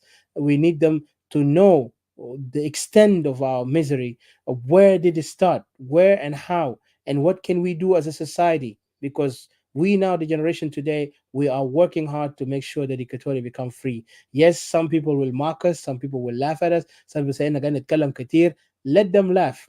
But I tell these people they're nothing but just a joke clowns, because they never stood even as men to defend Equatoria, yet they want to come and insult us because we speak for Equatoria, because they have no any dignity, no shame, no even honor on themselves to know that Equatoria is higher than us. Equatoria is who we are. Equatoria is our existence. Equatoria is who we always believe and always will make it happen. So I thank you guys, Didi, Mr. CJ, Mr. J, and also Mr. J. I see you want to say something final. Yeah. Audacious, you represent a multitude of people. The ideas you kids talk about represent a multitude of people. You represent a leading political movement that if the people of Equatoria had an opportunity to start, they would have started a long time ago, probably in the refugee camps. You're not only launching the internal debate for the essence of Equatoria, you might also need to expand that out to a public debate, like what you kids are doing. And of course, it also includes foreign policy, questions of foreign policy. You're not just a civil society movement supporting the government and what's happening in South Sudan. So if you want your voices remembered in the 90s, there was a major climate change conference in Scandinavia. We managed to assemble as many people as possible. And you know what? With the separatists, we went also with our banners. Independence for South Sudan or nothing. That was one of it, written in yellow. And it was in the middle of all these many, many people gathered. And we also had our banners in the middle of all that. Because for us, it was like the independence of South Sudan was everything at that time.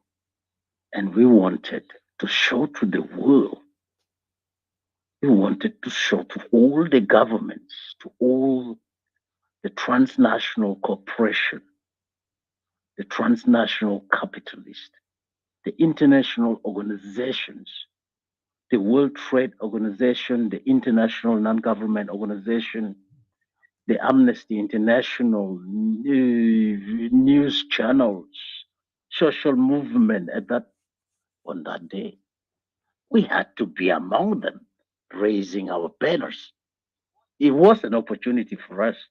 And the president of Khartoum was there at that time. And he was here. He was in Copenhagen. He was in, yeah, he was here. And boom, we were in the middle of the whole thing. We were only 5 people, but we managed to show the whole world of our intentions, of what we stand for in this planet Earth, what this small little place wanted for its people. So probably this is not only a public debate about the independence of Equatoria. It's not. We struggle to make sure that it's in Google. We struggle to make sure that we spend countless nights and write a lot of things down, research a lot of things down. So maybe, I don't know. Maybe it's also an opportunity for this movement to also showcase its objectives in the middle of all the rest of the objectives that would be shown there. But it would be dangerous. I know it would be dangerous for you kids to go out there with banners calling for the independence of Equatoria. But that's what we did in the 90s when this big,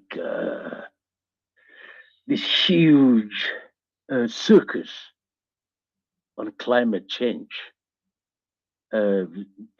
Sweden, the whole world was here, and we also had that opportunity to showcase what we could. So you also need to start defining your foreign policy, how you to deal with this kind of thing. You need to start defining that. You need to start finding ways how to express that. Maybe one day you let this one pass, and then you hold your own. You also go out there and show your own discontent with the government and what you needed. So defining your own foreign policy and how you are going to showcase that to the rest of the world is also a good thing to take into consideration. Maybe you let this one pass, you stay at home, and then you also need to start thinking about these kind of things, that you also have a foreign policy to execute. You also have ideas to show to the world about who you are and what you want in this planet Earth. Thank you. Thank you. Thank you again, Mr. J, for the great word. We definitely look forward for you to come next time. Tomorrow, definitely, like I said, we'll have a discussion about the danger of tribalism, because this is one of the most thing that I've noticed, we noticed, and we want to kind of discuss it in a very kind of like intellectual way, because this is the rise of tribal anarchy. The topic will be tomorrow, the rise of tribal anarchy in South Sudan and the hidden dangers. Of course, the description or what it is, it says the rise of tribal anarchy in South Sudan and the unforeseen hidden danger, and we will discuss it in detail. We wish if it would be able, anyone who can read it in there, in if they look at the clubhouse, they will find and they can read it. But we will discuss it tomorrow.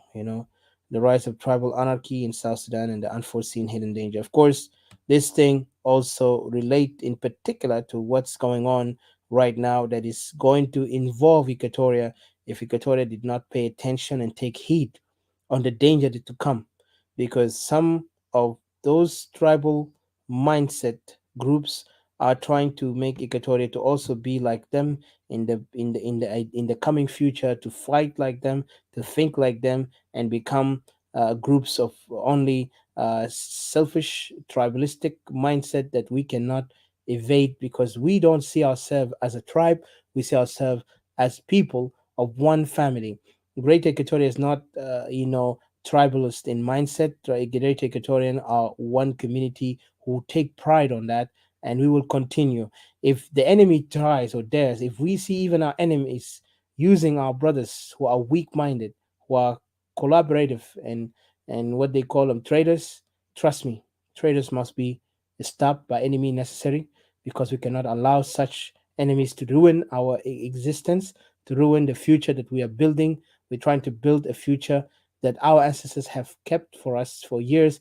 Then with bad, some of our brothers who messed up, mismanaged it, put us in this condition today. We are ruled by a tribal mindset group who are now trying to invade us with the same mindset. The invasion is not only on our land, the invasion also in our minds, and to how to think. They want us to think like them so we can be in a conflict, in a constant conflict, and we cannot come together. We will not allow that. So we will talk about it tomorrow, definitely. So thank you, Mr. J, Didi, CJ. I don't know if we have anything, Didi and CJ, quickly, so we can finalize, because we made our time in the topic. And I really appreciate your time, guys, all of you, including Mr. Cristiano. I really appreciate you extremely. Miss Nancy, also, Babula Tai, and others who just came in, and others who have been here earlier and left. I want to say, and also those in Facebook, also our fellow brothers and sisters in Facebook and YouTube and other places. We really appreciate you for your time. Definitely let the people laugh, say we talk, we talk, we talk. But even Jesus, when he was preaching, on his time he preached until Rome fell and Christianity have conquered the world. Today Christianity, did Christianity not come by violence? Christianity came by the power of word. So word is more stronger than weapon, because word actually live eternally within the person. That's why we say be careful of those who throw you the wrong mind, and you will become a slave to them. But if somebody gives you the right idea, you will be a free man. And we want to see freedom for our people is starting with their minds, not with their you know behavior of barbarism and all these anarchist mindset. Didi, your final thoughts, please.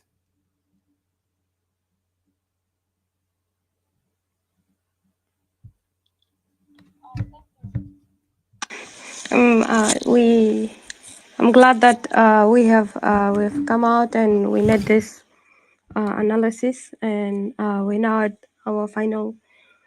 Um, it's really been a very good journey and learning at the same time. In the middle of it, I just sat here and was absorbing a lot, of knowledge, and it was really beautiful. And this is the moment that every time when we come out like this, it pushes you one level higher, and I felt like this pushed me like two level higher. um yes, we need to keep on, the awareness of who we are, and let our people, wake up. We cannot be paralyzed. um the individual leadership, or individual that have been out there as a leaders, but then they've been broken down mentally, and exhausted out, humiliated, threatened, bullied, um, reduced to nothing, whether in the closed door or in the out public arena. We all know that. We know it. It's not a hidden thing, and we can tell. It's one of the things that you can tell if somebody is in a bad union of marriage. You can tell when somebody's been bullied or somebody's been abused. You can tell this. You can tell from their body language. You can tell from the way they talk. Um, and you can tell the abuser from the way they talk, from how they conduct themselves, and in the demeaning way that they project the way themselves forward, and in a very controlling behavior and aggression behavior, you will know it. And these are issues that are really very dangerous, and they are really deeper than the level that that one could think of. And we know all these things that are happening to our people, and they thought that we don't know, and they thought that we don't see. The reason why our people are acting confused, they're acting like they don't know the answer, they don't, or they come out and make very irrational statements, or political statements, or political defense against what is happening in Equatoria or South Sudan in general. They think that they're making sense, and they think that they're hiding, you know, they're hiding the issues, the secrets behind. But we all know it's all out in the air. It's kind of like, you know, these issues that everybody gossip about, but then nobody was brave to come out and say that, oh, we know that you guys are going through this. We know that, but everybody will gossip around, but no one will tell you. Everybody will act around you like they're fine, out and tell you that we know a lot about you, and you're this A B C D and that. And this is what happening to our Equatorian people, those whether they're inside and those whether they're outside. They've been bullied, they've been broken down,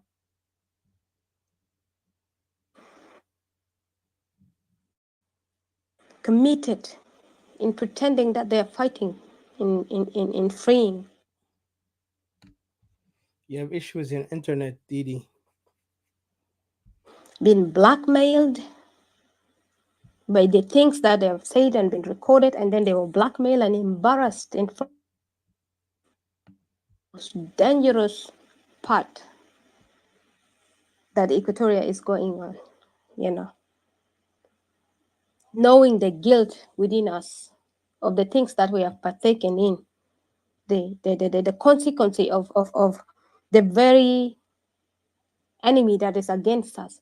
And we have taken part with the enemy. We have marinated ourselves with the enemy. Help that enemy, support that enemy to the extent that enemy now does not even respect us, does not even have any remorse. People being broken down and bullied. All we have is our people is like being the pig under the master's table, eating the crumbs.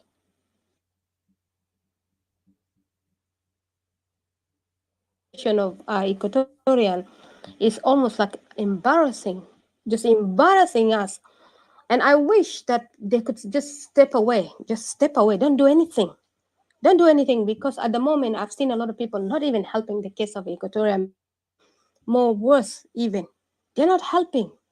They're running around in a circle, the same condition that Equatoria was in, and the very condition that Equatoria has demanded, to separate. And what you know, J Manfred and Jay Freeman, sorry, and CJ you've mentioned, Odysseus you mentioned, you know, we have went back and forth, and then a lot of stories has been talked about, and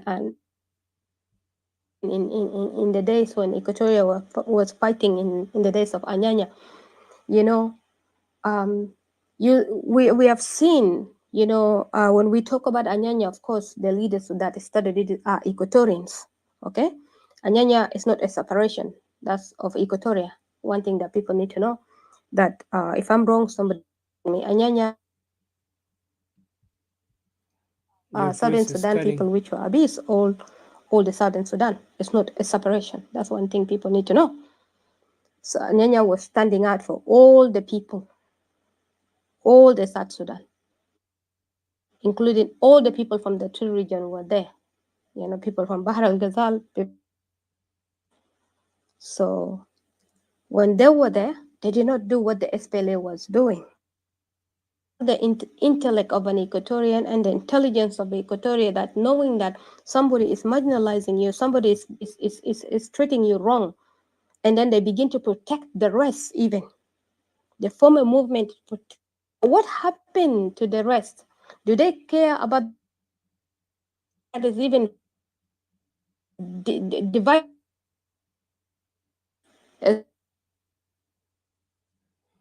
The one in Uganda, and the one in Just want to tell you, your voice cutting, Didi. Sometimes, don't know, the rain or something. be surprised in certain places of there, you know. So, which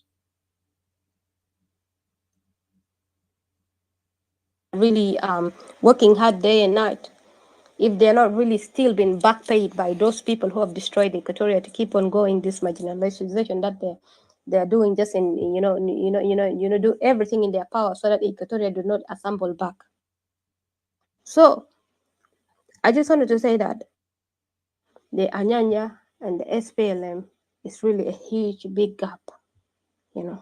The fact that Equatorian leaders have stood up and to fight for the entire three regions, but then has not even abused people, has not even escalated the war to these two regions, has not even manipulated to go and dominate the two regions, has never even thought that I want to have the capital city or to rule from Bahr al Ghazal or from Upper Nile. This is just tells you something that, you know, the fact that, the leaders of Equatoria would accept themselves nothing higher but less today. This is just raises a lot of questions. Yeah. We Equatorians, we need to rethink our strategies. Really, we need to rethink well. We need to think that we have overcome a lot. The fact that we've been devastated and divided into different three parts, and then we survived. And then it's like there is no time, almost like for you to catch your breath. And then from there, like I usually say that decentralization has not failed us. We have seen that a lot of people here that comes out, especially those people from the opposition group. It's funny to me that they're in organization with Equatorians, but then they will come out so critically, beating down Equatoria. That's the bullying that I've been talking about, tearing down the leaders of Equatoria, and talk about the failure of Naslagu. And even in the very moment when the people of Lagu were being killed, even what horrified me, that one of the leaders of Soma that will come out and talk down upon the failures of, I don't know, the other one is called, I forgotten what is his name. I forgotten now the name, sorry. And then plus the failure of Lagu, and and the time that the people of Lagu were really going through even the most. Is it Joseph? I forgot the name. You hear me? All by is run by the group of Upper Nile, and some of the leaders of the Soma were there, and they were beating down, tearing down the leaderships of Equatoria, and they were talking until I was really annoyed, and I shared something on Facebook and changed my profile even. And then one of them started saying that, oh, I think what? Let's be mindful, And these are the very people, if you can you see, these are the very people that Equatorian putting them first, and the fact that these are the very quick people even in the leadership of this group of this opposition, that they will say these threats against Equatoria so easily.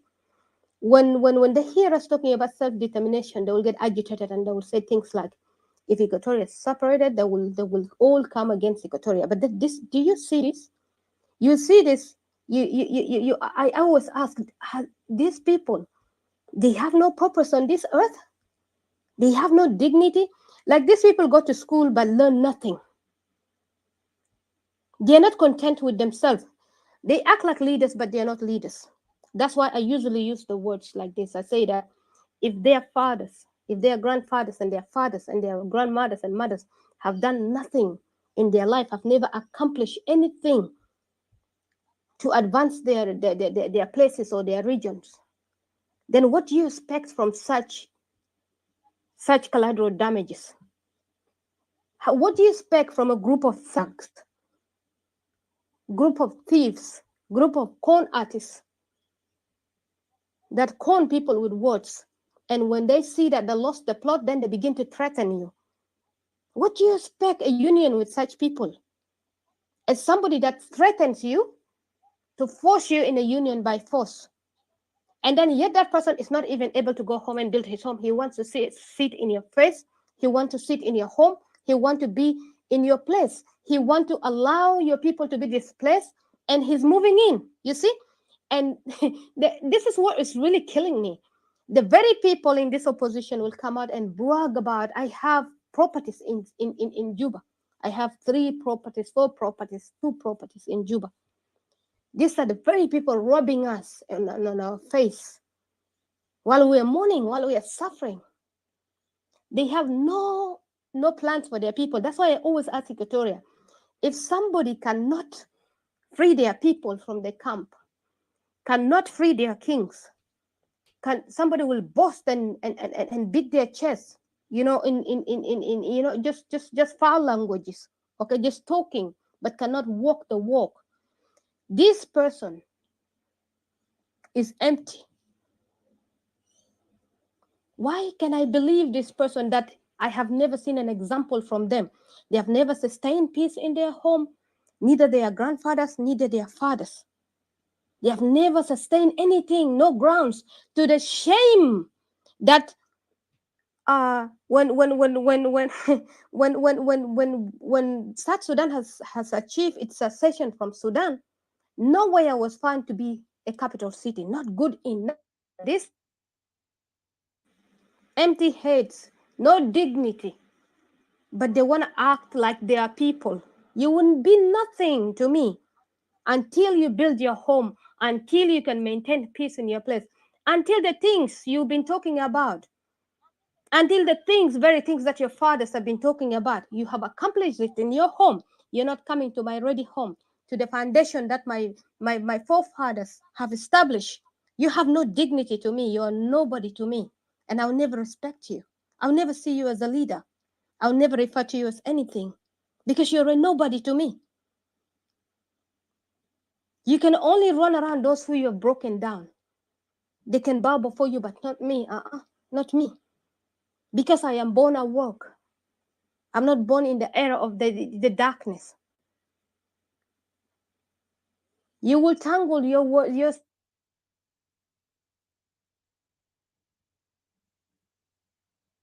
until these people can sustain themselves in their own home. Until these people stop taking advantages of these people. These people just collected themselves and go back to their home and fight from their home and created a very good government that they needed in their home. Peace will come to that country. But that's not what they have to. There's a bunch of thugs, just like the thugs in back home in South Sudan.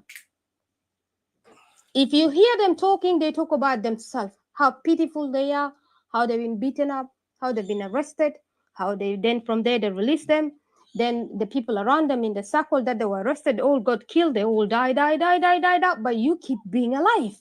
But then at the same time, you're the victim. Last time you have raised up and you're going to overturn Kir. In 2013, people got killed. Okay, and they're still alive. And last time they came up and ran the same rally, Equatorians gone to Blue House. They're getting raped, getting stick put in their bums. They're alive. They're still coming up to use Equatorians again. When are we gonna learn? This time, and you see these people, they're all relatives. These people, they have a mentality of a backwardness of tribalists, and they're telling us in our faces that, so what? Even though we are relatives, we hear it every day. So what? They're intimidating you. So what? So what if you're all from Upper Nile here, or we are all related here? So what? And the danger of it, we've been We've been conned by 3 times the people that are beating their chest every day, telling us that we are the majority. And then we have them saying that, Dinka is the majority, then followed by Nuer, then us, you know. But if you're majority, how can you not even fix yourself? A bunch of what majority that cannot even restore their dignity. You plus your leaders plus your kings are all in the camp or refugees somewhere, and you want to be in my home, and you call yourself that you're intellectual, and yet to untangle this issue is very easy. You've got an army in your home. Use that army. Fight for your land. Restore your land. You don't need to sign any peace. How can you go to somebody else to sign a paper to give you to return back to your home? How can you do that? That does not add up to me. That doesn't add up to me. Why would I need to sign an agreement? And that's what they've been using Ochang to tell us, that certain people have signed agreement. Maybe if they're signing agreement, that means they sold their land out. But in Equatoria, we've never sold our land. Our land has been grabbed by force. Our people have been threatened in the dark of the night. And then in the morning, they come out, let them sign the agreements. So that to look like they are accepting. They are complying with something that they agree. But no, we all know these games, how it worked. Today, even an armed man walk into your home and tell you, bow down, you will bow down. Unless you're an idiot that want to die right now, because you're going to live tomorrow to fight that armed person. Because you will just unleash foolishness that will make your family to suffer. You leave your wife widow and your children's orphans. You will have to make everything in your power to be alive in order to strategize to fight again. This is just the human intellect, the norm. So I just want to leave it here, and I just wanted to say that it's really been a very productive one.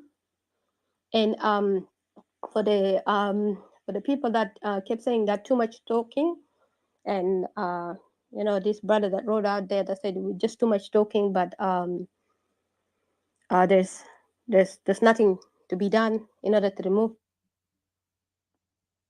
Didi, Everything requires talking, Didi, If there is no talking, I think she doesn't hear us. you will never raise up to do nothing. Israel have when they got out of Egypt, it took so much talking for them to get out of Egypt. It just not didn't happen just in the light of a day. Even though they got God was their king, they didn't just raise up and say, "Oh, we're going." It took a long talking. It took decades. Okay, but I'm not saying that this is what we're doing is going to take decade, because we already took a decade and painful 7 years on it. And plus the SPLA one, imagine how many decades we have taken, So when we already had gotten a chance, we have gotten a golden chance for us during the days of equalization, which is the COCORA, I call it sharing, equalization, decentralization. Those who are manipulating people, and these are the very people in these opposition parties that are manipulating people on these words that is called sharing, and running off with it, telling people that they lock us out. You're given a chance, a golden chance to go grow at your home. You're given a chance of equalization to go be equal, to go build your home. And then you cried. You say that, why this person tell me to go back home to go build my home, and you took the most dumbest decision to follow SPLA. Imagine, these are the people who today comes out and call themselves intellectual, and then of course deceived by their leaders. Their fathers stayed in Khartoum. All they did is just eating the money in Khartoum, using the money that is supposed to build their homes, supposed to advance Upper Nile and Bahar al Ghazal. They use it in their bank account as their normal savings to finance themselves, lifestyle for themselves, to finance lifestyle for their multiple women, multiple children around, which have become useless today, most of them.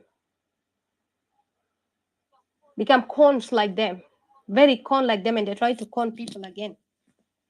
So This is what people have reaped. They say they want SPLA. They went after SPLA. They left everything. By now, we could have been somewhere else. I said it earlier. We got a very better chance before. Even if people want to opt out of Sudan, we could have opted out of Sudan. Very powerful, knowing that we got the experience of three regions, would have able to advance themselves, move on with advanced civilization, advanced development and everything, then we got a better chance even to negotiate for ourselves to separate out of Sudan. But no, no. The tribalist barbaric mindset of the Upper Nile is still very thick in their mind, and it will never go away. You cannot erase it away. It's too late. You can never teach an old monkey a new trick. It has been far gone really to just to the stage that I think it's just better for Equatoria to opt off, leave this kind of situation by itself, let them just go. So I'll just say that Equatoria, this is not the time for us to fear. This is the time for us to air out every dirty laundry. And like I said earlier, we're going to be running multiple mini series. We're going to be airing out dirty laundries. Everything going to be out. There's no time. Everything going to be out like a suicide mission. Just like, when you're going for a suicide mission, you don't leave nothing behind. The job that our fathers and our forefathers have started, we must finish it. And even the next generation will finish it, and up to the coming generation, and we will preach like nobody's business. If this generation is deaf, the new generation will pick it up. If this generation has been crippled and afraid, the new generation will be brave. In every generation, you will find the useless, the good, the bad, the wicked, the coward, the silly. You will find it. And usually the silly, the wicked, the bad are the one making it in the power because of their own ways. So I will just leave it here. And I would say, even in the days of Israel, you saw the people who were sent to Akoya to see the land, and they went out, they come out chickening out, afraid, and begin to preach otherwise differently, like what people are preaching. If I stand for Equatoria, the Upper Island, the Barit Gazal, and the rest of the people that will come against us. Does they mean to Barnamij? They have their own wars and their own battles to fight against each other. When you lump them over there, they yet to overcome their tribal mindset. Their ignorance, they yet to overcome by themselves. They need to teach themselves by themselves. We can never baby these people forever.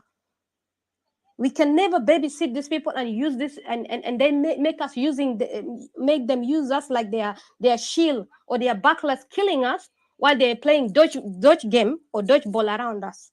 So thank you, Erika. You said sorry, I've spoken long. It's 15 minutes. I will end it here and just say that thank you very much for the opportunity, and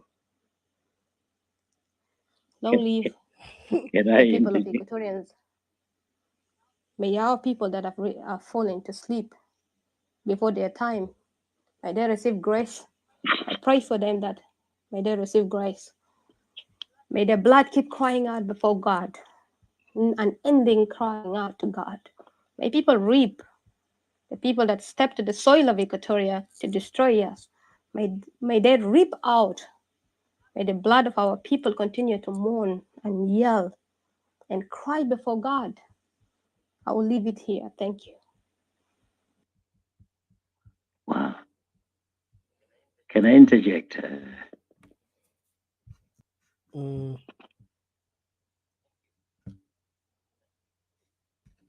Thank you again. For you, Didi, and for me, and for Odysseus, and for CJ, and for all the Equatorians out there, who are we? What is our values? What are our values? What is it that we share? What are the values that we share? What are the ideals that we share? What are the norms that we share? What are the image that we share collectively? What is our self-image? What is our self-concept? Where does our self-esteem lie? Where does it lie? Who are we? The question directly. The question correlates directly to our group sense of belonging. Who are we? Where do we belong?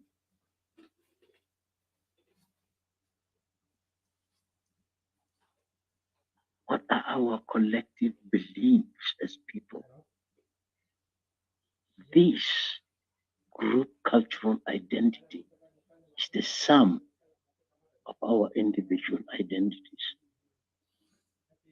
It's the reason we celebrate our heroes. It's the reason we celebrate our group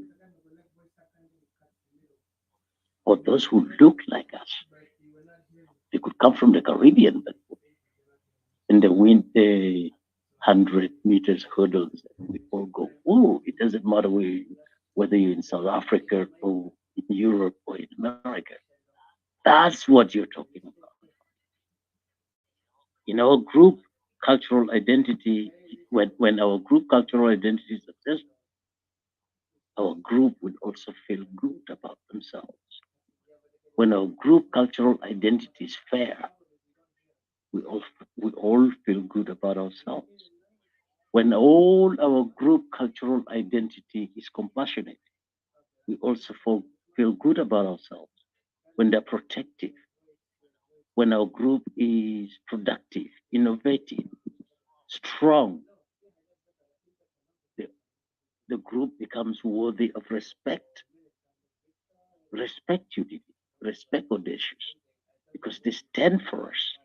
They stand for what we've missed, what we've lacked.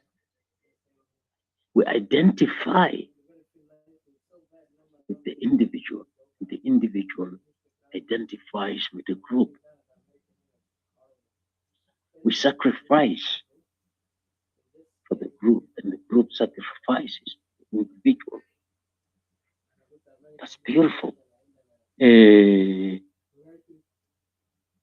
If our group cultural identity isn't socially, economically, and politically supportive, fair, peaceful, and protective, we become a laughing stock and submit to this subjugation easily, even by teacher, or drift and join other ethnic or religious or cultural identities. Simple. We can't beat them, we join them. It's been happening historically. Lots of our people have joined different religious groups. It appears more attractive. Simple. You can beat them, you join them, you submit, and then you assimilate. Equatoria reject that. We don't want to assimilate. We want to be ourselves. We want to be who we are. Even in mathematics, by the way, in math, you know, because the only way you can know your values, you can know who you are, you can know your ideals, you can know your beliefs, you can know whether you're wrong or you're right. It's when you compete with others. It's when you can compete with others. Like in sports. And then you jump higher or lower than anybody. You score high grades in school or lower than anybody. Greater or lower or smaller. Greater or equal to somebody else. The mathematics of inequalities. Equatoria has performed well historically in most of this. also mathematically. The less values and ideas you share with other groups, the more problems you have. But the more ideals and values you share with other groups, the better. You can easily cooperate, lessen disagreement, because you share a lot of values in common with these people. Equatorians, generally, the different tribes of Equatoria, they share a lot of values and norms in common. That's why you feel remorse. You don't feel good killing your own people. But somebody from outside can easily kill a person from an out group because they cannot relate to them. They cannot relate to it. They can easily humiliate. They can easily disagree. They can easily kill. They can easily carry genocide against groups they cannot identify with. Cannot identify. They cannot see themselves in that soul. They cannot see themselves in that farmer, in that field. They cannot see the children of that farmer in that field that the kids were going to eat from. They cannot see it. You need to deal with these aspects of life. You need to separate the farmer from the herder, because the herder cannot see the reasons the herder cannot see the reasons this farmer is farming this land. He cannot see it. He cannot see the hungry children of this farmer suffering when these crops are destroyed, because humans, without a proper legislation, without a proper separating law, would start thinking that the blood is thicker than water. Even the blood of his cow is thicker than the blood of that farmer's child. It's that kind of thing. Luckily enough, identity's influence normally can be affected, can be influenced, it can be modeled by the curriculum, by the education, by the social cultural aspect of society. But we haven't seen that coming from this government. You're right. You have to assert your existence. Competitiveness instead of cooperation. Fragmentation instead of unification are the calculus dividing people in one place. Humiliation in the form of rape, conquest, I'm stronger, plunder, bully, oppression, injustice, economic degradation. I don't give you what you're supposed to use. Unequal distribution of resources. It's being used by the enemy in a destructive manner.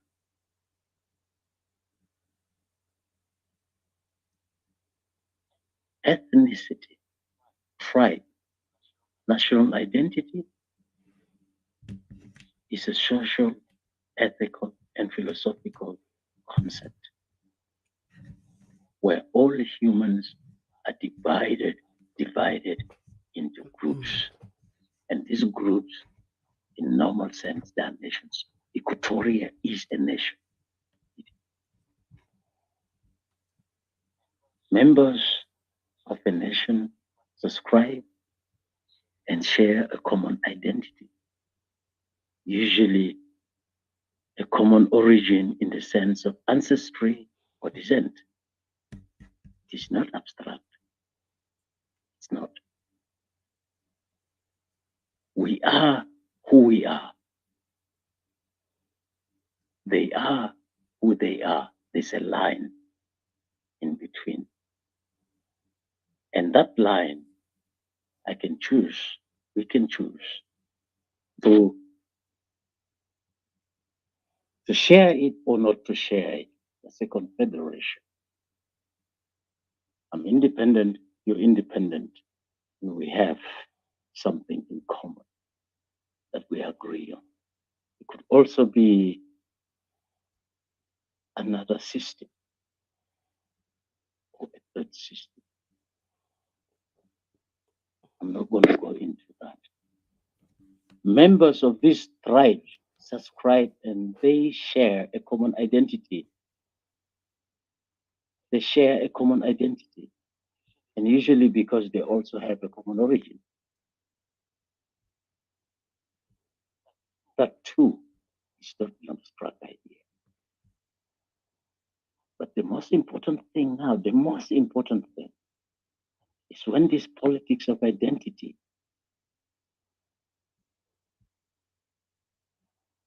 are used by a group to gain status, to gain empowerment, to gain multi-generational wealth, to gain political power while pressing interest. That becomes a problem. Racial tensions, right? Caused by this politics of identity, like in South Africa, we've seen it. We've also seen religious ethnic tensions caused by politics, like in Rwanda and Nigeria, and also the ones we had with South Sudan and Sudan. Also the politics in Kenya after the elections. These are all relating to this tribal ethnic identity and the use of politics of identity in the system of governance. And we have also seen that in labor movements, economic class movements, like in Scandinavia, disability movements, like in the rest of the world. We've also seen elements of culture, like language, being used in separating people, like in Canada, Spain, and even in Cameroon. We've seen that. We've also seen conflicts relating to ethnicity and geographical locations, like in the First and Second World War in Europe, and also in the division of Eastern Europe. We've seen that, like in Yugoslavia. So what you're talking about, these are not easy concepts of human civilization. They're not easy. They're very, very, very tangible, problematic issues that need to be taken into consideration when you're thinking about people and you're thinking about building societies, and you're thinking about building societies, particularly where the people are divided. Identity politics can be left-wing or they can also be right-wing oriented. But normally both have the same attributes. They have the same attributes. Identity politics tend to exclude others, the out group, and include the in group. They tend to be protective of the in group and push out the out group. They tend to be oppressive of the out groups. They also tend to be disuniting generally with the whole country, whether you like it or you don't like it. People will get disunited in a country where identity politics are being practiced. That's exactly what's happening in South Sudan. Identity politics thrives on blind loyalties. The, the people who use identity politics, they love these ignorant societies where 83% of the population is not educated, cannot think for themselves.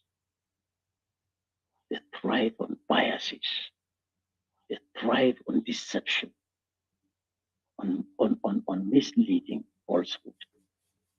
You can say anything, and because these people in your tribe, they buy it, they accept it, they live by it.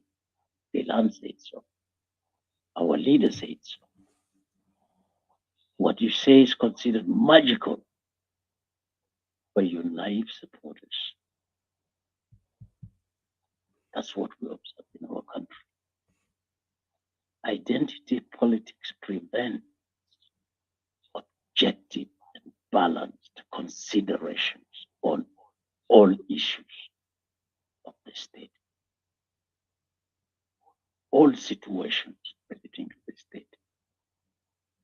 Divide and rule is a concrete example of a strategy based on identity politics, DT and audacious. The aims to divide and rule are to gain and maintain power, nothing else. It's aimed at breaking up groups, smaller groups, bigger groups, to break them up into smaller, politically insignificant groups that you can easily manage. We've seen that in South Sudan, making them disorganized and making them feel powerless. We've seen that in Equatoria, making these groups easier to manipulate, exploit, and rule, which is the objective of these in-groups, is to break these groups that if they were united, they would be even more powerful. Divide and rule is used to empower also the loyal allies. We've seen how loyal allies among us, Equatorians, and supporters of the system, the regime,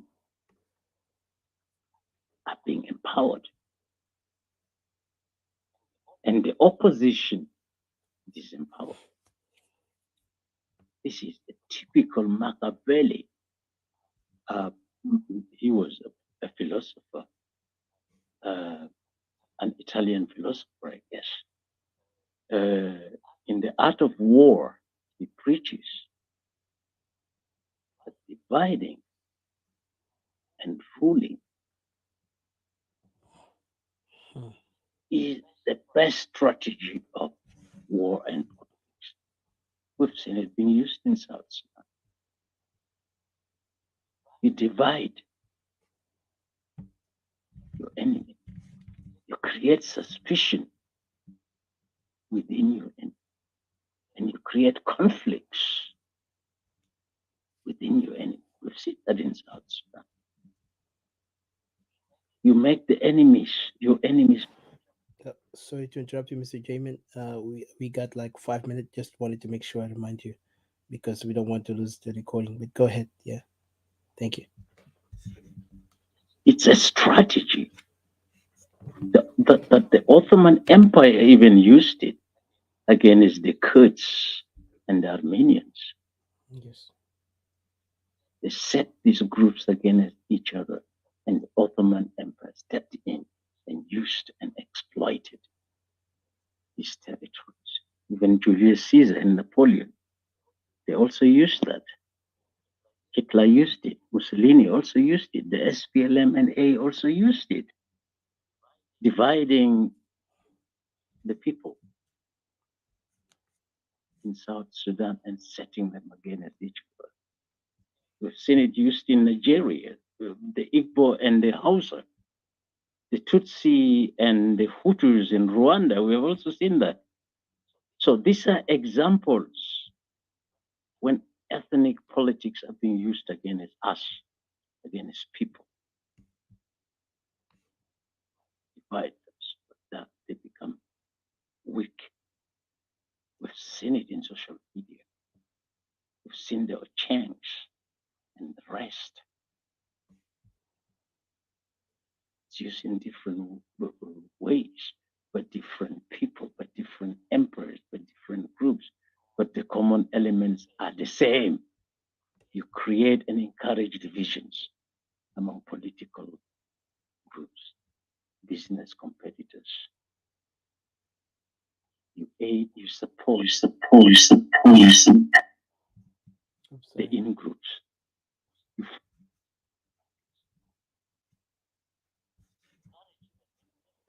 Hi, Mr. J. You hear me? Yeah. Earlier I said it got 5 minutes because the thing will cut off, but make sure. Go ahead. You can conclude because the recording. I don't want to lose it. But go ahead. Thank you. Yeah. groups like ours with more shared futures, beliefs, values, principles, cultural elements, norms, history, common heritage, we are more likely to coexist peacefully because we cooperate. If we don't cooperate, we'll not build Equatoria. Thank you. Thank you, Jesus. And thank you, Didi. And thank you, CJ. And thank you, everybody. Uh, thank you. Thank you. Thank you.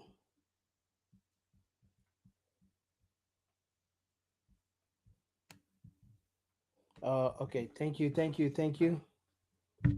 You hear me, guys? Oh, sorry.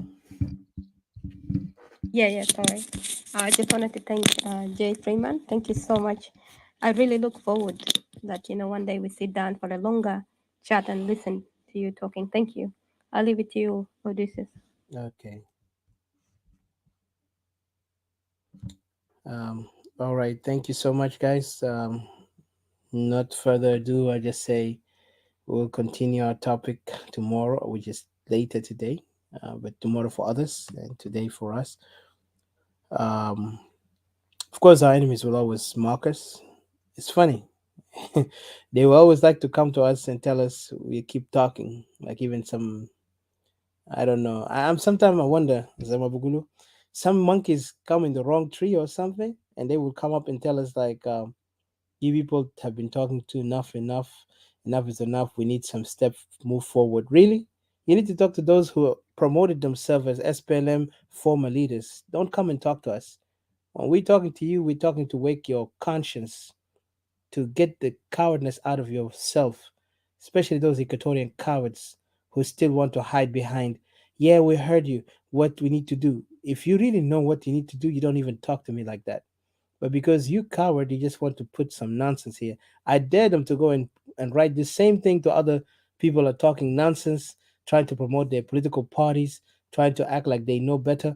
Those people even they bragging about they have been there for 7 years talking in Facebook, and now some ignorant monkeys coming from nowhere wanted to come up.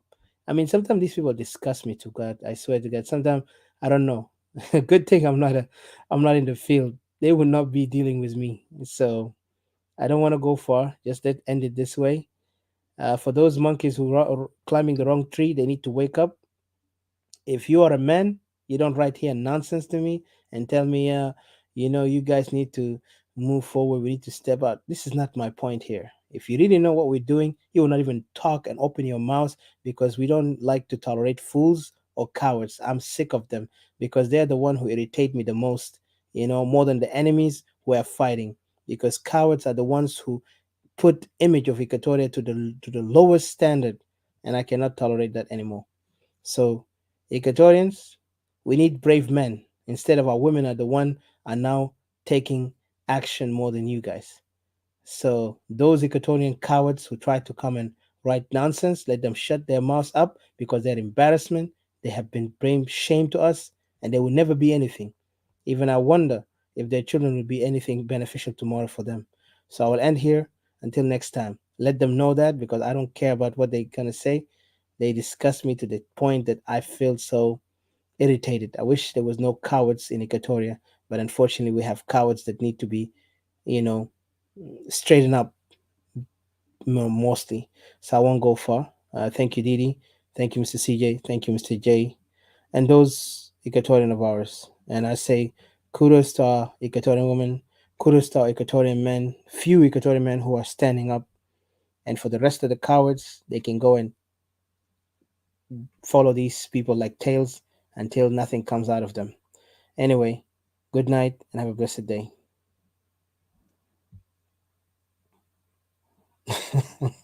I got this something else. Yes, they are monkeys, bro. I got it. Another one. We need to put you on your place too. It is that راكب في wrong tree. I got it. That big monkey جاي هنا غلط. Anyway, talk to you later. Oh my God. God help us. والله جروت تا جنوب السودان ده بقى كتار تعرف ماشيين في the wrong tree. Oh Jesus. Okay, guys in Facebook, I'm sorry. Like sometimes you don't know to laugh at the ignorance of people or to get sick of them. But anyway,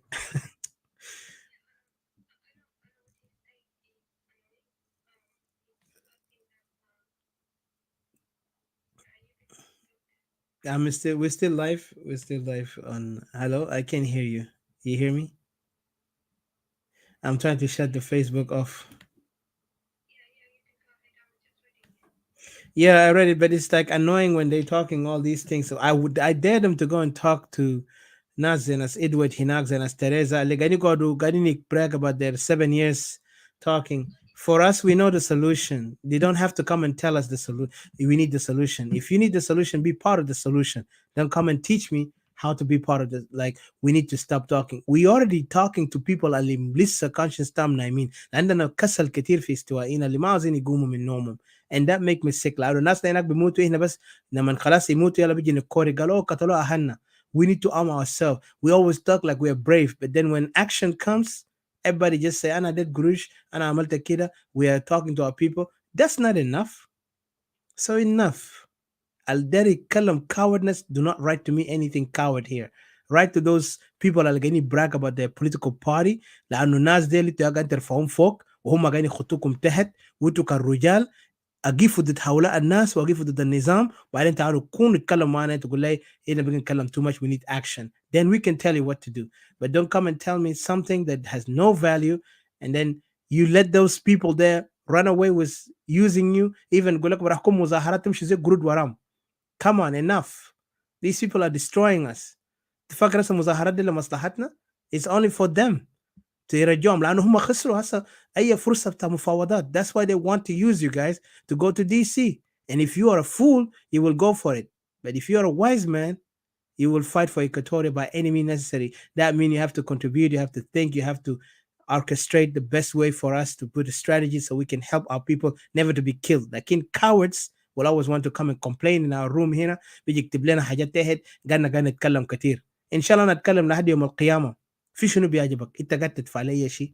do you help me it make me sick to my stomach لما اسمع شخصيات سخيفه وانت قال القاده في العالم ده جون جارن كان قاعد يتكلم قاده كله قاعد يتكلموا اي زول بيتكلم عن حقه انت لو ما عندك الفهم للمعنى ده please my brother it's better for you to be quiet لانه انا annoyed of cowardness and annoyed of people اللي ما قاعدين يفهموا الحقيقه الماشيه وين enemies تاعنا قاعدين work every day and انت هنا ده تيجي to complain about talking وانت كنت وين امبارح انت كنت ساكت انت لحد هسه ذاته ما عملت any speak I want to see you talking about something irrelevant instead of come and judge me here why you talking قول لناس زي انا بتضايقوا ناس اللي بيكتبوا لي توك هنا ده قول لناس تريزا قول لناس ادوارد قول لناس اللي في رومات بتاعهم بيطلع كل يوم بيقعدوا يمكن 15 ساعه 18 ساعه even the next day even for a week today they're campaigning these people are strategizing وانت هنا ده تغني لي why you talking too much so you make me sick guys those who are talking like this ما جاي كتير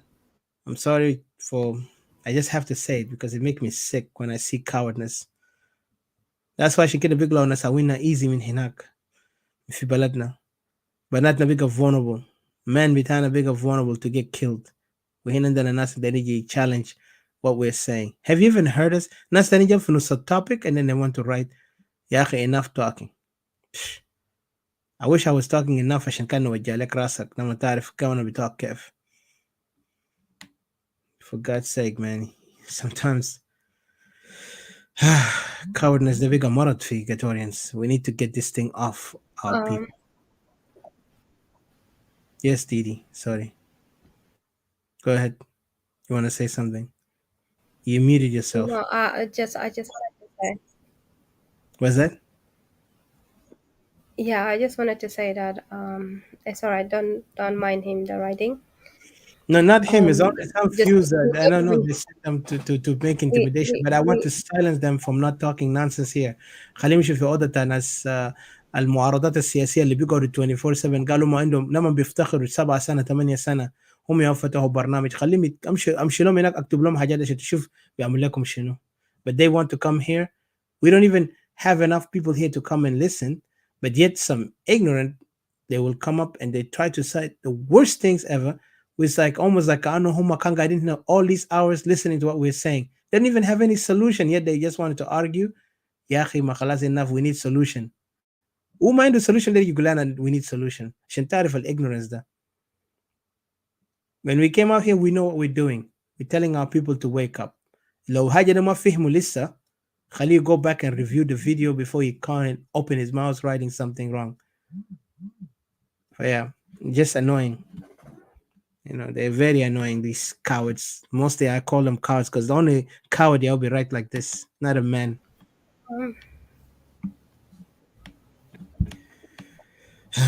Anyway, I'm gonna put the music to Equatoria and then say good night to everyone, good morning to everyone, good afternoon, wherever you are. Mim, I hope one day some Equatorians will really rise up in them conscience, that bravery. They will not follow leaders.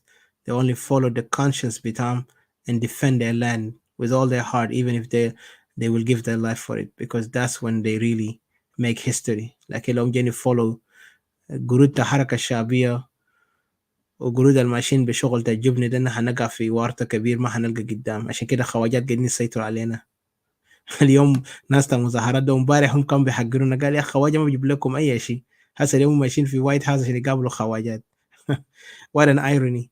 That makes me even laugh so hard. Like, these people are really pathetic because هم خسروا مفاوضات. So هم لازم use the people now.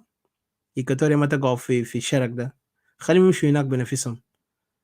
So هم يعملوا نفسهم وطنيين، يورونا وطنية تام كانوا وين من هم كانوا في الحركة الشعبية. They were living life until 2013. حتى بعد 2013 بعد سنوات يطلعوهم. لما تلقى في ناس لسه بيhold the title بتاع وظائف بتاعهم as if كانوا هم لسه جوا هناك في الحركة الشعبية، عشان بوريك الناس زي المخهم وين هنا قاعدين نرقص لهم ونصفق لهم. والجبن بتاع الجبنة هم بيقيفوا معاي والله الناس دي القادة، دي ما قادة، دي تراتير. هم ما قدروا يعملوا شيء. True leaders will live by example. Even they will be ready to sacrifice their life for it. And we know we can do it. But for them, are they able to? They have been tested and they failed. They will never go anywhere. Good night anyway, and good afternoon, good evening to you, and good morning. And thank you, Didi, for your time. You said something? Okay. Sorry, you can go. Okay. Sorry about that. I pressed. Thank you again for your time, because you really spend your time a lot here today. I appreciate you. And I appreciate Mr. CJ, Mr. J Freeman, and others also who was here. Thank you so much. Kindly. Rabbani Barik Equatoria. Long live Great Equatoria forever.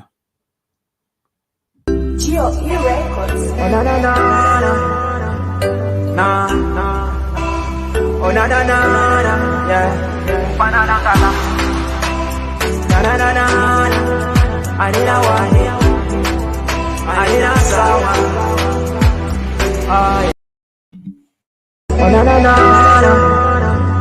Na na. Oh na na na na, yeah. Banana kala. Na na na na na. Anina wani. Anina sawa. Oh yeah, Anina Equatoria, Nasawa, Anina Equatoria, Beled Wahid, Anina Equatoria, Anina Equatoria. Oh yeah, kanita miniambio, kanita mintori, weleta minchuba, yeah. Anina Equatoria, Keresia sama kesi manina. We strong, we stand together. Kanina gulu wahi, Equatoria biraba. Ya bigwa pijama, asan bele na biraba. So give us pen and give us guns. Oh yeah, give us ibanagule.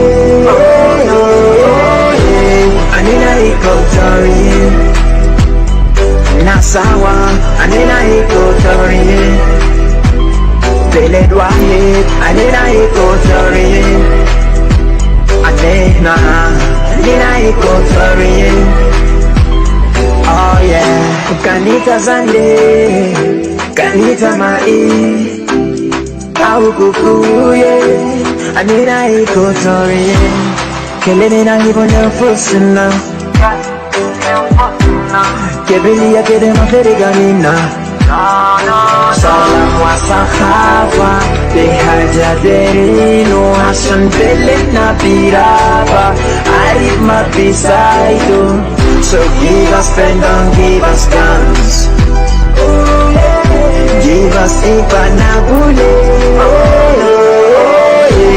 Anina Equatoria, Nasawa, Anina Equatoria. Bele Dwahe, Anina Equatoria. Anena, Anina Equatoria. Nina kulu sawa jama. So my pelpa nangala. I love my people and I'm the voice. Ajoli ya buga ya baka, Grete kuniga balanda mare, Kapuwa kene kukuku, Lambo lugoya, Ajoli kukusa mulu, Nyambara morobe mare, Mundare, Nyambara, Otumu mare makojulo, Lubara buga ya lobe, Lulu Robosa, Mondo, Nare, Anakulu nasi sawa. Mami hata bigesi manena, siasa mabigesi manena, anena wahe. Well, thank you. Uh-oh. Is it on? Yeah. Well, thank you guys again. Him, if there is another word to be giving to somebody who cannot stand for himself better than word coward, I would have said it. Like in Zamana Gulta, there is people who don't want to stand for Equatoria Shenkin, and I have to call them like they are. Loita felt this is offensive. Well, I'm sorry for you feeling that you are offended, but I will not be sorry for standing up for Equatoria. So if that word feels offensive, the more offensive is لما تخلي اخوانك يقتلوهم وانت هنا ده تيجي تعمل نفسك انت عديل والزين. احسن لك تدخل يا في غابه يا تحسن طريقك وت stand for Equatoria by any mean you have to work on how to orchestrate and organize Equatoria to stand for themselves politically, militarily that will be later, but politically we have to stand for Equatoria. But I mean ideologically too. بالايديولوجيه بتاع استوائيه نقدر نوصل، لكن مش تجي تغني لي هنا تقول لي ان سمينا كلام كثير، انت ما سميت اي شيء لسه، انت سميت كم تكورك. So anyway, good luck and good night, good morning, good afternoon. Until next time, we'll see you later today. For those who want to be with us and those who are afraid to hear the Kertimol Al Gadi Kalimuda, you can just shut your TV or your internet and watch something else while we talk to Equatoria and Lindo Mehsas and عاوزين نغير Equatoria. So we will make that difference, inshallah. Until next time, see you guys. Bye.